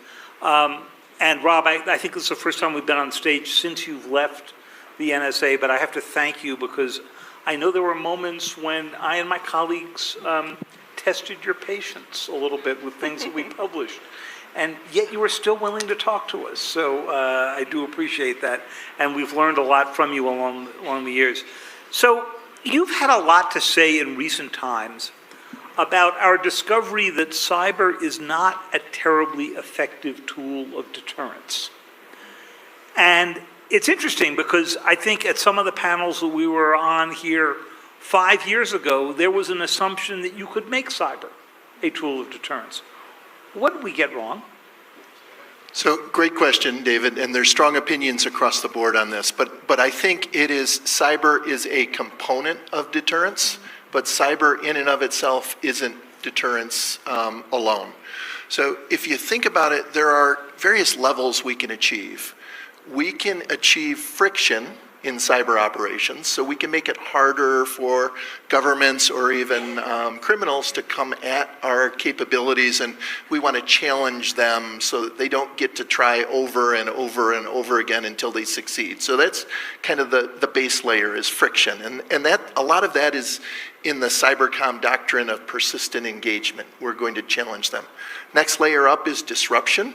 I'm going to take away their infrastructure. I'm going to, take away their tools. I'm going to do everything on a spectrum of, getting them ejected from their botnets, all the way to I'm going to discover and turn over their tools so that the commercial world can find them in other places. And then the next layer up is that offensive cyber destructive level. And whether you go against the governments that are doing it, or even all the way into critical infrastructure saying I'm going to deter them because they're afraid I'm going to cyber them mightily, right? At that point, are you going to scare them enough with your cyber capabilities that they'll stop? And I would offer, we've just come through a couple years where the Chinese had tremendous success in Volt Typhoon pre-positioning into our critical infrastructure, and Salt Typhoon getting into telcos. And the response from us being on the receiving end of those successful operations was not to go over into the corner and rock back and forth and cower because of the cyber power coming at us. It was to get angry and to start to push back, right? So, I would argue from that test case, cyber is escalatory when you're using it in an offensive way in those manners, right? I'm not saying we shouldn't do it, but it is a piece of multiple things, and I think there are other levers that push strongly against other nations doing cyber against us that we have to use. So let me push you just a little bit on the Salt Typhoon and Volt Typhoon lessons here, because if there were graduate students in the audience, and I hope we have some, this is like the greatest case study in what you were just describing. So first comes Volt Typhoon. As you said, this is persistent entry, but not necessarily code sitting around inside the utility grid. And it was discovered by the US government several years ago. It became more public, although they were reluctant to discuss it very much in detail 2 summers ago. And yet when you talk to utility executives, they tell you, we think it's still there. And then in the interim, we got Salt Typhoon deep into the telecom system, able, we don't know if they did it, to get into the actual calls that the president-elect or presidential candidate and vice presidential candidate were having inside some of the lawful intercept systems the Justice Department was running. Both of these are Chinese groups, different Chinese groups, but both of them are. There was a sense, as the Trump administration came in, that the problem with the Biden administration was they hadn't pushed back hard enough. And they were saying things like, just watch this space, you're going to see a lot more offensive cyber. So first, what did we do wrong, if anything, on Salt Typhoon and Volt Typhoon? And tell us a little bit about what you think they mean when they say we're going to go on the offense. Yeah, so let me start at the first part, which is I agree with the premise that we haven't done enough. We have, in the case of the infrastructure pre-positioning, digital explosives being strapped to not only electric grids, but pipelines and transportation and other critical infrastructure, water, right? Those are digital explosives being set and pre-positioned, right? If that were done in the physical world, right, we wouldn't have talked for a week let alone a month or a year, right? And we would have used a lot of coercive tools, many of the kind of things we talk about here at Aspen, right? There are diplomatic measures, there are sanctions, there are tariffs, there are law enforcement tools, there are diplomatic tools. We have a wide array of things we do when another country is behaving beyond the pale, outside of the norms, or doing things aggressively that we would not condone, right? Even the simplest terms in the espionage world, so Salt Typhoon, one of the most basic tools we have when there's espionage caught is we eject a bunch of diplomats from embassies, right? We've not done diplomatic expulsions, right? That's another tool. We have this wide array of tools. And my point is, if we are offended by these cyber operations, we need to show it with all of our government might. And that usually involves, we need to turn things up to 11 and use the whole quiver of tools in our arsenal. So one more for you, and then we'll go on to Johan on what's happening in the private sector. I went back, I couldn't find a single time that President Biden talked about Salt Typhoon or Volt Typhoon in public.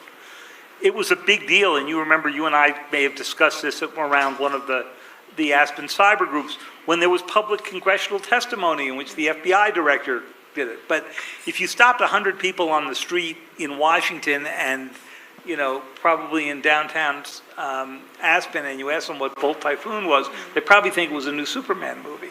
So have we sort of failed to learn the lesson of even just getting out to have top leadership talk about it?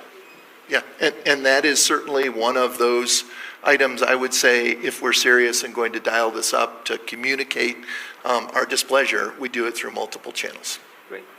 Johan, so you're watching this from the world of MasterCard, where state-on-state cyber is a problem that you're interested in, but you're the target every day of all kinds of different ransomware groups. Obviously, as I said at the intro, the ransomware problem has not gotten any easier, even though there were some very creative things done by the FBI and other groups and CISA. We have seen the North Koreans continue to do pretty sophisticated cybercrime using cryptocurrencies. And then you've just seen the ordinary, everyday kind of fraud issues that you've long had to deal with that are enhanced by cyber and increasingly enhanced by AI.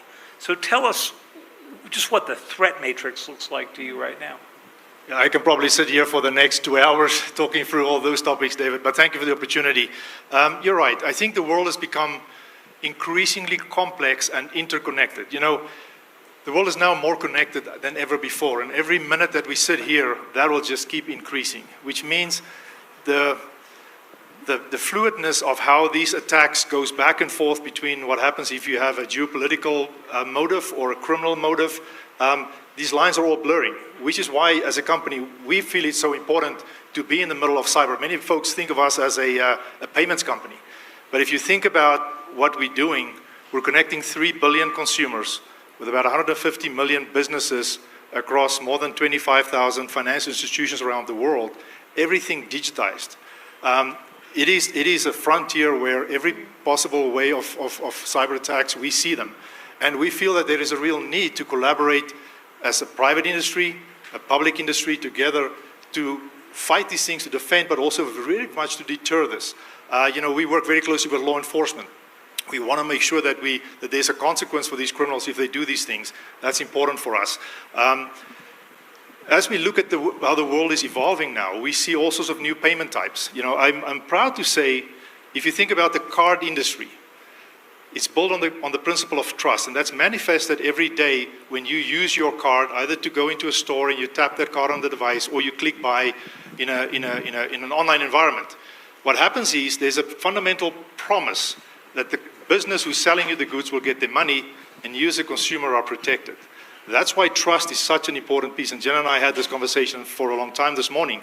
That's why us being involved in things like Aspen, being involved on stage here is so critical, why we want to reach out to governments all across the world to say, we have to do this collectively. We have to push back against ransomware. Ransomware on small businesses, for instance, just to go down a little bit of a rabbit hole here, we've done a study. Small business is still the largest employer around the globe. MasterCard was a small business at some point in time. Google was a small business. Microsoft, Amazon, they were all small business at some point in time. More than 46% of all small businesses are attacked every single day on a cyber front. 60% of those who are getting attacked will go out of business because they don't have the resources, the funds to withstand or sustain them. How do we come around and wrap our arms around those? Because that is prosperity for the world. That's our next generation of employers that's out there.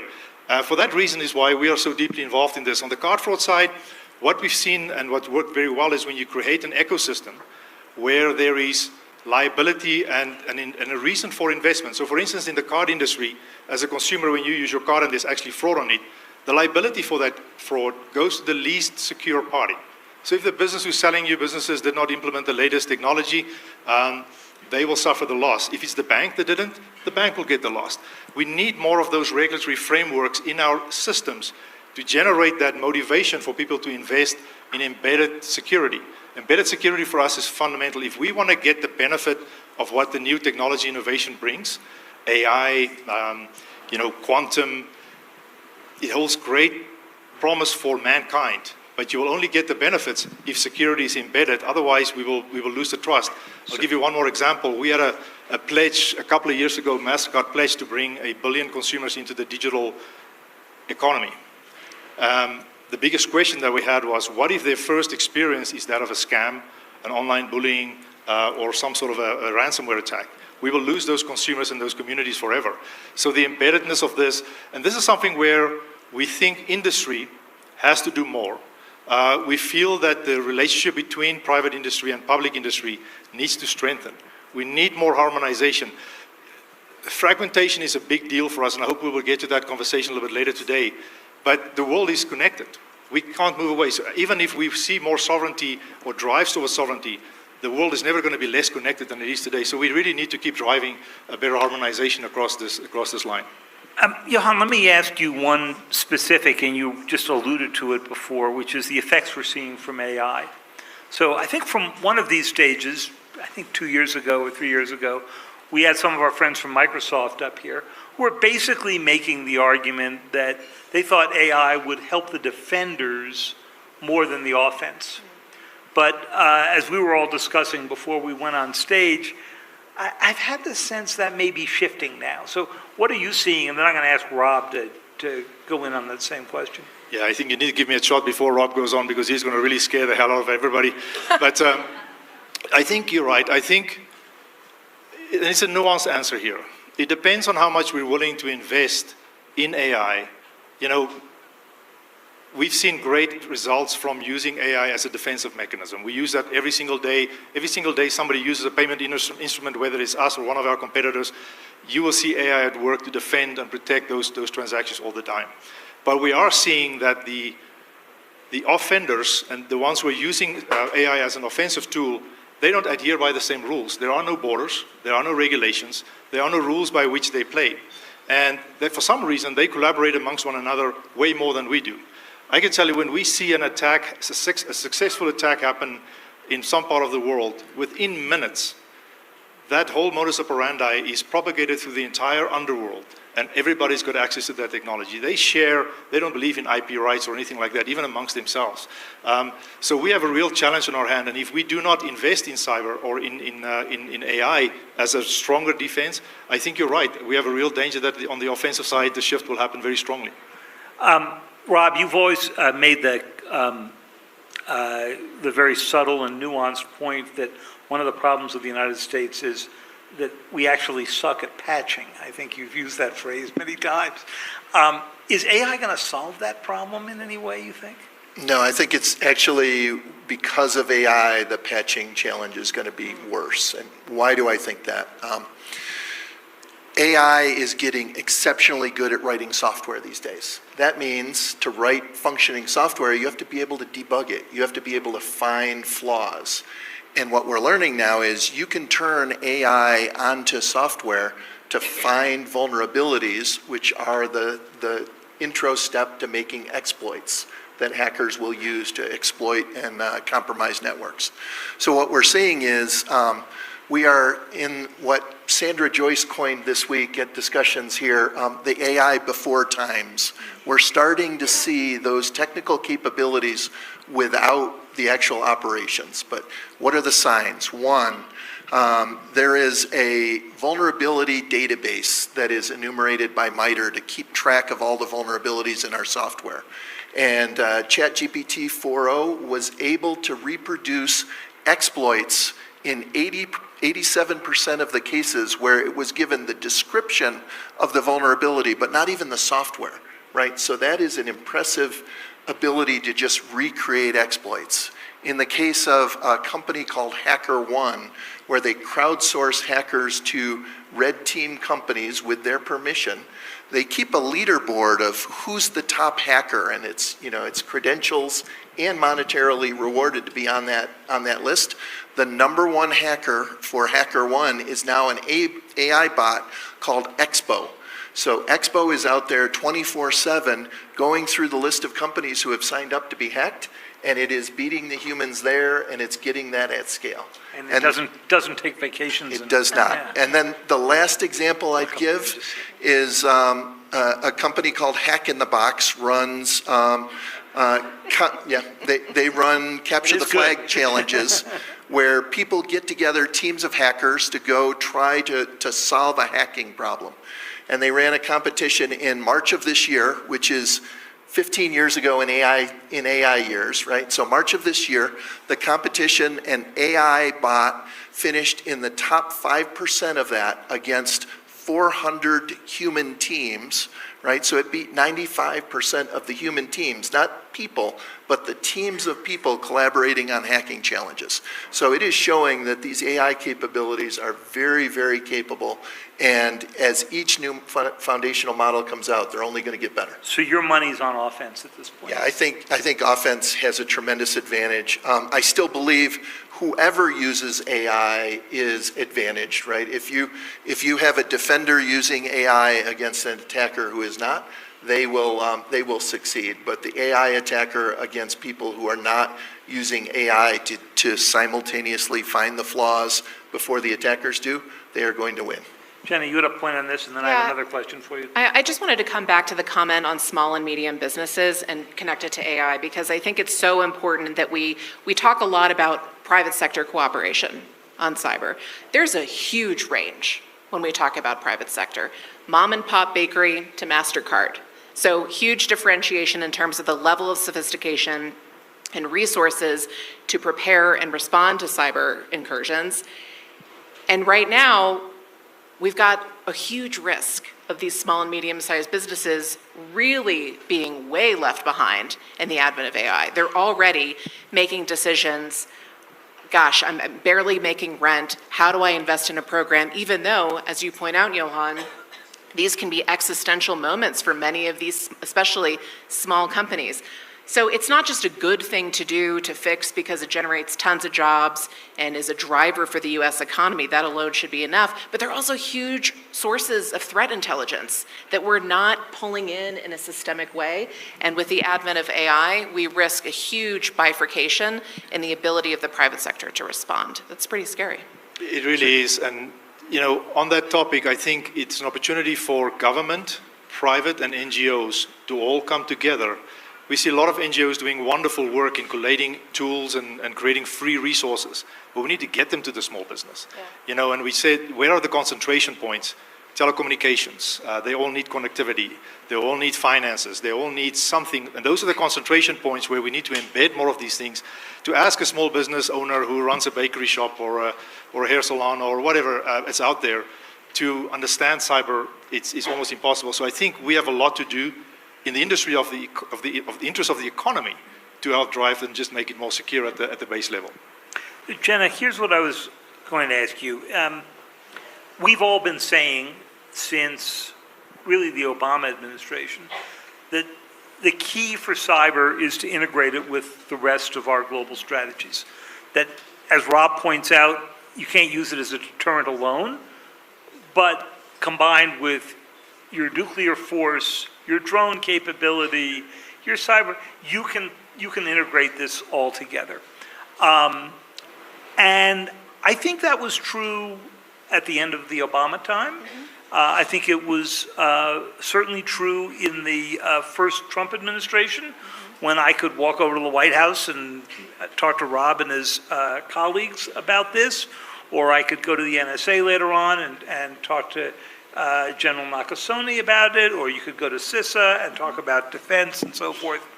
And that continued, in fact, during the Biden administration, when Ann Neuberger was the Deputy National Security Advisor for Cyber and Emerging Technology, a job that does not exist right now. I have to say, I've covered this for a while.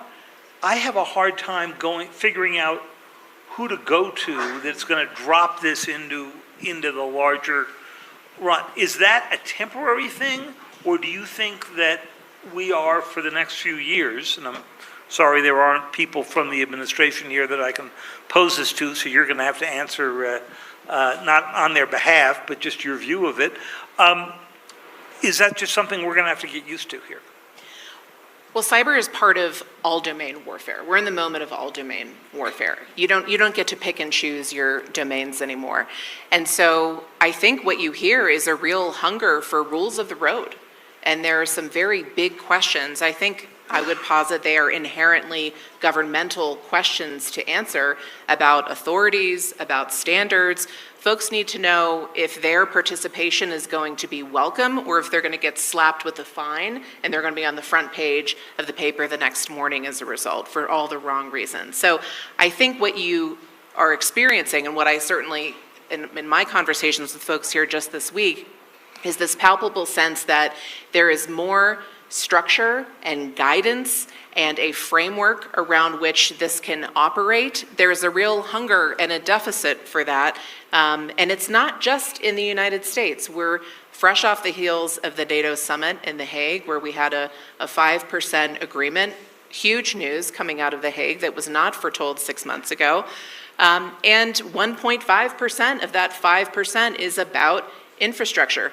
That is a cyber dividend, very much could be. So I think, but that relies on ENISA, the kind of CISA counterpart in Europe, and NATO to join forces in a way that would also be unprecedented for cooperation. So this fragmentation that is a very real element is not just a US challenge, it's a global challenge, but there is a hunger, I think, on the part of so many stakeholders across the space to see some convergence in that area to get things done, because you cannot handle these issues alone. We only have about 2 or 3 minutes left, so I'm going to ask first Johan. As you look at this from MasterCard's run, you would interact ordinarily with many in the US government and obviously in Europe and Asia on this. Do you find that interacting with the government on these issues has changed in the past 6 months since CISA has gone through the budget cuts it's having, since the NSA and others have gone through their issues? I've been recently with some US contractors who are working for the intelligence community on this, and they tell me they feel a sort of absence of direction. Are you seeing that? Yeah, look, I think by nature, there is, because of the changes in the personnel, just getting to the right people is a little bit harder than it was in the past. But I don't think that there is I would not categorize it as the administration has a lower emphasis on cyber. I would be, a lot of the conversations we're having with them, cyber is still a very big focus areas for the administration. There's still ongoing conversations that we have with them, and there's still a lot of business conversations we have with multiple governments around the world. A Recorded Future is a company that we acquired a couple of months ago, about 6 months ago. They, through those channels, actively engage with government in a lot of actions. So I still think there's that, but of course, there's a different framework now in how you communicate with the government, and that certainly is true. And Rob, a last question for you. If we somehow yanked you out of your happy retirement and put you back... Not happening, David. Not happening. We're doing this as a hypothetical, okay? Because now that you're out of government, you can't use that line, I don't answer hypotheticals. Well, I guess you could. And you had to identify 2 or 3 big issues in cyber that you think are quite urgent for the administration at the highest levels to go deal with over the next 12 to 18 months, recognizing the overall geopolitical chaos that Jenna described so well? What would those be?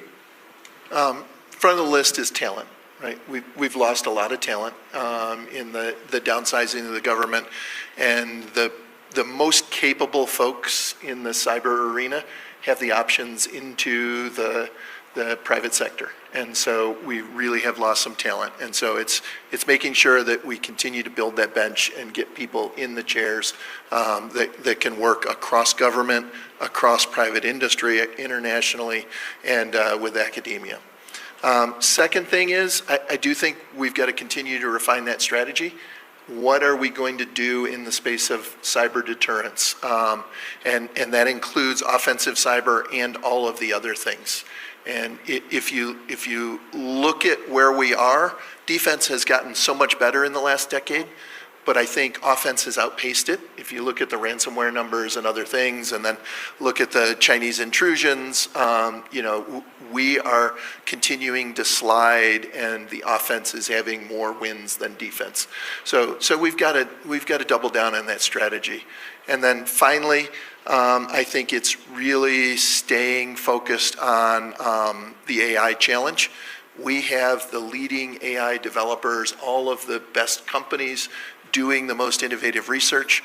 How do we make sure that defenders and the government get the maximum advantage out of what they're doing in a way that is really, really effective, so that we can keep the offense from being able to leverage it in a way that they have the advantage? Great. We have just maybe 2 minutes for a couple of questions, really quick, sharp questions, if anybody's got something urgent. Right back here. Thanks, David. Steve Shapiro from the Atlantic Council in Bend. Just an observation as to offense and defense and what one could do. Just a note, NATO doesn't do offensive cyber. Just sit on that for a while. It's absolutely right. And in fact, their defense has usually been, it's changing now, but largely just defending their own networks. So, any others? Ellen? Thanks. Ellen Nakashima with the Washington Post. Thanks for a great panel and discussion. On the question of deterrence and doing more in offensive cyber, take Volt Typhoon, for instance. Digital explosives pre-positioned in critical infrastructure, including, in your American military installations. I think some on the Hill would say, well, why don't we just do it right back to them? Go pre-position our digital explosives in cyber, in their infrastructure. Rob, could you just talk a little bit about how you all would think about that in terms of potential options for deterring an actor like that? Would pre-positioning digital explosives in another country's critical infrastructure even be something you might consider, or is that normatively off the table because it's critical infrastructure that affects civilians? Yeah, so I certainly can't speak for the administration. They've made some statements that sound like they intend to pursue and examine that, but we haven't seen the results of those deliberations yet. But I still go back to the point of, we have it on our infrastructure, and that has not deterred us. So I don't know why you assume that if we do it to others, they're going to be deterred. I think we have to use offensive cyber to disrupt their activities, but then we also have to have all the other tools in the toolbox to really convince them that they should be deterred from these actions. And you need a way to escalation dominance if they do come back. Well, I've got a million more questions for these three, but we are out of time. But I want to thank you all for a great conversation. And for really pushing this ahead.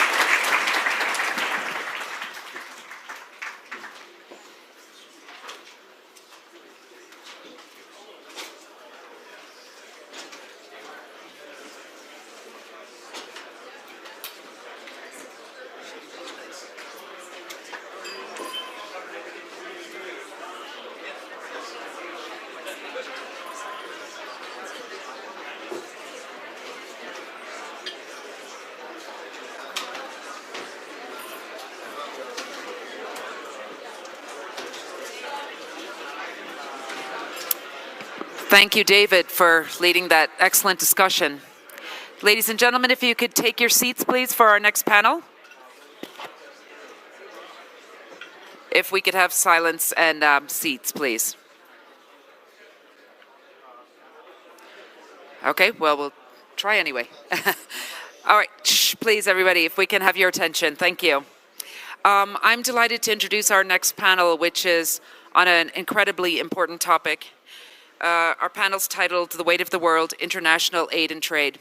Led by Daphna Linzer from U.S. News and World Report. We have a terrific lineup to talk about issues that have come up in the last year with regards to USAID and others. We have Wally Adeyemo down the end, former Deputy Secretary of the Treasury and also former President of the Obama Foundation and Deputy National Security Advisor in the Obama administration. We have Comfort Arrow, who's the President and CEO of International Crisis Group, joining us from London. Thank you for traveling, Comfort.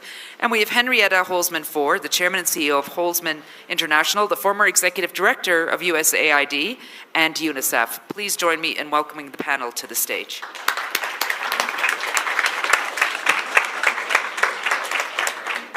Thank you, Niamh. Hello, everyone. I'm Daphna Linzer, as Niamh said. I'm Executive Vice President and Editorial Director of U.S. News and World Report. I'm glad to be back here. I think it's my 8th year at the forum. Especially fortunate this time to be here with this terrific panel, critical moment, I think we can all agree, for international aid and trade. ASF this year is about testing assumptions, and this is certainly what's happening in international trade and development right now. All of you know this. I'm hoping we can focus on the opportunities that can come from a moment such as this one. Thoughts for everyone here today, and especially my panelists, think about this all the time. What is the U.S. role in multilateralism right now in working with allies on the ground in conflict areas and in tackling the challenges ahead for reconstruction in post-conflict areas? So let's dive right in. I want to start with you, Henrietta. I can't imagine anyone in a better position than you. Ran USAID, first woman administrator to do so, I should note, under President H.W. Bush, and then led UNICEF under President George W. Bush.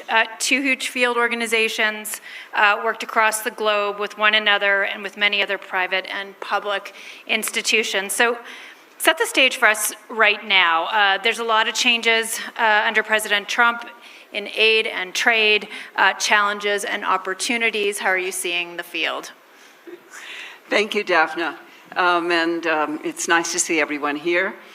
So we've had, I think, several panelists mention an earthquake, but a typhoon has come through our ecosystem. But Daphna, your comment about looking forward, I think, is very important. So what do we do now?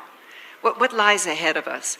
I'm with the group that is saying that artificial intelligence has changed everything. It is a brave new world, and it is changing everything in our humanitarian and development space in a way that we just are barely seeing. It's going to change it for the next several decades. So we need to think forward. We need to think through what will that mean to us. And so, at least at the moment, I'm thinking that there are maybe 5 areas that we could make some progress on, and we just need to reorient our thinking so that we're being innovative and we are taking advantage of the moment. So one is that I think it's a good time for us to be thinking big. And we've thought about this before, like connecting every school to the internet using lower satellites and Wi-Fi on the top of schools. Half the world still is not connected to the internet. But if you think big and you get the entire world connected to the internet, that is a good business opportunity, it's good economically, it's diplomatically, defense, it means that people can speak to each other and that we can learn from each other. So that would be something big. It might also be that one did something big on water. Potable water is an issue around the world. So think big. The second one is, I think we need to think faster. So artificial intelligence is moving us into a faster world, but I'm part of a group in Geneva that is just thinking about quantum computing.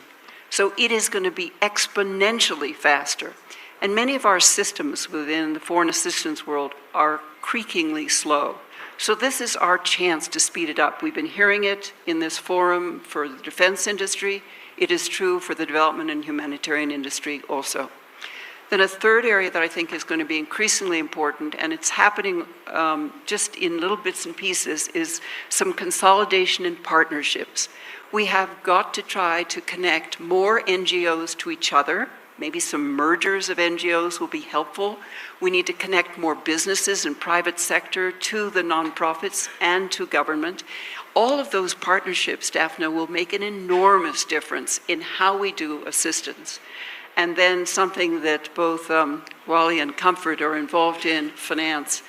We must get public and private finance working. Many of us have dreamed about this for decades, but this is the moment to do it. When I was first in USAID, it was the fall of the Berlin Wall.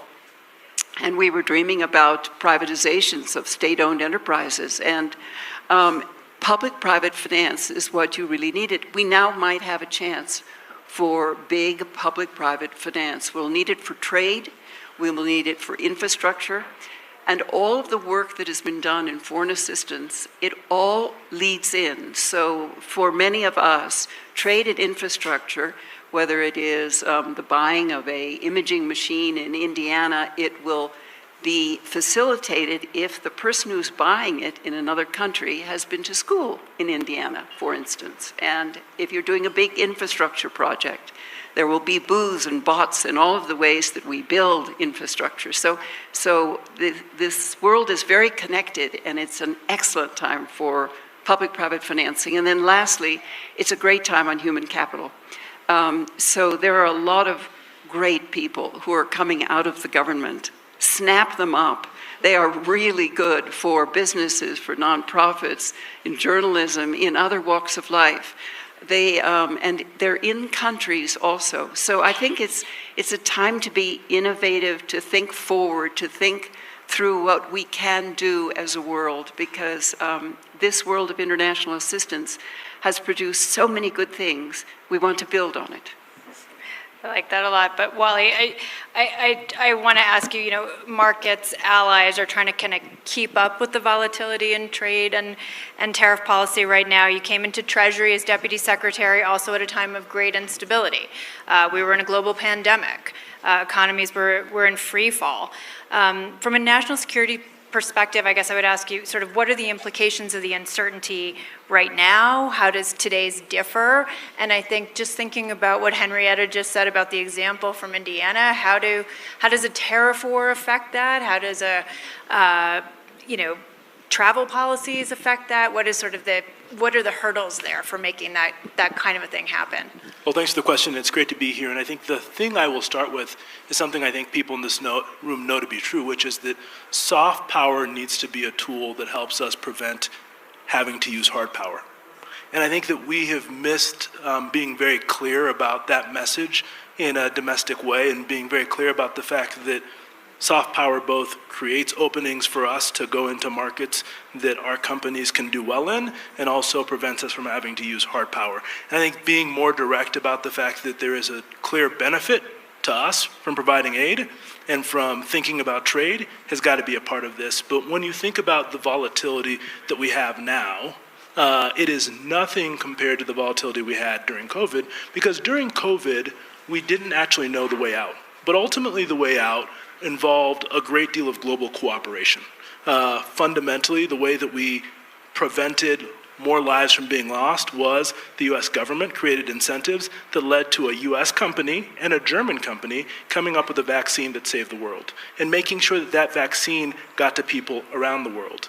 The opposite is happening today. Instead of the US being an exporter of innovation and cooperation, we are doing the opposite in lots of ways with our tariff policy. Fundamentally, we all agree that there is a challenge with the way that China has conducted its economic policy. It's something that our allies and partners agree with us on. The hope would have been, and the hope still is, that the administration would find a way to work with our allies and partners to confront the Chinese in order to put us in a better position going forward. The thing that markets crave, and that small businesses crave, and large businesses crave, is some certainty and predictability. And we have the opposite of that right now. Ultimately, the thing that gives me a modicum of hope is if you go back to when Nixon pulled us out of the gold standard, his approach was very similar to what we were seeing today in terms of saying that we were doing this out of American interests, we're going to do this alone, but ultimately a new Secretary of the Treasury is appointed, George Shultz, helps create the G7, and it creates an era of global cooperation on economic issues that leads to us getting to a better place. Our hope has to be that the lesson we'll learn from this period, where frankly the thing that I fear most is that our allies and partners, instead of working with us, are working together to find a way to mitigate the risk of us, which is not in the U.S. interest over time. You know, you mentioned China. I was gonna get us there, but since you got us there already, I guess I would ask Comfort. You know, ICG's everywhere. You're dealing with conflicts globally. Just one observation on the ground is, and this was always a concern, is does China kind of swoop in and take advantage of some empty space there where USAID used to play? Thank you. They're very interesting questions to start off with. But also, it's nice to be at my first ASPIN forum as well. No, I think is the answer. And I should also say that I think we should do a little bit of demystification as well, because even China recognizes that for all the political capital that it may have invested in certain regions and countries, the returns haven't necessarily been great. So I think that's number one thing. Number two point to make is that despite what we've seen with USAID, another assumption that was made was that China would easily step in to fill in the vacuum. Number one, does it want to have that responsibility? I don't think so. Is it ready to play that role? I don't think so.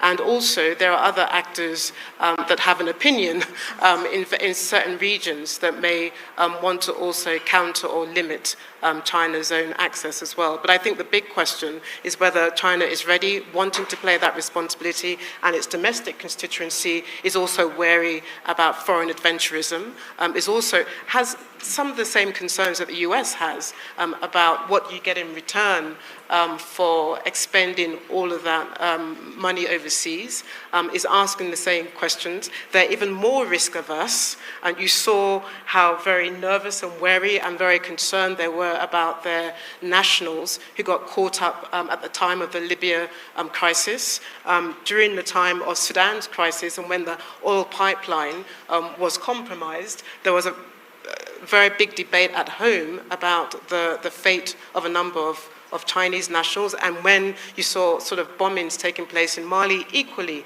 there was concerns about Chinese nationals as well. So they have those concerns that Western capitals have. Their logic, their thinking is not very different in terms of their people overseas and in terms of the responsibility that they can play in these various places. But having said that, I want to pick up your point on the Belt One Way process. Of course, we have seen China step in certain places. Africa is one of the most sort of obvious and most prominent places. There's nothing altruistic about China's interventions into the continent. It does bid at the bottom dollar.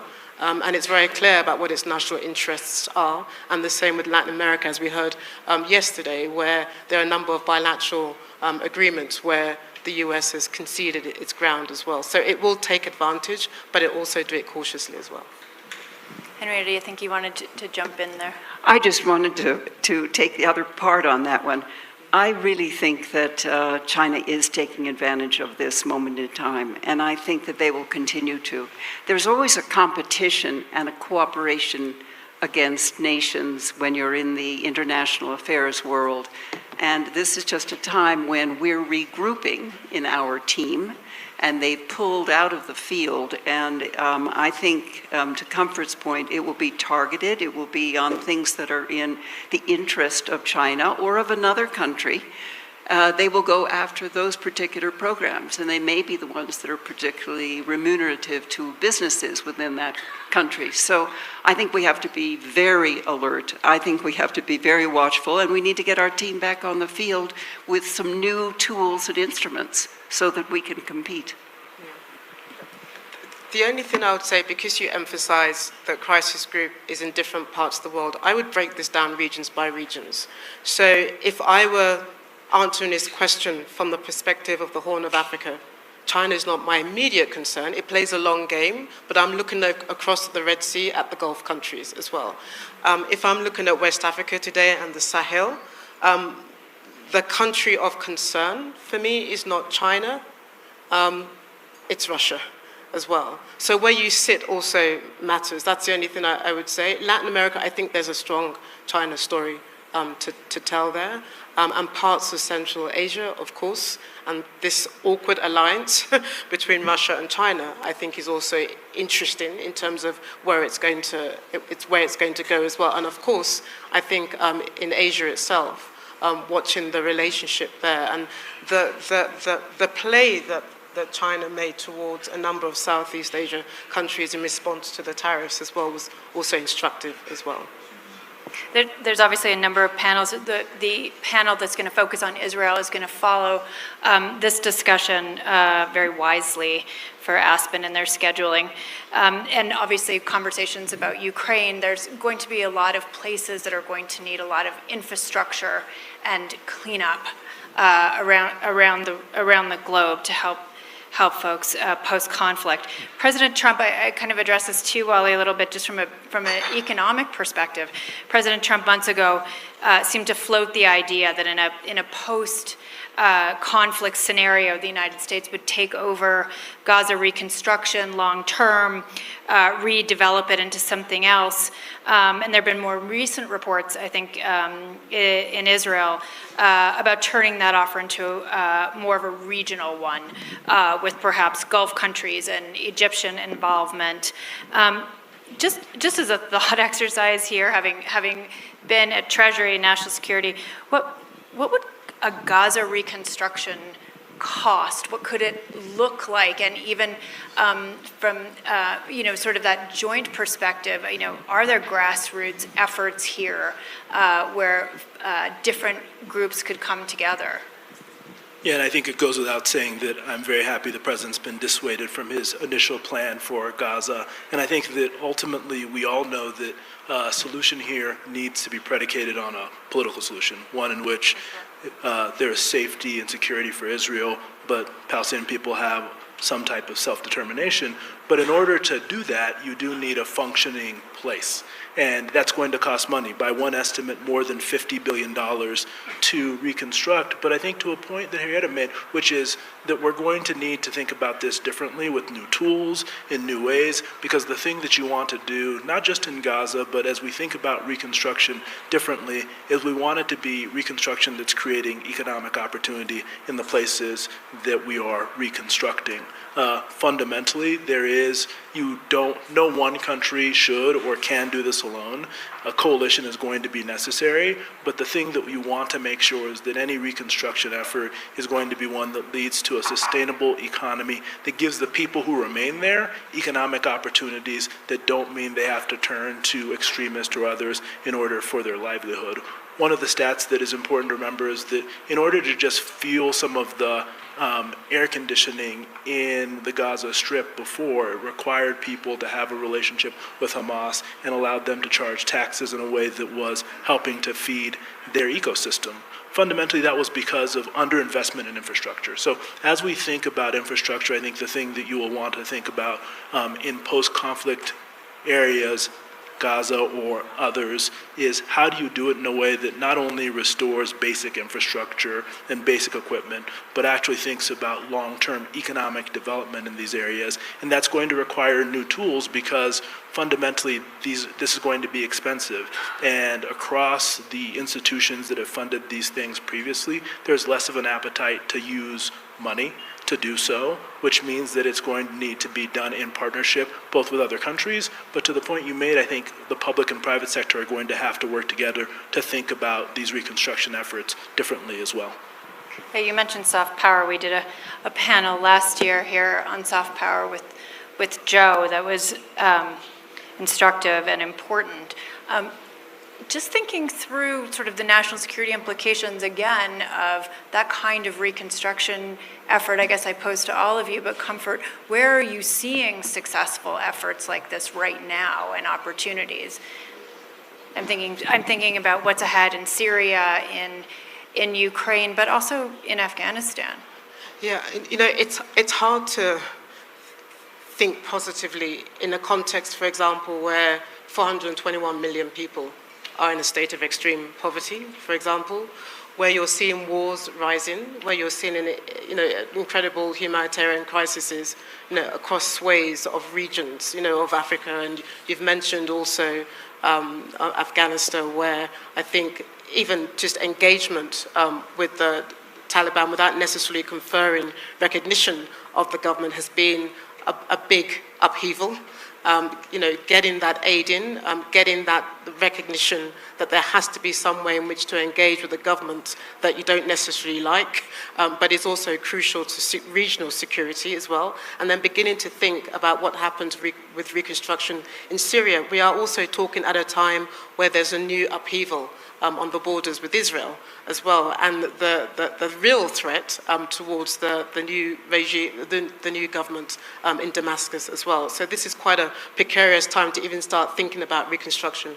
But let's step back, because it's about 6 or 7 weeks ago that President Trump went to the Gulf region and came in with a slightly different, way of wanting to do peacemaking or deal making, and put in a stronger on the table sort of economic investment, speaking the language of the Gulf, and then making that, to the surprise of many, although there had been a significant amount of work that had gone into from the Saudi Arabia side to get him to lift the sanctions on Syria. That's a big win if it was to be implemented.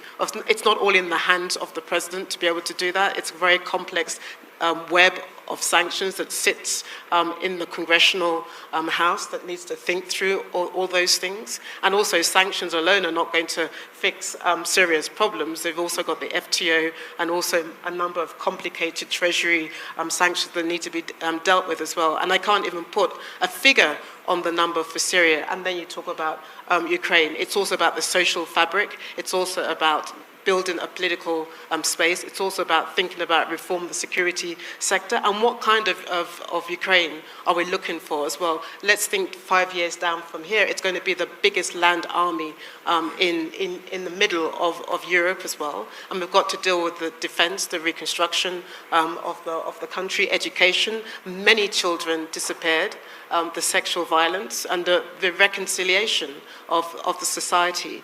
Those that have been lost and those are within as well. So it's hard to conceive of that. But we also have an interesting formula that has been put on the table, which is the critical minerals deal that is popping up in a number of places. So Ukraine is one.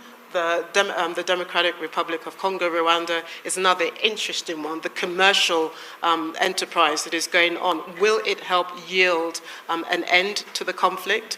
You can't bypass, as you rightly said, the political primacy of politics in all of these issues. You can strike several commercial deals. You can come up with ways in which to help incentivize. But if you don't deal with the politics, which is the heart of the matter, then all of these processes are on quite feeble ground. So that's the other sort of contention that we have to keep an eye on. But I think to the point, we often try and do one without the other. So we try and deal with the politics without thinking about the economics. But if people can't eat and they don't have access to opportunity, the politics matter very little. So I do think you look at Syria. Part of the calculus here has to be that if we keep our sanction regime in place, the Russians and the Chinese are going to do deals with the Syrians irregardless. And they're going to be deeper relationships there. So for us, we have to be very thoughtful about what we're doing and what our interest is in those regions, and then carry that out in a way where we're thinking through the fact that the truth is the politics and the economics have to be wed together. I think it's important to give credit where credit is due. There's something interesting unfolding right now in the Great Lakes. You have a commercial deal which is being accompanied by a political process. So you saw the signing of the peace agreement in Washington. That conversation now is being taken to Addis Ababa, the capital of the Africa Union, where there's now a conversation about how you make sure you focus on the inter-Congolese process, where you focus on the dialogue between the two presidents, and when you begin to deal with both the political issues, the economic issues. The key question is whether you can marry all these things simultaneously as well. But I think we should acknowledge what is happening in the Great Lakes. It's quite different, it's quite innovative, but there are a number of questions that rightfully should be asked. But I wouldn't condemn it outrightly. I think there is an opportunity to be had going down the line. Yeah, I appreciate that in the really speaks to that testing of assumptions, because there are different ways to pay for reconstruction and aid now across the world, and this is one of them. And I do think that oftentimes what we had done previously is say, we will give you aid in exchange for you making governance reforms. And many of these countries would say, we want your aid, but we don't want your governance reforms. But what we're seeing with the Great Lakes example is that oftentimes, if it's for broader economic relationships where they see greater economic opportunity, you can often get them to have deeper conversations about what reforms need to happen. That's what we're seeing there. This model may not work everywhere, but us thinking more about how bringing in the economics sooner may actually lead to governments and countries being able to think about making long-held reforms is something I think we need to do differently, rather than thinking that we're going to get there with traditional aid or MCC compacts. How do we bring more to the table in a way that forces these conversations? It's something that's being tested now in the Great Lakes. We'll see if that works, but it is a different model. And I think there are two other things that we also need to keep in mind. One is that all of this takes time. When you're building peace after there's been a conflict, it isn't just like flipping an electric switch. You need to take time to build a peace. And you need to take time to win the hearts and minds of the people that they want peace. So how we articulate it, how the politicians articulate it to their people in their country is going to be extremely important. How we articulate it to people in this country, extremely important. So journalists, we really need you to be able to build the peace. Comfort, what are you seeing sort of other models like this? And where to Henrietta's point, are there grassroots efforts or different ways for organizations, including yours, to be in partnership in areas where maybe USAID was more prevalent once? Yeah, I mean, look, this is an interesting time, and I don't think the story starts with USAID. I mean, I think, international aid was already dwindling. You already saw a number of European countries themselves pulling back on their international aid. I think last year the declining number was about 7.2%, and this year it's going to be 17%. I think, look, when I stand back, one of the things that we've always called for in Crisis Group, that we said that if you want to guarantee a sustainable process, the answer cannot always come from the outside. Peace must come from below. Peace must be driven from within the country, that nobody can love your country more than you, and nobody can deliver the peace dividend more than you. Although external actors, in the manner in which they intervene, if it tilts the balance of power in such a way that makes it very hard for the civilian government to begin to put forward a peace plan, like we saw in Sudan, which undermined the 2019 revolution, then obviously you get the situation that you're seeing in Sudan. But at the same time, local ownership is fundamental. But let's also not romanticize local ownership, because not everything that's local is also good or credible. Not everything that comes from within is also going to get you to some mountaintop as well.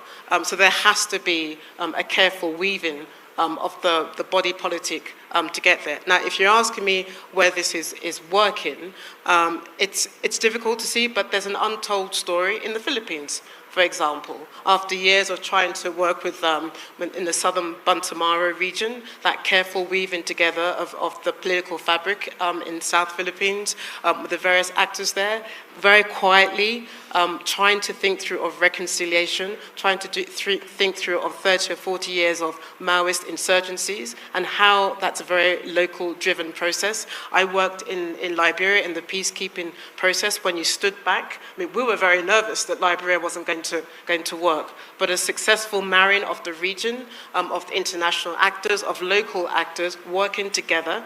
It wasn't tidy, it wasn't perfect, and there wasn't a magic formula, as you said, but it was a very patient capital that was preceding that process as well. And quite frankly, after 30 or 40 years of instability in the Great Lakes region, we needed to do something very different to try to think outside the box. So again, I don't know what the outcome is going to be, but it is offering a slightly different prescription from everything that we've been watching as well.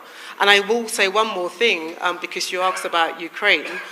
What has been interesting in this transatlantic tussle is the conversation now after a wake-up call about a coalition of the willing and reassurance forces. Now, you can say whatever you want about whether this coalition of the willing is going to yield anything significant in terms of the reality of Europe's own defence sort of industrial base. And you can also question the military capabilities, but it's also forced an important conversation that needed to be had among European countries, and then thinking outside the box, looking beyond Europe to other allies like Turkey as well. So where it's going to go, I don't know, but it's been an important conversation to wake up Europe in this changing world as well.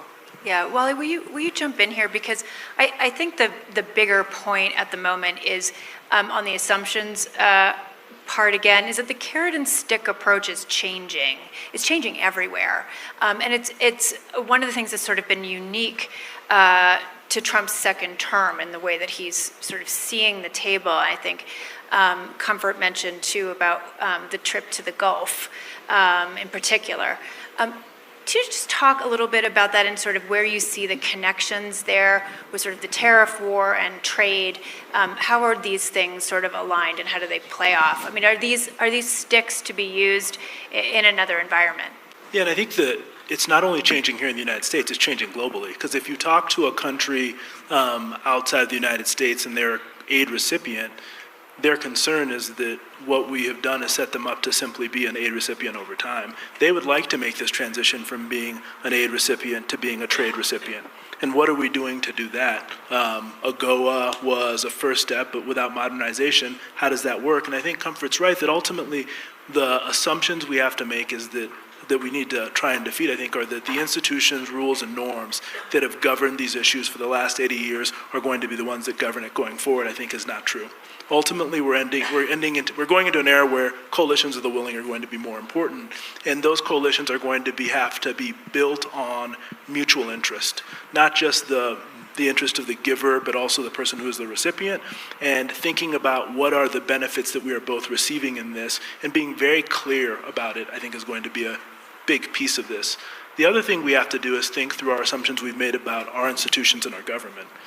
The idea that what we are assuming is that at some point there will be a new administration, they'll simply go back to business as usual, I think is completely wrong. I don't know that we're going back. And I think the point you made about new tools is critical.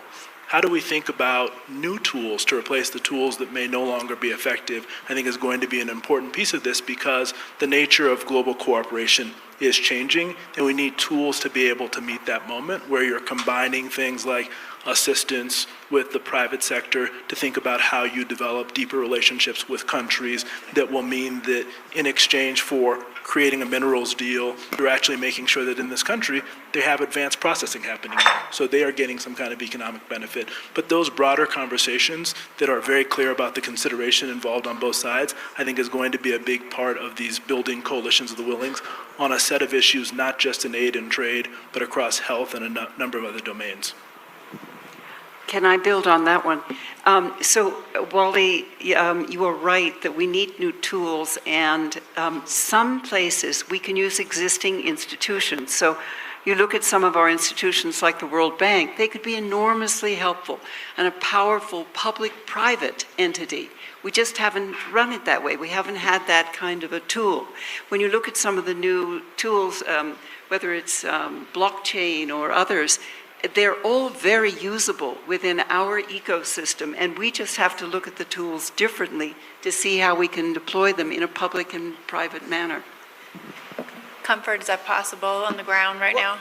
I Places mean, that- no, I don't know that. I mean, we have to watch and wait to see some of these processes. The one reality check I think we also have to recognize is that we are now entering an era where, although we may try to do things differently, we're doing less with less as well. I mean, when you look at the UN, for example, the liquidation crisis that it's going through right now, again, regardless of the return of the Trump administration, there was already a liquidation crisis. There was already an inefficiency crisis. There was already question marks about the legitimacy and about the way in which the UN was doing its business, calling into question some of the assumptions that it's built. And some accountability issues that I Accountability, think are sort of at the forefront of a lot of this right now. Yeah, you know, the questions about whether there was a trust deficit with the UN, especially, you mentioned Syria, very complicated relationship there. But a number of people were asking about also the duplicated nature of the UN. How many agencies do you need to deal with women, to deal with population, to deal with climate, to deal with development issues? So this is a time also, as you're thinking about institutions, norms, and people, that you ask yourself, you know, as we are going forward, what of these institutions do you retain? What of these norms, we were talking about this earlier, what of these norms do we think are likely to accompany us, or do we need to think about new norms? And what is the kind of alliances that are going to be built? Because these institutions are not necessarily the first port of call any longer. I mean, a number of countries do not run to the UN because they see it as dysfunctional in the same way. And the question is, what does that next phase look like? And I think the jury is still out because we are still living in that world on transitions, which is what you're implying. Well, that seems fair. We're going through a huge transformation in government in this country. And the expectation perhaps is that institutions that we partner with on aid, that it's time for them to sort of do a little bit of introspection as well. Yeah, and I think that you're right that ultimately maybe the answer is some right-sizing and thinking about what the focus of these institutions should be, because ultimately, even before the Trump administration, we had been resource constraining these institutions, not just here in the United States, but across Europe as well. Less and less has been put into this. And I think fundamentally some of the questions I have looking back now is that we talk about soft power being critical to power in general, but we don't budget for it that way. Our foreign assistance budget is very separated from our defense budget, which is the only part of the discretionary budget that I will mention is growing in the United States. When we talked about NATO's 5%, it did include infrastructure, but it didn't include aid to the countries that may be countries that we don't want to have to use our weapons in. So I do think that part of this has to be, when you think about the institutions that do exist today, they are going to have to think through their missions differently. We spent a lot of time thinking about what we could do with the MDBs. I think reform is hard. We have to admit to that. Reform is hard to these institutions because of the ways that we built them, but we're going to have to focus on it because we have fewer resources. And frankly, for more countries, including the United States, more of what we do is likely going to be done through coalitions of the willing going forward, which will mean those institutions are even more starved going forward. And is it coalition of the willing, or is it also like-minded in terms of structure and purpose and sort of message and mission to international donors? It is. I mean, you're absolutely right on that. It is. It's a time for efficiency, but it is that like-minded and the operational capacity for countries. So it's a very interesting time to redesign and rethink and look forward. Comfort. The one that there will be, I mean, everything is interest-based. Again, this didn't start today. It's part of statecraft, it's part of international relations. There will always be ad hoc coalitions for different sort of reasons. You know, we saw one on climate and energy, for example. We saw one, by the way, in relation to Haiti as well. You know, Kenya put together, decided that it was going to head an international police force, calling other countries to support it from Latin America and other parts of the world. So that was a coalition of the willing to support a country that is far away from it. That was unusual, that was unique, that was quite creative as well. Although we are at an inflection point when it comes to Haiti, where there's recognition that actually we need to go back to the traditional structure of UN blue helmets to go into that country to help deal with just the fact that you can't use this kind of architecture to deal with gangsterism in the country and to deal with the nature of the violence that's happening in the country. So in a sense, you've had to go back to basics to deal with the Haiti crisis as well. But I think we have to be honest with ourselves that it wasn't working before the 20th of January. And it's not as a result of everything as a result of the 20th of January. The ODA, for example, the Overseas Development Assistance, was already broken, was already in a state of crisis as well. And as I said at the beginning, Europe itself was already on a retreat from a number of these processes. And the recipient doesn't want to be treated as a charitable country. They want to have a conversation where they're treated as partners. They recognize that there is unevenness in the relationship, but they also want to think creatively about how we build an industrial base in our country. They don't want to be talking in the context of aid any longer. They want to also have a conversation. The one thing I would ask Wole to think about is how can we get investors also to help with one part of the deal, which is about the regional processing. That's going to be important to help get this joint mining deal up and running in the Great Lakes, because investors themselves are wary for all sorts of reasons, for extractive reasons, for the corruption reasons, for the security reasons of helping give life, for example, to this joint mining deal in the Great Lakes. So how do you attract investors now to think about the potential that they could be contributing to help make life or meaning to what's been signed in the Great Lakes as well? Wally, how do we do that? Yeah, and I think this comes down to de-risking, and that includes money. And I think it costs far less money to de-risk a deal than to do a deal. So this is a place where the World Bank and other institutions should step in. And to the point you made, the World Bank has a huge balance sheet, but so much of it is given to governments rather than de-risking the private sector coming in to do more. But it also comes down to, with those countries, making a very clear deal that ultimately our companies are not going to come in and do business here unless you make the governance reforms that are going to give them comfort. So that has got to be part of this conversation. And it also means that working in coalition, and I think the thing that we have to walk away from this is not that global cooperation is done, but rather it's going to change. And the nature of it needs to be that if you're thinking, for example, about the Great Lakes, ultimately the thing we're trying to do is to make sure that China doesn't own all the minerals there and then have the ability to process them. We should be fine if that processing ends up being done in another third country. We should be fine if the company that ends up owning the mining deal is from Switzerland, and a U.S. firm is doing a piece of it. But ultimately, to get to that stage, we're going to need to work together to provide both de-risking capital and also helping to move these countries along in terms of thinking about their governance reform. But it is going to require that a global corporation in a different way to do this. It can't only go through the traditional institutions that we've already built. Can I just add to that? I so agree. What happens is that when you're doing these projects, the governments talk to the governments. So the real key here is, and we have some bankers here that I've been running into, they can figure out all kinds of things. If you get the private entities involved, they're very, very creative. And if you pair them with the public sector, I mean, this could be a time of real growth and accomplishment. We have a couple minutes left. I should open it up for questions. Ed. Hi, I'm Ed Luce from the Financial Times. Just, Henrietta, a quick question to you. How quickly, presumably the next administration, would it take to rebuild USAID? How much damage do you assess having been done so far?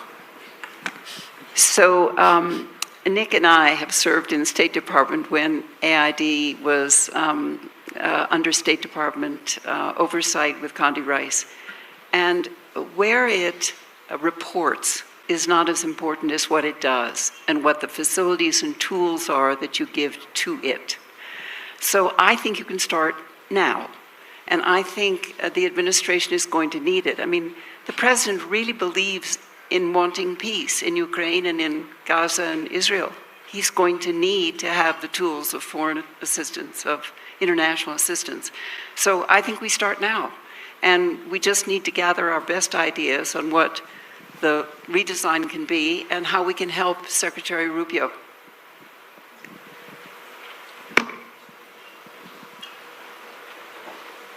Thanks. I'm with the Rising Leaders Program. With the changing nature of U.S. international aid, to what extent do you think U.S.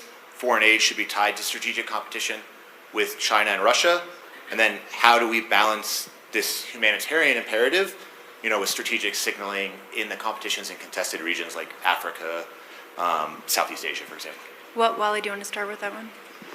Yeah, and I think the challenge we have is that oftentimes we want to talk about aid through a lens of strategic competition, and I would say that we should talk through it in terms of our domestic interest. Because most Americans, if you go to a small town, they don't think about strategic competition. They think about my economic well-being, my safety. And I think that, yes, we should think about the ways we talk about aid through those lenses and make part of that the fact that if we don't do this and make sure that those markets are open to the United States over time, China's going to deny us the ability to sell things to some of the fastest growing markets in the world. Having them own the shipping lanes, for example, is going to make it harder for our commercial fleets to travel through these places. But making it more about the domestic self-interest of the American people, to me, is probably the thing that we do the least, because we likely want to talk about it about the global competition between us and Russia and China in ways that are less relevant to the day-to-day lives. So I think that's important,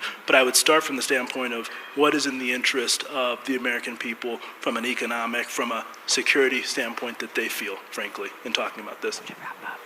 I have to wrap up. There's so many good hands went up. I'm so sorry. Hopefully you guys will stick around and we can talk over the next couple of days. The next panel is waiting, and please help me thank everyone on stage.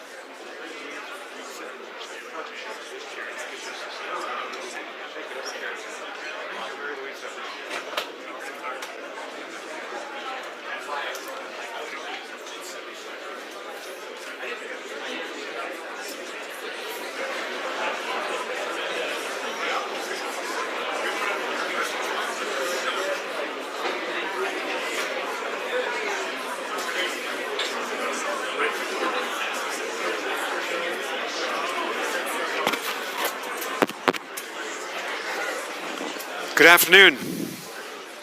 We're going to roll right into the next panel, so if you could please take your seats, and we'll get started in a microsecond. Thank you very much.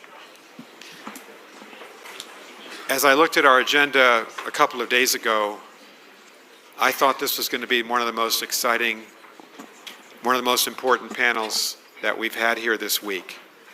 It's entitled Israel at a Crossroads. And one way we could think of it, Israel, the state of Israel, is that the state of Israel is in its strongest position since May 14th, 1948, the date of its birth, relative to the other powers in the Middle East than it's ever been. That is very good news for the state of Israel. I would say personally, that's very good news for the United States as well.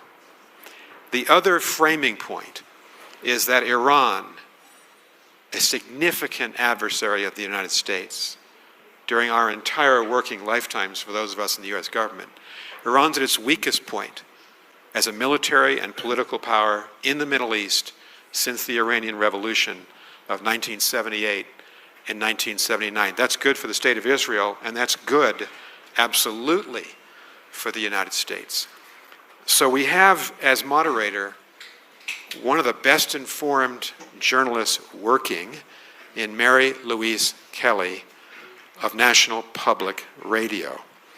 And we have an extraordinary cast of people, 2 Israelis and 2 Americans. My friend, Amos Yadlin, and I've been working with Amos for a long time, is president and founder of Mind Israel. He's former Israeli military intelligence chief, and as some of you may know, was the lead pilot in attacking the Osirak reactor and eliminating it on June 6th, 1981. He's a legendary figure in the state of Israel.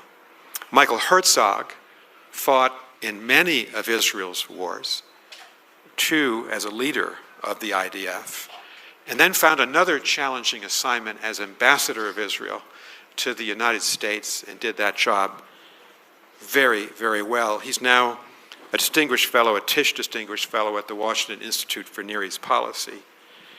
Those are the 2 Israelis in the panel. The 2 Americans, Brett McGurk. Brett has been a significant senior American troubleshooter, diplomat, peace negotiator in the Middle East from the George W. Bush administration forward, and was one of the key people in the Biden administration, reacting to and shaping the extraordinary events of the last couple of years: Syria, Lebanon, Gaza, Iran, Israel.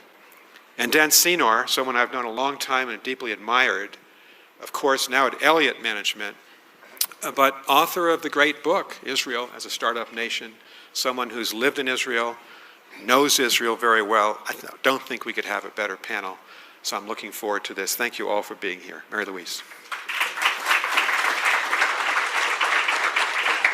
Good afternoon, everybody. Nick, thank you. In my business, the title of a panel, Israel at the Crossroads, is what we would call an evergreen. When is Israel ever not at a crossroads? General Ambassador Brett, Dan, welcome. That panel title is calling to mind words credited to Orson Welles, the actor, director, who said, "If you want a happy ending, that depends where you stop the story." Flip it around. Think about where you start the story. In the Middle East, we could pick any of 1,000 moments over many thousands of years. But for our purposes today, we are going to pick 648 days ago, October 7th, 2023. And we're going to look at what has changed for Israel and its neighbors and what maybe hasn't. Brett McGurk, I'm going to give you first word. You were serving in the White House. You were President Biden's top advisor on the Middle East. You found out about the attacks of October 7th because you got a call from somebody else on this stage today. Tell the story.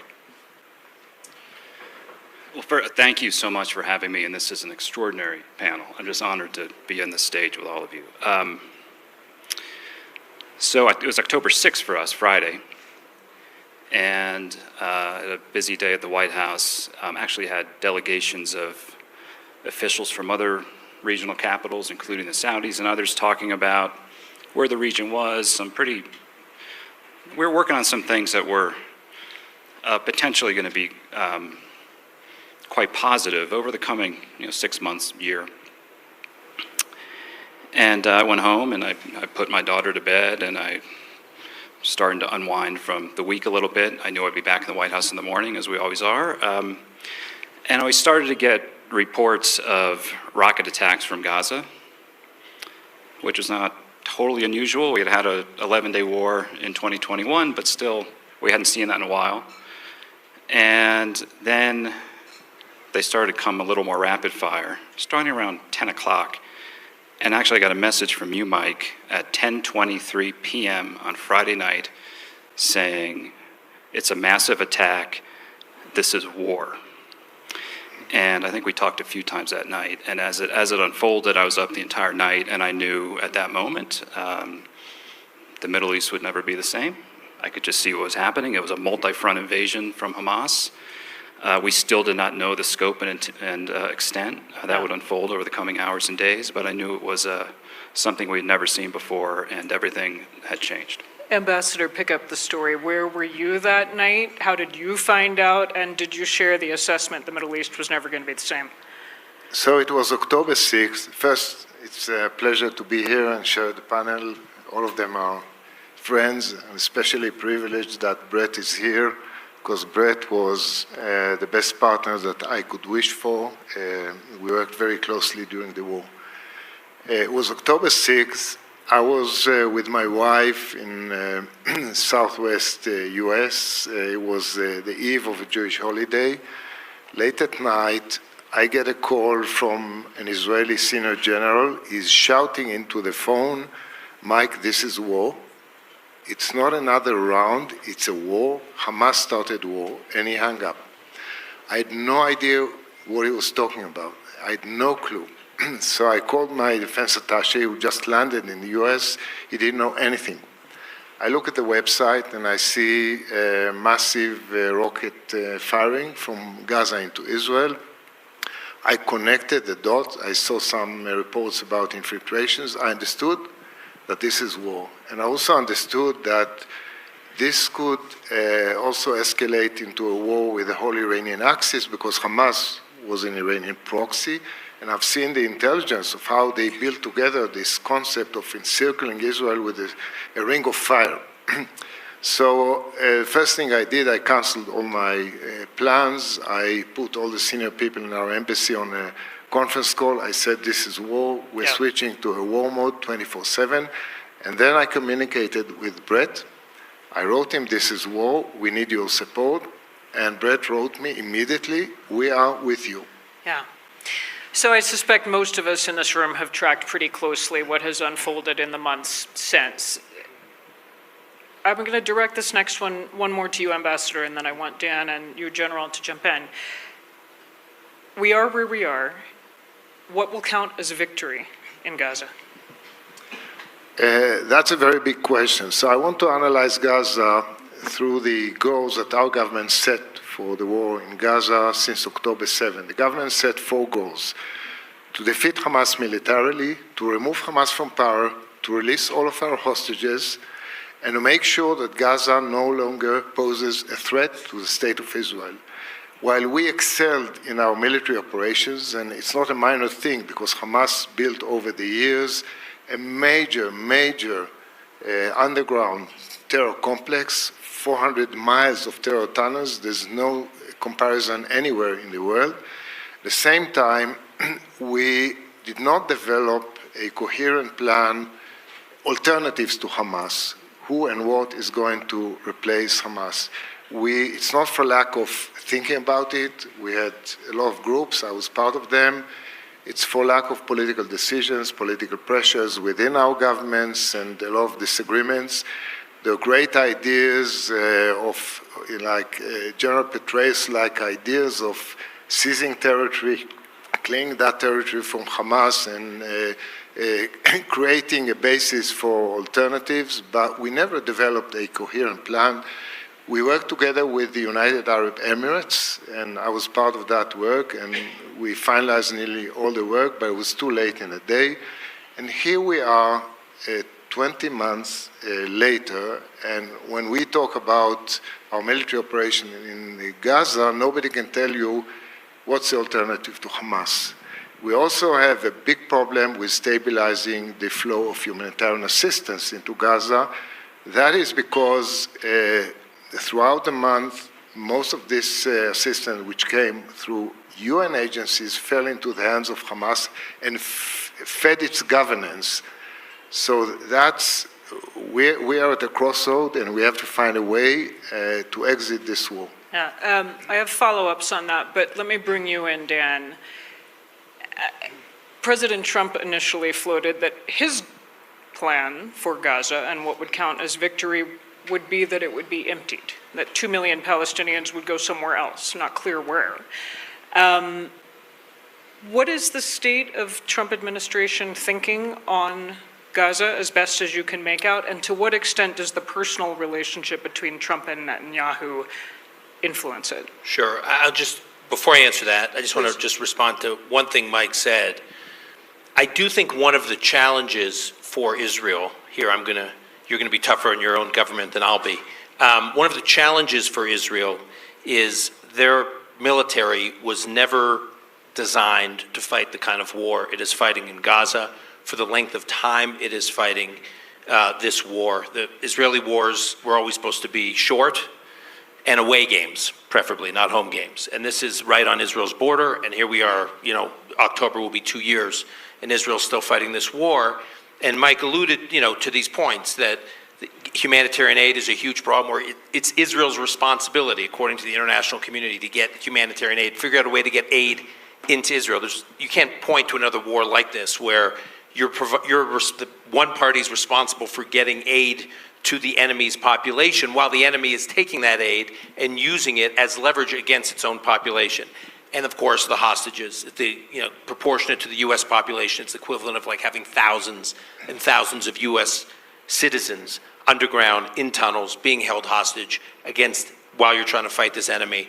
So for a variety of, in the Ring of Fire you mentioned, for a variety of reasons, this was not a terribly easy war to fight, and the Palestinian population has generally been terrified of Hamas. It's not so easy to develop an alternative within the Palestinian population in Gaza if the population is terrified to stick its neck out and say, I'll be the alternative to Hamas. Keep in mind, the architect of October 7th, Yahya Sinwar, he was in an Israeli prison for, almost 20 years, not for killing Israelis, but for slaughtering Palestinians, for imposing retribution against Palestinians that quote-unquote collaborated with the Israelis. So I do think putting it on Israel to find an alternative to Hamas is not terribly easy. I will just point out that Israel is continuing to fight there for this amount of time by choice. There was a ceasefire. Well, there was an interim ceasefire. I think the idea that there could be a permanent ceasefire would only work if Israel would agree for Hamas to stay in Gaza. And that, back to Mike's point, in terms of the objectives of the war, there's no world in which Israel can agree to Hamas staying in power in Gaza, when the war is over. That means the war is not over. Go to the U.S. Yeah, I do not believe the relocation of the population out of Gaza is going to happen, at least not at scale. There's actually been a little bit of it happening, but it's not the solution. I think at this point, and I think June 13th to June 22nd was a turning point, was an inflection point. Ultimately the joint Israel-U.S. war against Iran, because you cannot look at the war in Gaza in isolation, right? It would be like looking at World War II and saying, hey, what did you think of the U.S.-Italian War of 1943? Like, no one talks about these individual battlefronts in World War II. You talk about World War II. Israel has been fighting this ring of fire, the 7-front war, of which Gaza is one front. And the head of the octopus was Iran.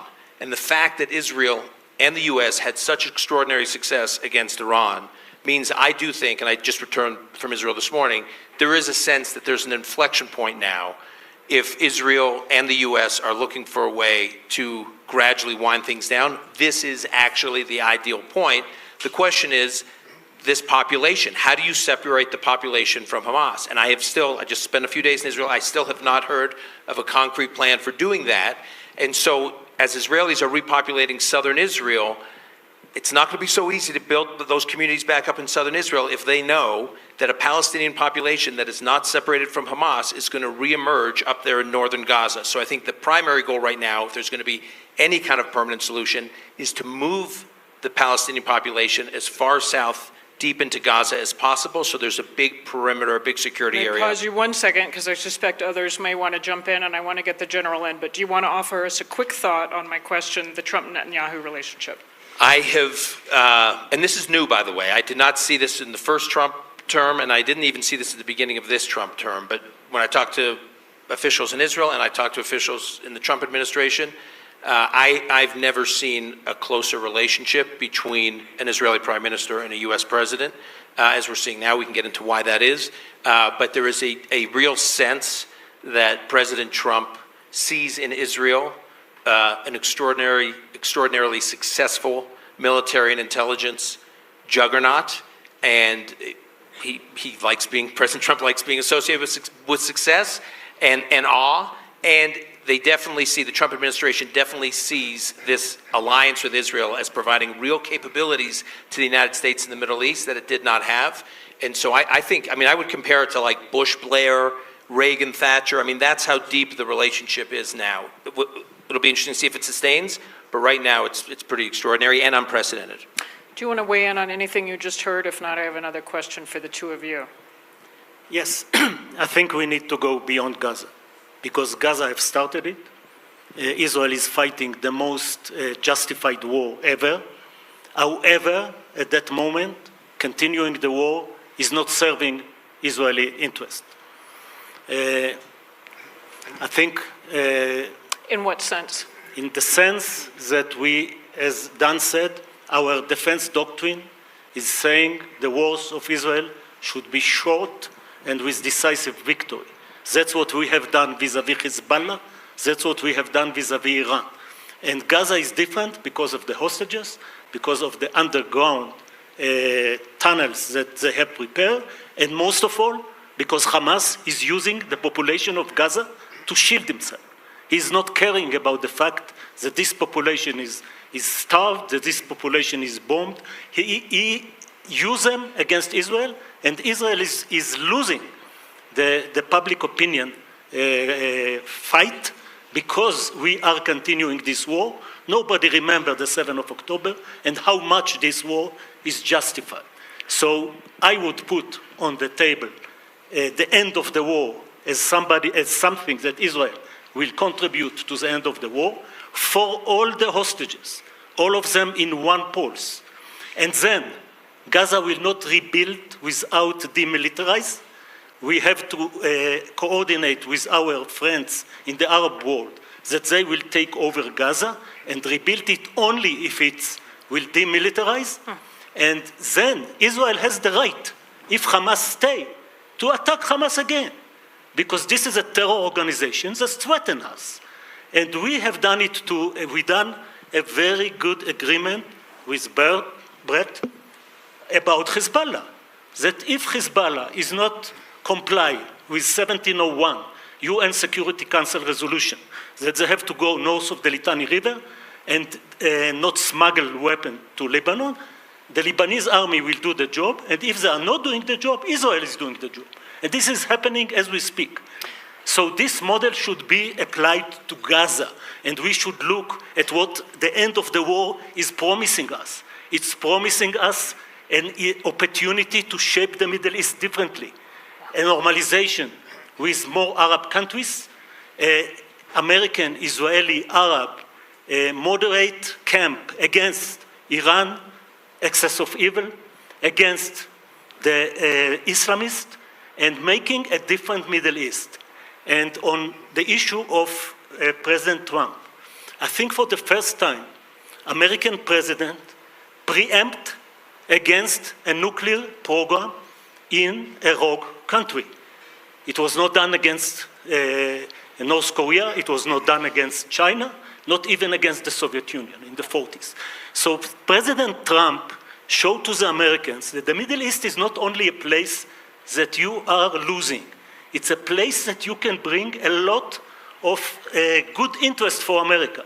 His voyage to the Gulf, the $3 trillion investment, and the fact that Iran is now weakened, and Iran, excess of evil is not exist, because Hezbollah, the most formidable proxy was destroyed, Assad regime was collapsed, and Iran is much weaker. Okay, so we're going to move to Iran and the wider region, please.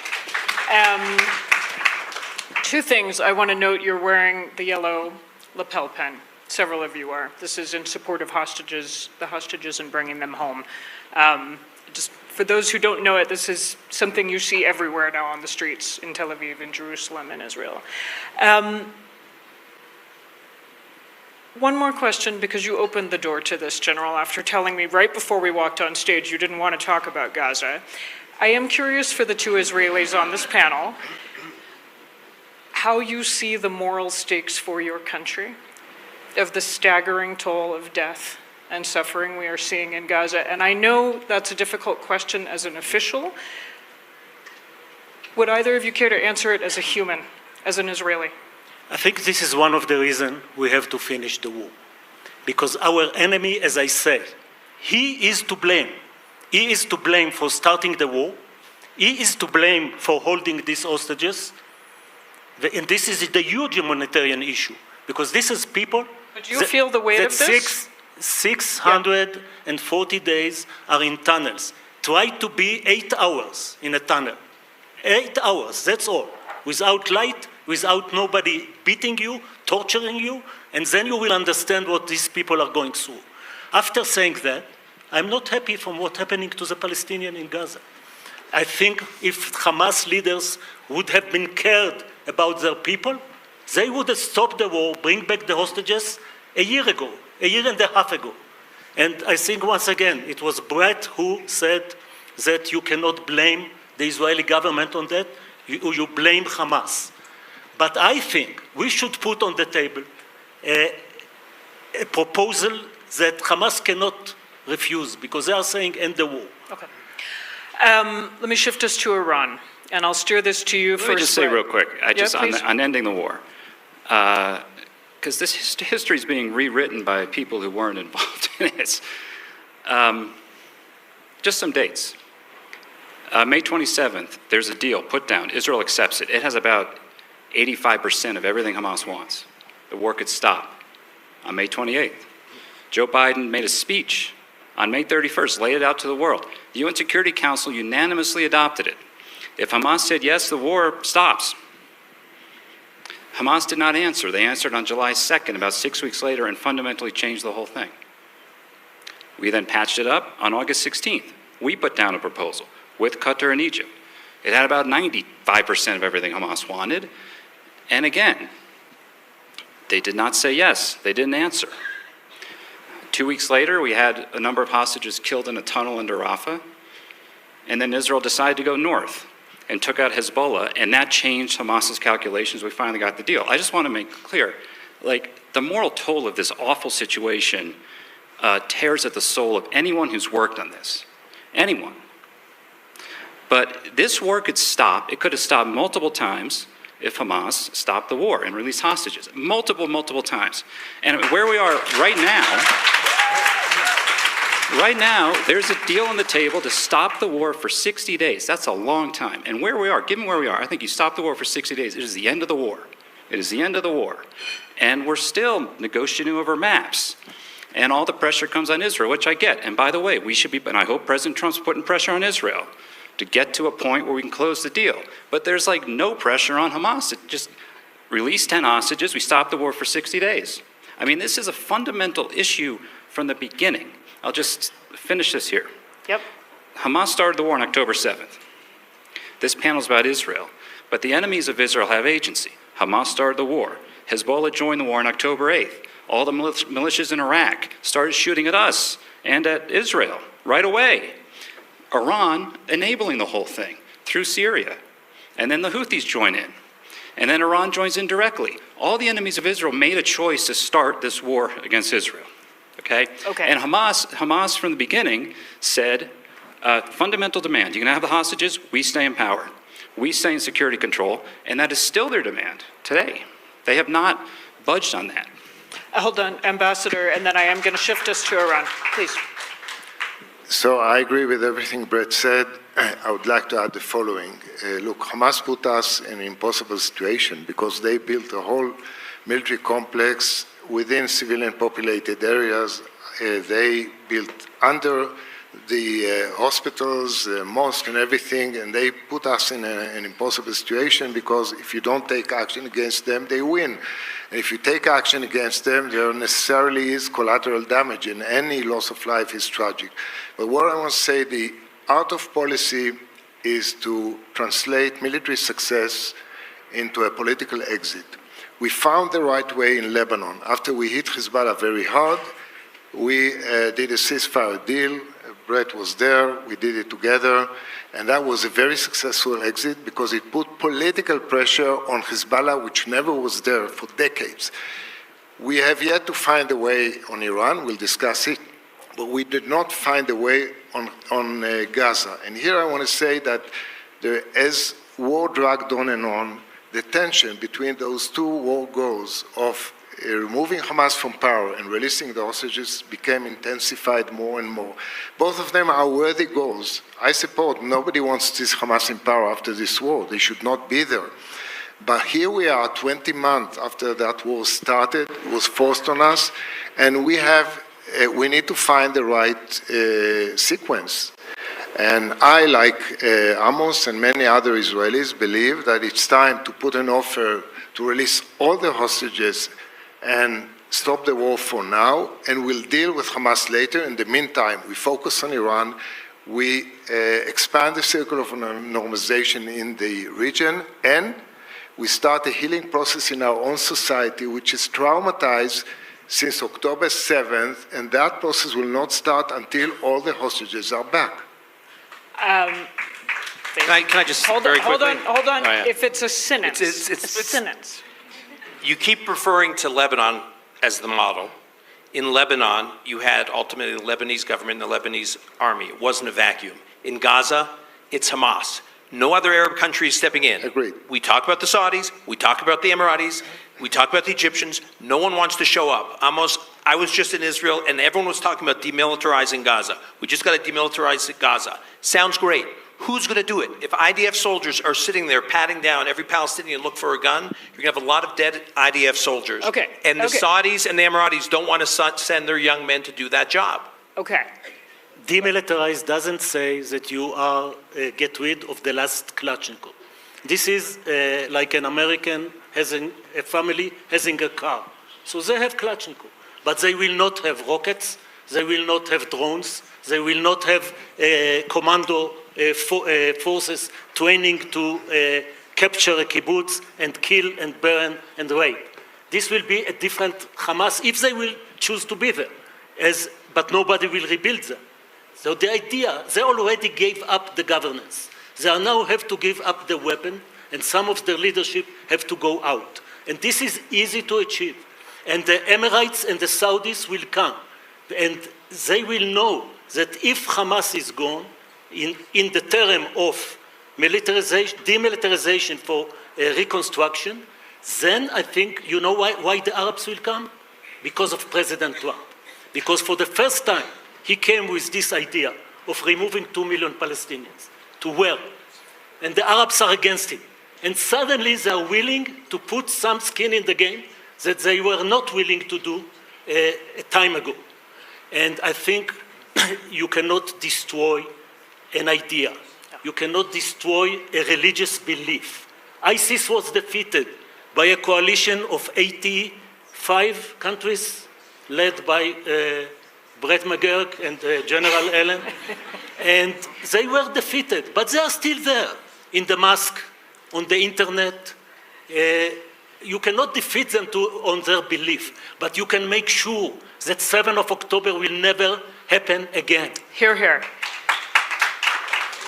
Let's do Iran, and I want you each to take a quick bite at this. Did we all overestimate Iran? And if so, if the military was not as formidable as many intelligence services, militaries seem to believe, what might that tell us about the political leadership? Dan, you first, and we'll come I down. don't think Israel and the U.S. overestimated the threat from Iran.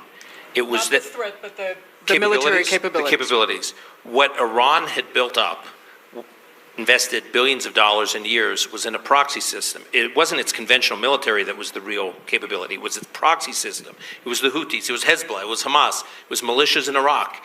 And after October 7th, as Israel over time systematically started eliminating the proxy system, culminating, of course, in taking down Hezbollah, if you think about the three inputs Israel needed to go into Iran, it was the threat of Hezbollah there breathing down its throat removed. It needed to be able to get basically through Syria in the air into Iran. Assad regime falls in December after 53 years. And then, of course, you had to, so it was the Assad regime gone, it was Hezbollah gone, and then it was Israel's extraordinary intelligence. Now, it had the extraordinary intelligence before, but those two other factors, Assad falling and Hezbollah falling, and then the whole proxy system being broken down, that was the capability that Iran had, and Israel systematically took it out. Without taking out the proxy system, I don't think Israel could have done it. Yeah, General. I don't think we overestimate Iran. I think we underestimate Israel and its capabilities. And it's not only the intelligence. It's much more the Air Force and the combination between the two. The capability to achieve air superiority in a place like Tehran. It's not Gaza, it's not Beirut. It's 1,500 to 2,000 kilometers. Air superiority. Russia and Ukraine are fighting 2.5 years, and none of them achieve air superiority. Here, in 2.5 days, air superiority was established. And then the beginning of the war, with intelligence to decapitate the leadership of the Iranian military, the IRGC, 15 most important commanders and generals. And in the same time, a couple of scientists who were in the groups that started to work on weaponization, which was the last step, because they already have enough fissile material, enriched uranium, for 10 bombs in 60%. To move them to military grade, 90%, it's 2 weeks. And weaponization was the next. To do this decapitation of a whole group, you need amazingly good intelligence and the capability to launch the missile or the bomb to intercept them in the right place. Some of them were on moving from their houses to their command posts. Yeah. And the Israeli intelligence and the Israeli Air Force were able to move the bomb and the missile to the right place. So I'm hearing from two of you, very little surprise at how the attacks by Israel and then the United States played out, and the feebleness, I think, is not too strong a word, of Iran's response. Brett? Let me give a couple anecdotes to kind of make your point. So, October 8th, fog of war. Is this a coordinated attack? Hezbollah is joining the attack. Hezbollah is kind of maneuvering. Are they going to attack? Iran, like what is going on? And if it was the coordinated attack, Israel faced an existential threat. I mean, one of the first calls from President Biden to Prime Minister Netanyahu is either on the 7th or the 8th. But Netanyahu said, Joe, we're in the Middle East, and in the Middle East, if you're weak, you're roadkill. And like everybody's sharpening their knives. And that's what was happening. So the power of Israel, of Iran at that moment, I do not think we were underestimated, nor do I think we did underestimate it. Now let me fast forward just a few days, because on October 11th, the Israelis believe they saw indications of Hezbollah preparing a ground invasion of Israel. And we were trying to figure out what was going on, and Israel was thinking about a preemptive attack. And we discussed it throughout 5 very intense hours of that day. And one of the arguments against a preemptive attack at that time was that Hezbollah still had full strength, 150,000, 200,000 missiles and rockets, everything else. Is this the best time to start a new front? I think there's some debate about this. I think it was the right call not to start that front at that time. But finally, on October 1st, I'm in the Situation Room with 200 ballistic missiles fired from Iran at Israel. Did Israel attack Iran? No. Israel took out Hezbollah on its borders and some IRGC people that were in Syria planning attacks against Israel. and Iran launched 200 ballistic missiles against Israeli cities. That was like the worst case scenario, and a missile takes about 12 minutes to fly. You have only about 3 minutes to take them down. But there's about 9 minutes of silence as you're just watching these missiles streak across the screen. And I thought to myself, everything I know about Iran, everything I've dealt with Iran, this country that would do this can, first of all, never have a nuclear weapon. And we were bracing for hundreds, if not thousands, of casualties. Now, fortunately, we defeated that attack. And then Israel very effectively took out Iran's air defense systems, which set the conditions for what happened. So no, I do not think we underestimated Iran. I think the force of arms of Israel in the Middle East, responding to attacks against them, with very close coordination from the United States, and with work done across administrations over many, many years, led to where we are now. Ambassador, I'll give you last word on the Iran question, and then we're going to open it up to a couple from y'all. I'm curious, given your diplomatic background, we're hearing the description of Israel, starting with Nick Burns introducing us. Israel has defeated or seriously degraded its enemies, from Hamas to Hezbollah to the Houthis to Iran itself. The Houthis not yet. Department of multiple things can both be true. That is true. Israel also finds itself more isolated. Something approaching a pariah on the international stage because of what has happened in Gaza. How do you reconcile those? So first, I agree with my co-panelists that we do not overestimate Iran. You have to remember that Israel prepared this war for decades, for many, many years, especially the last few months, for decades. And first, we dismantled the Iranian Axis. We took away their shields, Hezbollah, Syria, air defense, and so on, and some of the air defense capabilities in Iran itself in October, in the strike in October. But in the strike itself in June, we first achieved surprise, and we hit the main center of gravity in their nuclear program, missile program, air defense system, and the senior defense official dome. And that took them totally off balance. They were planning a massive retaliation against Israel. They were thinking that we're going to may attack them, and they were planning, but they couldn't execute it, just couldn't carry it out. Now, you're right about your question about Israel's international standing and so on. It's something that I had to deal with extensively as ambassador here. And people don't realize, we Israelis often talk about us fighting on 7 fronts. That's a military campaign, Hamas, Hezbollah, and the rest of the Iranian Axis. But there is another front, which is an international front, a campaign to delegitimize the state of Israel, to cast us as an immoral entity.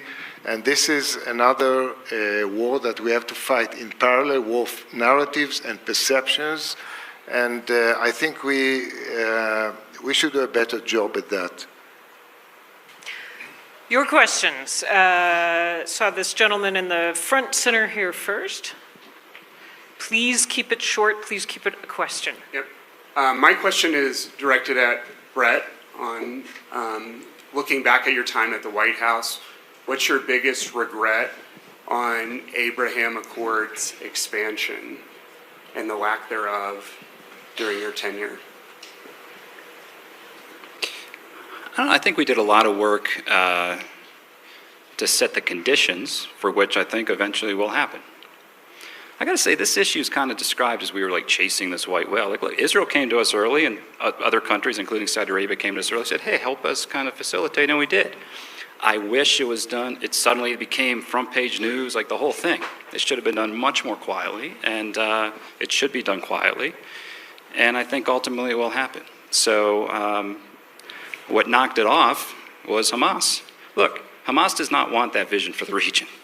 And Iran does not want that vision for the region. And I think the fact that you now have a much stronger Israel and a strong Israel-U.S. relationship is important to this. I think those deals eventually will happen. Not in the immediate term, but looking over the coming months and years, I think we'll eventually get there. But Gaza has to get into a ceasefire and that war has to end. Yes, ma'am. Thank you very much for the information. back to the conference, it says we have to rethink organizations and the way we've done things here in the States and how we rebuild nations, et cetera. The panel is Crossroads for Israel.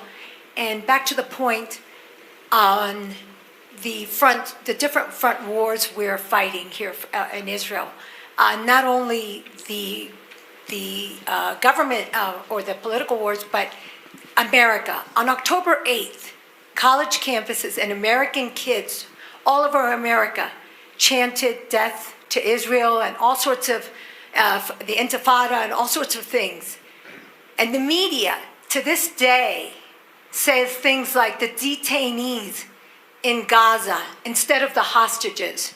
So my question is to the panel, whoever wants to answer it, what are we to tell our college students, our university heads, the people in Qatar that are funding these programs and funding these things, and the media in America that continues to demonize Israel, inadvertently or advertently, but they do it, and that's a big war. That's the biggest war I think we have to fight right now.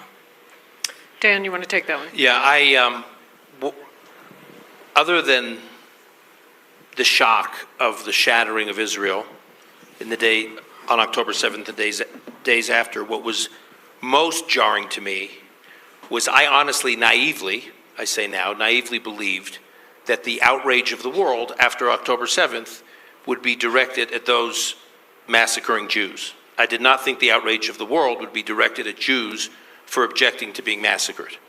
But that's exactly what happened, including on college campuses. And to be clear, when questions about the moral stakes and should Israel be concerned about the moral stakes, the heated rhetoric and accusations, apartheid, genocide, all of that, war crimes that we're hearing today, we were hearing being thrown at Israel, hurled at Israel on October 8th, at Harvard, in Times Square, at this Melbourne Orchestra, Symphony or Opera House in Australia. There were chants outside the Opera House, gas the Jews. I mean, this October 7th, for reasons that are beyond the scope of this conversation, brought something to the surface that was not about the way Israel has operated in Gaza. It was like it was triggered by the attack, and Jews being under siege was the trigger moment for the kind of the trying to drive Jews underground. As it relates to colleges, there's a reckoning in higher education right now, in elite higher education happening on a range of fronts. And I would just say, rather than focusing on which foreign government is funding which college campus, I mean, it's not a waste of time, look at that. But we all, I'm sure many people in this room, are trustees of universities and donors to universities and parents of students who are going to universities. These elite universities, what we've been raised to believe are elite universities, are making our kids dumber. They are making our kids dumber. Now, they're not just indoctrinating them, they are making them dumber. And so if Jews are not comfortable at these universities, and they shouldn't be, they should go to other universities. There are plenty of rising star post-secondary institutions of higher education around the country, especially in the South. Some that have really been rising the last couple of years. And I think investing in institutions that are actually have a real sense about the difference between right and wrong, and actually believe in defending Western civilization and not attacking it every day and tenuring professors that attack Western civilization every day are worthy of the support of people in the room and this room and people you know. If I may, I would add Jews, and I'm sure you would agree, Jews should be welcome at all American universities, as should everyone. Last question, this gentleman right here in the blazer. Yes, sir. Thank you very much, Mayor Louise. Edward Joseph, Johns Hopkins SAIS. Question for General Yadlin, and maybe Ambassador Herzog would like to answer as well. You mentioned the Iranian uranium stockpile as a key reason why Israel needed to act. I believe you mentioned in your New York Times op-ed as well. Well, of course, that uranium stockpile now is missing, although perhaps Israeli intelligence knows more about that. So what can you say about continuing Iranian capacity in the nuclear realm? And I would give you the opportunity, and Ambassador Herzog, to address the argument that you hear that, with respect to the Iranian nuclear program, Israel and the region and the United States would still be better off under the Obama JCPOA. Anything you want to say about Syria, you're welcome to do so. Thank you. General, feel free to make news. Where is the missing uranium? Okay. I think the missing uranium is was not the target or the objective of the attack. When you develop a nuclear bomb, if you are not a nuclear engineer, you need the fissile material, you need all the bomb, the weaponization, the core that is transferred from 90% gas enriched uranium into a metal, and then the implosion, and then the fusing, and then integration into a missile. And all this very complex kind of system was attacked. Nobody thought that it can destroy the 60% enriched uranium, which was nothing if you cannot enrich it to 90% and weaponize it. So the question, and then I want to go into a more important issue. Whether we move them back a couple of months, as New York Times and CNN are saying, or 2 or 3 years, as the President and Fox are saying, it's not important. What is important is what next. What kind of agreement there will be achieved. It must be better than the JCPOA of 2015. That was not a bad agreement, but it was a good agreement for the first 7 years and catastrophic agreement to the last 7 years. So if we close the loopholes in the JCPOA, which is inspection everywhere, every time, no sunset, no release of the limitation, no sunset, and no weaponization as it was not covered well in the JCPOA, then the attack achieved its goal, to stop Iran from reaching the nuclear bomb. However, the ball is in the Iranian yard. They may decide not to come to negotiate. They may decide to try and re-establish their program. Then the ball is again in Jerusalem and DC. What are we doing if we see the Iranians going forward? It is not going to be easy for them. Because for the first time, the Iranians know that what they thought before was wrong, that America has the capability, but don't have the will, and Israel has the will, but not has the capability. Now they know that Israel has the capabilities, and America may have the will. So they have to be very careful.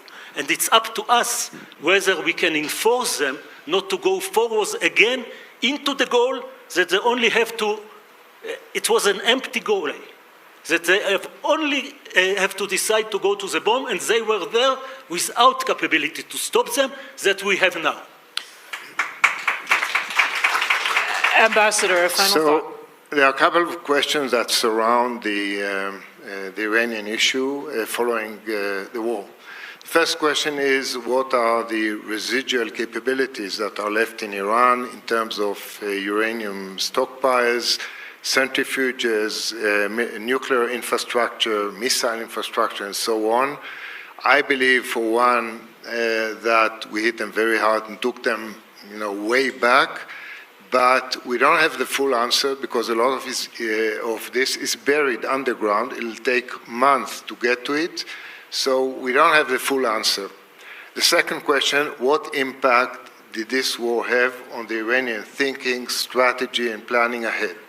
There are those who think that it will motivate Iran to race to a nuclear device so that they can announce it and then immunize themselves against attack, like North Korea. I, for one, think differently. I think they will go very slow and very careful because they are deterred, because they are exposed, because we can fly over Iran at will, and because they know that what Israel and the US did to them, we can do it again. So they have to be very careful, and that has to be factored into the picture when you talk about the time span. The third question is, how do we maintain the achievement of the war? And here, there are two courses of action. One is to get Iran back to the table and secure a deal, a different one than the JCPOA, no enrichment in Iran, and intrusive inspection. And there are people in Israel who are not in love with this option because Iran is left to give, and they will want sanctions relief, and with that money they can build off capabilities. But the alternative is to enforce our interests so that they cannot rebuild their capabilities. It's also complicated, 1,000 miles away, many dilemmas, what you hit, what you don't hit, they will fire back. Right. Challenges ahead. Fourth question that I want to raise, I don't want to discuss it. What impact will this have on the Iranian internal scene? Because the regime, I believe, lost the majority of the population. There is a deep divide, and I hope that this will deepen that divide. To be continued in the Iran panel that is still ahead of us in the forum. Thank you to you all. Thanks for a great conversation.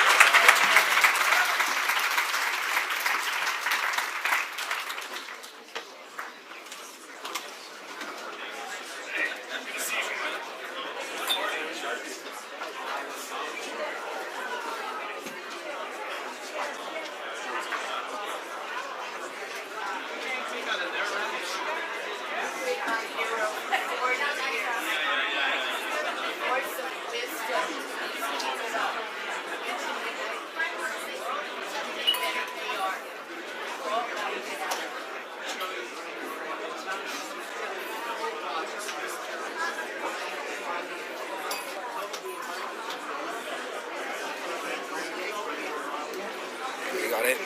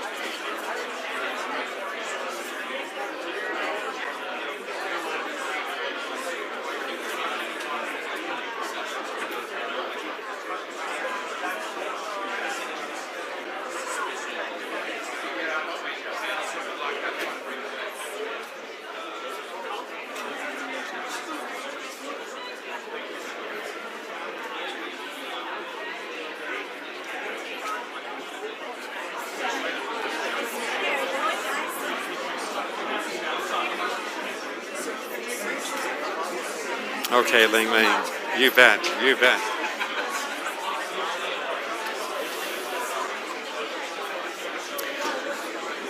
Okay, please take your seats. Thank you so much. Please take your seats. And if we can have silence in the room, that would be helpful. Please take your seats.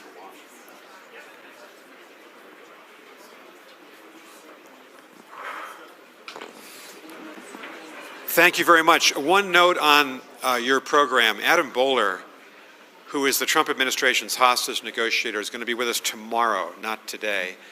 And we're not quite sure of the time, but we'll let you know on the website the time that he's going to speak to us about his important responsibilities. That was an extraordinary panel on Israel at a crossroads. Now we're going to go to China, or go back to China, I should say. Could we just have silence in the back of the room, please? Thank you so much. This panel is going to tackle a set of issues that is 1,000 kilometers wide and 10,000 kilometers deep. And that's the future of the China Challenge for the United States, for Europe, for Japan, for Australia, for many other countries. And yesterday we talked about the panoply of competition between the US and China, where we could cooperate, and I think the need to live in peace in the decades ahead. We have an extraordinary panel chaired by Lingling Wei of the Wall Street Journal, who does remarkable reporting. If you haven't seen her recent article, which I have now read twice, on how President Xi is planning to strengthen China vis-a-vis the United States, I thought it was a really effective article. With her will be a good friend of mine, to her left, Steve Biegun. Steve was Deputy Secretary of State in President Trump's first term. He was the North Korea negotiator. He's a veteran of the George W. Bush administration. He is a member of the Aspen Strategy Group. And Steve has very much kept current with U.S.-China relations. In fact, I think I saw Steve maybe 4 times in China during my ambassadorship, so I deeply value Steve. I also deeply value my friend of 25 years, Reinhard Bütikofer, who's a senior advisor at the European Policy Center, former member of the European Parliament, and we have met on this issue on at least 3 continents, and someone who has a lot to say from the European perspective. And last but definitely not least, Liz Economy, lifelong expert on China and the United States, co-director of the U.S.-China program at the Hoover Institution, Stanford University. And Liz was the senior advisor to Secretary Gina Raimondo. And Secretary Raimondo played a central role in our export controls, in our strategy towards China, and Liz was a key colleague of mine. And I want to thank her for everything she did. So we have a great panel. This is going to be an interesting discussion. Ling Ling, thank you for being here. Take it away. Thank you so much, Ambassador Burns. Hello, everyone. First of all, thank you to the Aspen Strategy Group for convening this vital discussion, China Challenge. And I am extremely honored to be here with Steve, Reinhard, and Liz. For many years, the West has debated the nature of China Challenge. And many say now that the debate is over. The challenge is here. It is urgent, and it is evolving. Beijing has demonstrated its willingness to use its economic leverage, from its dominance in critical minerals to its influence over global supply chains. It has become more aggressive and sophisticated in pushing its influence overseas. The Chinese military is reaching deeper into the Pacific. This all forces a fundamental question upon Washington and its European allies, a question that will be at the heart of our discussion today. What is the true nature, what is the true extent of the leverage the United States and its allies have over China? And most importantly, what is the right approach to use that leverage effectively to counter the China challenge? To help us answer all those questions, we have an outstanding panel with us today, and Ambassador Burns just gave us a really great introduction of all 3 panelists. So now let's dive in. I'll start with Steve. 6 months into the Trump administration, we have already seen quite a few twists and turns in terms of the posture toward China. We have seen the Trump administration going from applying maximum tariff pressure to trying to align with other nations to, quote, isolate China economically, to now trying to engage China in trade economic negotiations. So what do you think? Does the Trump administration have a coherent China strategy? Thank you, Ling Ling. And certainly a great question to ask, and one that I think confounds many foreign policy observers, and it also confounds many of our partners and friends around the world and some of our adversaries. But I think the mistake that's often made is that people understand that President Trump is not a conventional politician. He's an unconventional politician by any measure. And they also understand he has very unconventional views. He's unconstrained by precedent, by what's come before. In some cases, it can be alarming when he questions fundamentals like the NATO alliance. In other cases, where he tries a leader-to-leader approach to resolve the issues on the Korean Peninsula. But he's unconstrained, certainly, by what's come before. But the mistake that I think our partners and many observers make with President Trump is accepting that he was an unconventional leader and accepting he has unconventional views. They try to understand him in a conventional manner. And so what does that mean? It has two dimensions when it comes to something like developing a strategy for China. The first is that in a traditional administration, when the president makes a policy pronouncement, that's the policy, and that's a reasonable assumption. So, for example, when President Biden made the announcement, we're going to withdraw from Afghanistan, 2 weeks later, regardless of the consequences, we withdrew from Afghanistan. But President Trump in 2020 made a similar order. He instructed the government to immediately withdraw all U.S. forces from Afghanistan in December of 2020. The senior team, policymakers, outside voices, cabinet, all came together, a rolling set of meetings with the president, and ultimately the president recalled the executive order that he had signed that day and tore it up and withdrew the order for the immediate withdrawal of Afghanistan out of a reflection of what were considered to be the likely serious ramifications for that action. And the lesson here is in a conventional presidency, when the president makes a policy announcement, that's the policy, and that's when the debate stops. But in the Trump administration, when the president makes an announcement of the policy, that's when the debate begins. And that's really how it is in the Trump administration. And if you understand that as you watch him publicly pushing forward, pulling back, raising the temperature, retreating, sometimes dropping things altogether when they seem to have fallen flat. Like, when's the last time the president talked about annexing Gaza to build the new Riviera? It's not in his lexicon anymore. Ukraine policy is a great example of this. Pushes forward, retreats, puts more pressure on Ukraine, comes back to Russia, and that's where we are now. So that's the first thing. The second thing to understand about the Trump administration is the Trump administration doesn't make China policy. The Trump world makes China policy. And the Trump world is occupied by different voices. The most important voice, of course, is the President of the United States. And when he makes decisions in the Trump world, those decisions are his to make. But the Trump administration is a coalition. It's a coalition of MAGA. It's got traditional Republicans. It's got career officials working in it. And then outside the Trump administration, you have a business community. You have an expert community. You have both inside and the outside the administration. You have economic nationalists and isolationists. And this is a coalition that the president constantly has to manage. And a couple times in recent, just in the recent week, we've seen him really struggle to manage the divisions inside that coalition on some domestic policies. But when the president owns the policy, he sucks all the air out of the space. He owns it. And so from 2017 to 2020, President Trump owned the China policy, and the Trump administration was in the background. But in 2020, when the president made a decision based in part upon his concern about both the political and health repercussions from the COVID-19 pandemic, the electoral implications for that in his reelection in 2020, he really turned on China, and he withdrew from the China debate. He created a lot more space, and I'd say 90%, certainly the vast majority of the measures that were enacted to put coercion and pressure against China happened in that last year administration. So where we are today is the president is occupying the bulk of that space. And the strategy for the president is very different than the strategy for the Trump administration.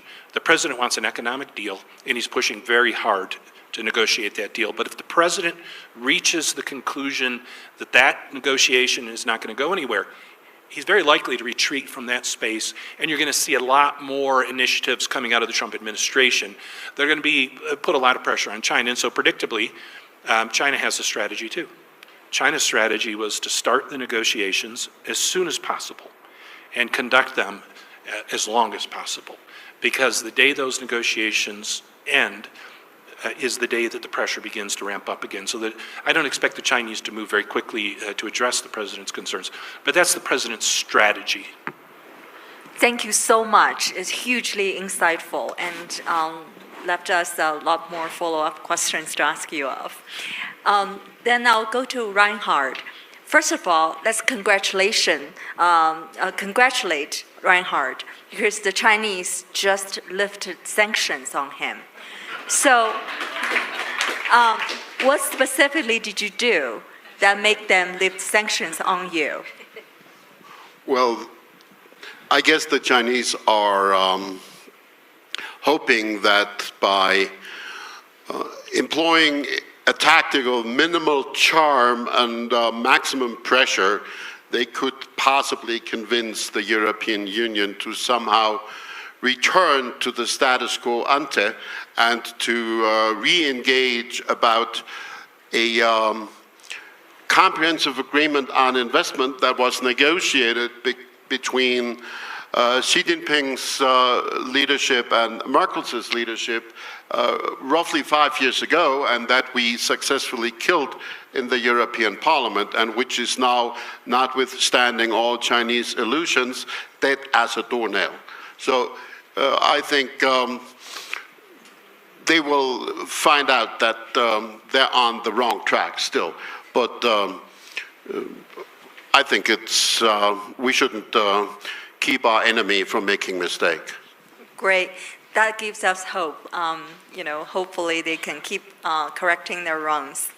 So the question for you, Reinhard, is that there seems to be a growing strategic divergence between some of the U.S. actions on China and EU's more measured approach, with past transatlantic initiatives like the TTC facing headwinds and China's industrial and data policies posing a direct challenge to Europe.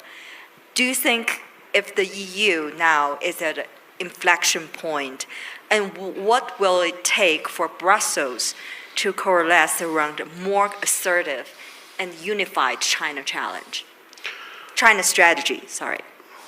Well, Ling Ling, I think no good student of European history would ever earnestly expect Europe to speak with one voice. But that's not really a relevant measure.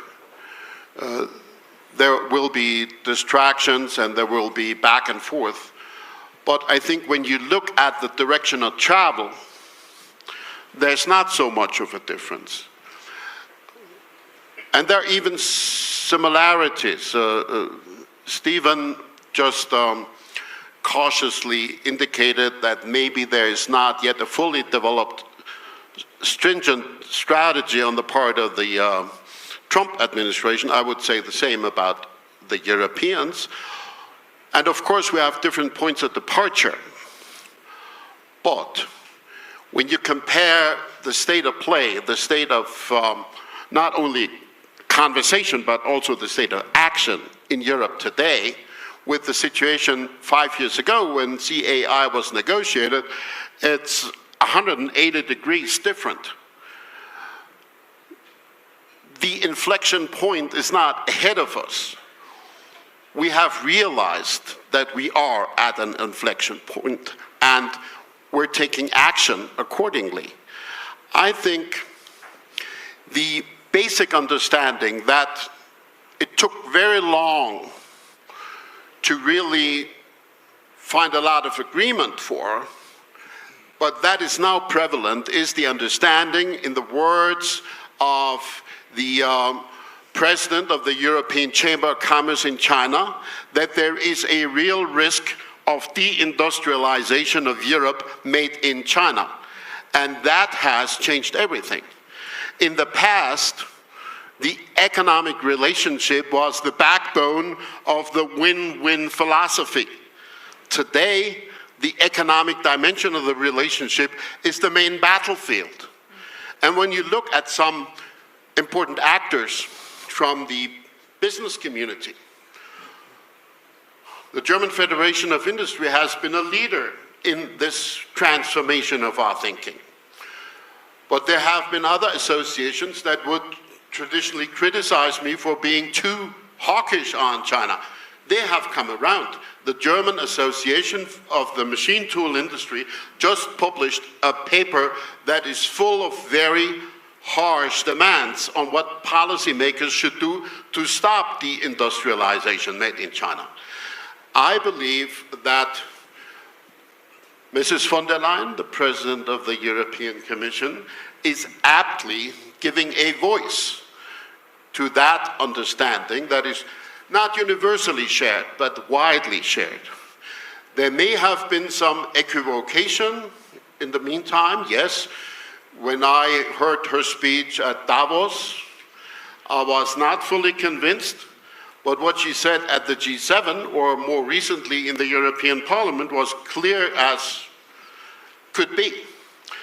And an important factor is also that Germany has found a more clear position. Under the leadership of Chancellor Merkel, the European term systemic rivalry was never uttered by the Chancellor. The following government, the so-called traffic light government, signed on to that European policy, saying, yes, we agree, China is a partner and a competitor and a systemic rival, that famous triptych. The new government has dropped the partner part of that triptych. They still talk about cooperation, but they don't define China as a partner anymore. I think that is very relevant, and it gives support to those voices and those actors in the European context that want to pursue a strategy of pushing back. And we do have leverage, and the European Commission has shown that it is willing to use some of the tools, the trade defense instruments that we created over the last 6 years. And of course, as I said before, there is not unanimity. The German automotive industry was dead set opposed to the EV tariffs. But all other industrial sectors in Germany were in favor of those tariffs. I think that's a big turnaround. And also the fact that there is a kind of bifurcation in the German business community, where some multinational corporations that have put too many eggs into that one Chinese basket in the past are still hoping to get off lightly. Whereas the major part of the German business community, which is the SME, the so-called German Mittelstand, they are more circumspect, they're more critical, they take a different attitude. So I think we're already in the process of changing that policy actively. Thank you. It's really interesting to know, and we will get later, hopefully, can get some of your take on the upcoming EU-China summit and what are you looking forward to. Liz, you have firsthand experience helping shape the U.S. policy toward China. A core premise of the U.S. policy in recent years has been that China harbors this long-term ambition to displace the U.S. as the leading global power. Do you think, it's a little related to the question to Steve, do you think President Trump shares that view? And what do you think are the most important differences between the Biden and Trump approaches to China? Thank you. Okay, thanks, Ling Ling. It's great to be here with you and with Steve and Reinhard. So I actually do think that President Trump shares the view of former President Biden that China seeks to replace the United States as the leading power on the global stage. He has said so several times, actually just in the past 6 months. But I also think he probably has a different conception of what U.S. leadership on the global stage means than President Biden did. And I think it's a narrower conception, a narrower construct. So I think, first of all, I think he's focused overwhelmingly on the economic relationship. I think, as Steve identified, on trade. I think there is a military component. I think he is concerned about that as well. And the U.S., his administration has said that the security in Indo-Pacific is second only as a national security priority to border security. So that has been put out there formally. But I don't think he has, as part of his platform, which was quite central to the Biden administration, a sense of the moral imperative of the United States, leading the, free world, democracy as a value. And I think you can look at what's happened in the State Department recently. They've taken off their website, for example, the value of defending free and fair elections, right? There are a number of issues now which our State Department around the issue of human rights is no longer engaged in on the global stage. So I think that whole pillar, which has been quite traditional for both Democrat and Republican presidents, over the past, 70 years, is, I think, not part of this administration's or not part of the president's vision for U.S. leadership. I think also, hearkening back to Ambassador Balakrishna's remarks about the magnanimous hegemon, I don't think there's much evidence of the United States in this administration as the magnanimous hegemon. I think the America First sort of framing is very much a I win, you lose, you win, I lose. So, and I think there's a much more transactional element to it. I think the president's made clear that he thinks the United States has borne not only too much of the burden in terms of global security, but also too much of the burden when it comes to global public health, not interested in leading on issues like climate change. So a pretty significant withdrawal from not only leadership, but just participation in many multilateral institutions. And I think that's a big difference as well between the Biden administration and the Trump administration in terms of what we would constitute as U.S. leadership on the global stage. I think briefly, I could spend a long time talking about the differences as I see them between the Biden administration strategy and Trump administration's strategy, or not really strategy, I think, as Steve suggested. Look, the Biden administration was pretty clear. Tony Blinken, Secretary of State Blinken, put out there in May of 2022, invest, align, compete, right? We're going to invest in, our own economy, develop, become competitive for the 21st century. That was CHIPS and Science, the Inflation Reduction Act, the Bipartisan Infrastructure Law. These were the necessary sort of components to enable the United States to be competitive for the 21st century with China. And I think it speaks to a line that has always stuck with me when Secretary, I just want to call him Tony, Secretary of State Blinken and Jake Sullivan met with Wang Yi and Yang Jiechi, where he said, we need to be able to negotiate from a position of strength. And I think really the first 3 years almost of the Biden administration were devoted to that objective, being able to negotiate from a position of strength. So that meant in the first instance developing, our own economic resilience. I think second, aligning with our allies and partners. So a huge push, not only with our Asian allies, where I think the first Trump administration did a pretty good job, but also with our European partners, and a whole range of new institutions, I won't go into all of them, designed to promote that kind of collaboration and cooperation. And then finally, the compete part, which sitting in the Department of Commerce, I would just say on the economic front, had everything to do with, both export controls, investment in and outbound investment restrictions, and developing supply chain resiliency. So again, the tools that would enable us to defend against unfair Chinese practices or malign practices, and also to project, right, with our supply chain resiliency, I would say. So I think those were the major parts of the Biden administration strategy. In the last year, there were some elements of cooperation as well. But I think, Nick, you would agree, they were fairly limited. We tried, but they were mostly directed toward establishing channels of communication. In terms of actual concrete successes that the administration achieved working with China, I think were pretty limited.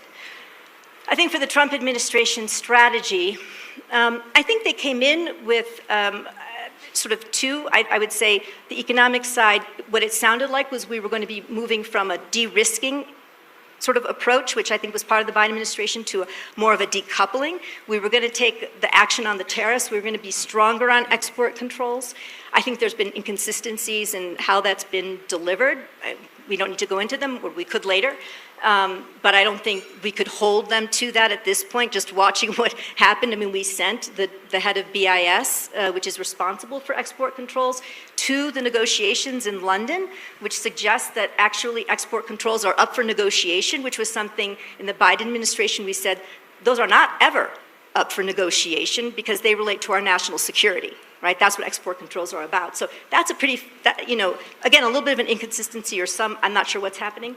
And then on the security front, I think if you look at Secretary Hegseth's speech at Shangri-La, dialogue, he said right up front, China is an imminent threat, but the strategy was not necessarily articulated all that clearly. It mostly was, and so partners and allies in Asia, you need to spend more on your defense, you need to buy American arms. He did say that any military action against Taiwan would be met with devastating consequences. So I think there have been signals, and then again, we've seen questions about whether or not we will continue to support AUKUS. So I think there have been signals of a strategy emerging, but a lot of inconsistencies in terms of policies and tactics that have come out after that. So I think it hasn't gelled. And I think, I'll just finish with this, I think a big part of the problem is that, Steve already described President Trump and how he operates, but I think there's a big difference between the cabinet that we had in Trump 1 and what we have in Trump 2. And I think in Trump 1, you had a cabinet that had very deep and broad expertise on China, and they were able to craft a coherent China strategy. And I don't think that's the case with this administration. Thank you. A lot of food for thought, and I particularly want to follow up on what Liz talked about, the inconsistencies in some of the things the Trump administration are doing when it comes to export controls. Steve, you mentioned that for the near term at least, President Trump really wants to have a deal with China. And President Trump has said he would like China to open up. However, President Xi Jinping appears to have no intention of really changing China's economic model that produces excessively and displaces competition globally. What do you think in the negotiations with the Chinese, what do you think the Trump administration should prioritize, right? They want the deal, so what would the deal look like? Is it just about TikTok, about fentanyl, about rare earths, about purchases? What should they prioritize? And what leverage do you think they should be prepared to use to achieve that priority? Thank you. Yeah, so I want to kick off by coming back to two things Liz said. One is the lack yet of a coherent security policy in the Trump administration. And while there is certainly ample evidence to draw that conclusion, I'd also hasten to add that we're 6 months into the administration. And 6 months into the first Trump term, we had a cabinet that was not the same cabinet 2 years later when coherence began to coalesce inside the policy. So we got a long way to go, folks. And but so far it's a work in progress. I would definitely agree with that.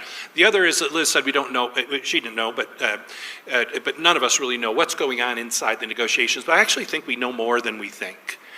So when it comes to this agreement that was announced about 2 weeks ago, I think there's ample circumstantial evidence now to suggest that there was a standstill agreement where the Chinese would relax restrictions that they had put on critical minerals and industrial maggots in exchange for the United States freezing export controls on technology to China and some selective retreat from those export controls. And with no fanfare, a decision was made to loosen constraints on silicon chips just this week, with no announcement, no justification behind it. But I think we have enough circumstantial evidence to know what that interim agreement was to reach a peace while they negotiated a larger deal. And the larger deal, I think we also know a lot more about that than we think we might from watching outside, because it's very likely to resemble in its broad contours the Phase 1 trade deal that was negotiated between 2017 and 2020.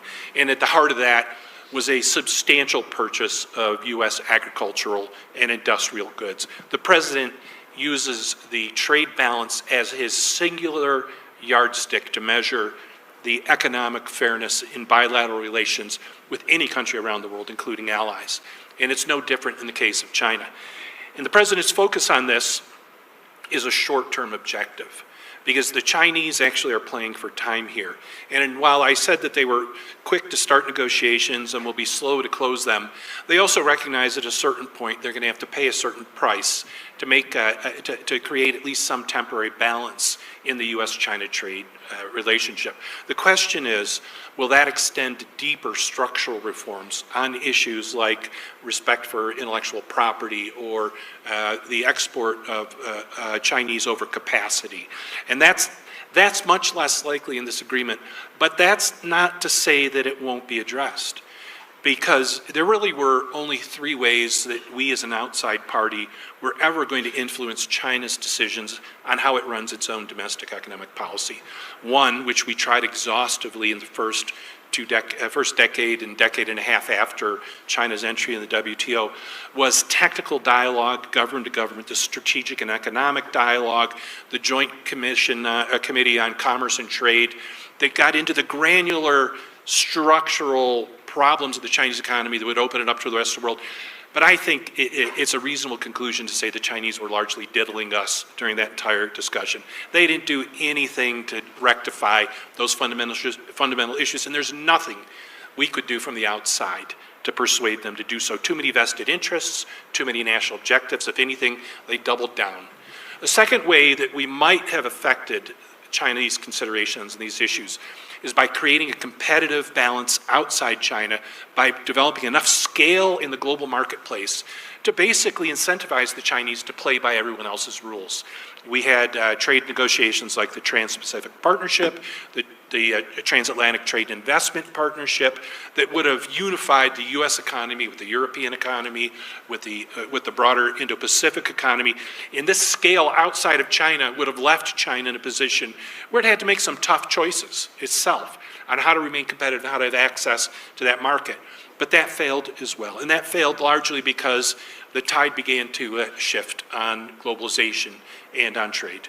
And so the third possibility, which may be the outcome of President Trump's negotiations, is you simply put enough barriers around China's economy to prevent them from transshipping or exporting that overcapacity that essentially leaves them drowning in overcapacity and forced to make very, very tough domestic political and economic policy decisions to rectify the problems themselves. And that may, in the end, be the most successful. And so in these negotiations that the Trump administration is undertaking with trade partners around the world, there is now a boilerplate provision of higher tariffs on transshipped Chinese goods. So the Chinese are not going to be able to use back doors to get into the U.S. economy.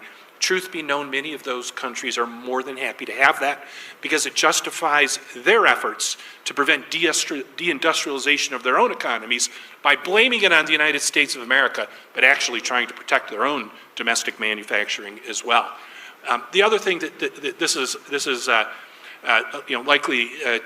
likely to be driven by is that while the President has already made clear there's going to be a minimum 10% tariff for any final agreement with any trading partner around the world, it's very likely he's going to push that number higher for China. And these two factors, blocking transshipment of goods, playing to the interests of other countries to keep China from overwhelming their industrial base, and making it more expensive for China to export its goods to the United States market, may possibly create enough pressure that the Chinese finally take on the politically tough challenge. And I have some empathy for them.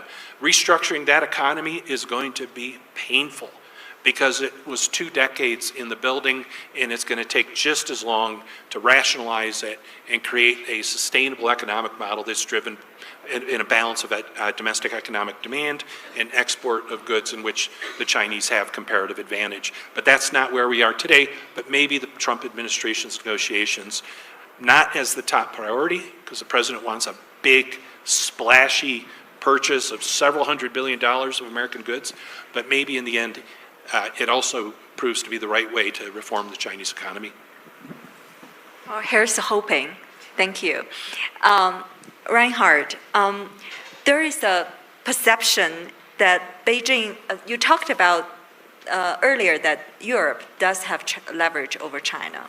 But there is a perception in Beijing these days that, they feel that they're pretty much undeterred by the prospect of European economic retaliation. This really raises a crucial question about the EU leverage.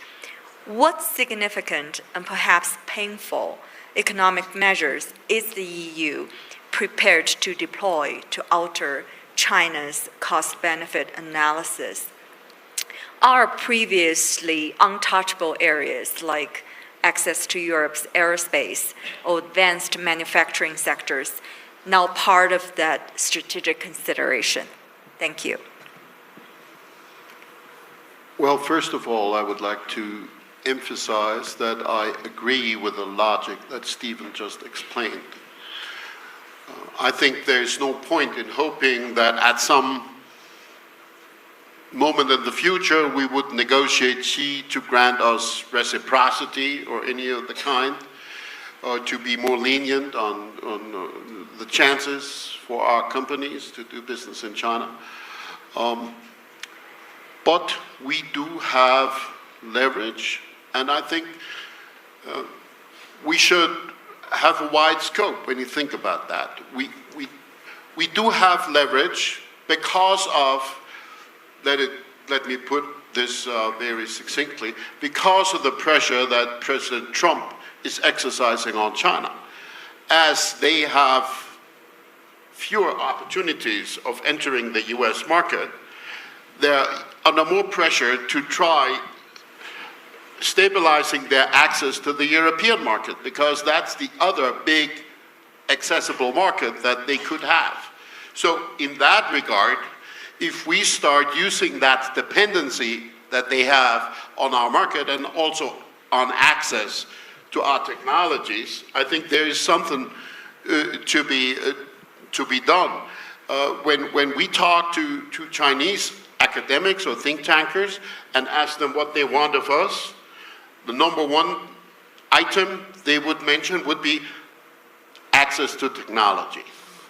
I believe we can work on that, and of course we have to be willing to suffer some pain. You can never inflict impact without suffering some yourself. And give you an example, that's the EV tariffs. That's not a very entertaining perspective for the German automotive industry, because Volkswagen has been relying on the perspective of re-exporting EVs that they built in China to the European market. So their business model depends on not having EV tariffs. That's the reason why they fight against it. We still have to insist on that, so that inflicts pain. I don't think we should look for maximizing pain. I would not talk about putting tariffs on dolls. Would focus on strategic industries. But I think we should also go beyond that arena. For instance, there is a necessity to shape a good narrative. China tries to frame what we're doing as the privileged industrialized nations trying to keep developing nations from rising. And they appeal to the Global South and other countries saying, look, you help our rise and you will rise after us, but if you don't help us fighting the West, nobody will rise. Effectively, and you alluded to that, and it's also been mentioned yesterday, I think, there are nations in the Global South that are suffering from Chinese over-subsidized exports of overproduction. Indonesia is one example. In Chile, they closed the only steel plant they had because they couldn't compete with highly subsidized Chinese steel exports to the country.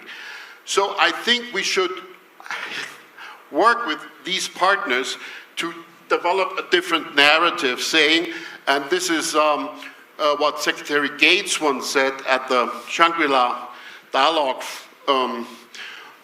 Forum. We don't oppose China's rise as long as it doesn't prevent everybody else's rise. I think that could be our narrative. And that would imply that we team up with hypothetical partners, like, for instance, resource-rich countries. We're now heavily dependent on Chinese rare earth.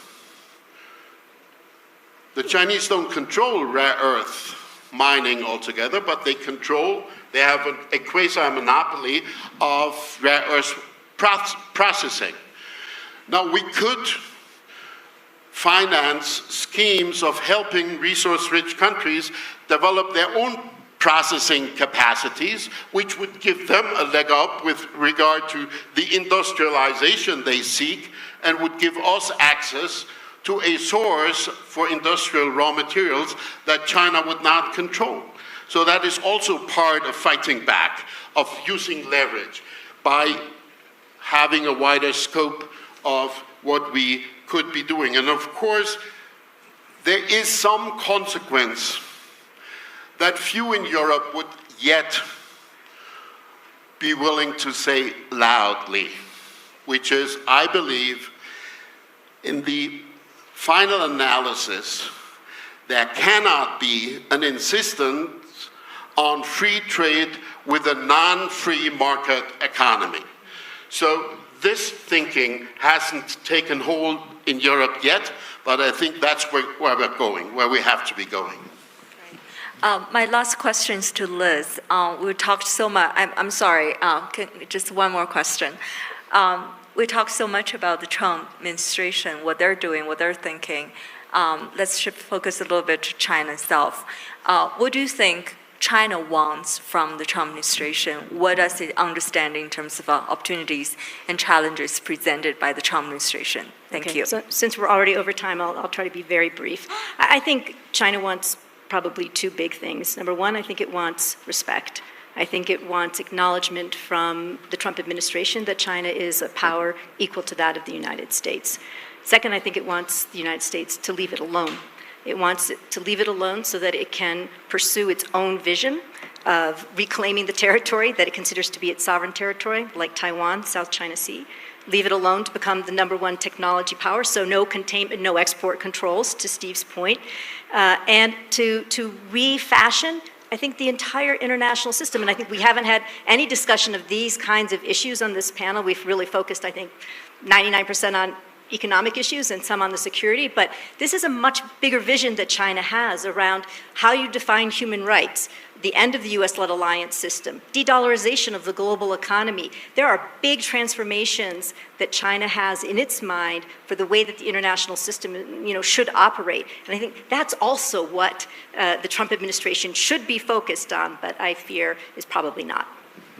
Great. Thank you so much. I'm like a reporter on deadline, always trying to get more time to finish the story. But thank you so much. I wish we had more time. Thank you to our Thank you to our panelists. Yeah, thank you to our panelists and Ling Ling. Just a few notes. Downstairs now, we're going to be having a wonderful book talk with Vali Nasser and Jim Sciutto, and drinks are being served and some snacks. Tomorrow, we're giving everybody a lie-in. We'll start at 9:30 in the morning with an excellent panel on U.S. competitiveness. Otherwise, we hope you enjoyed the day. All of our videos are up, and thank you very much. Please enjoy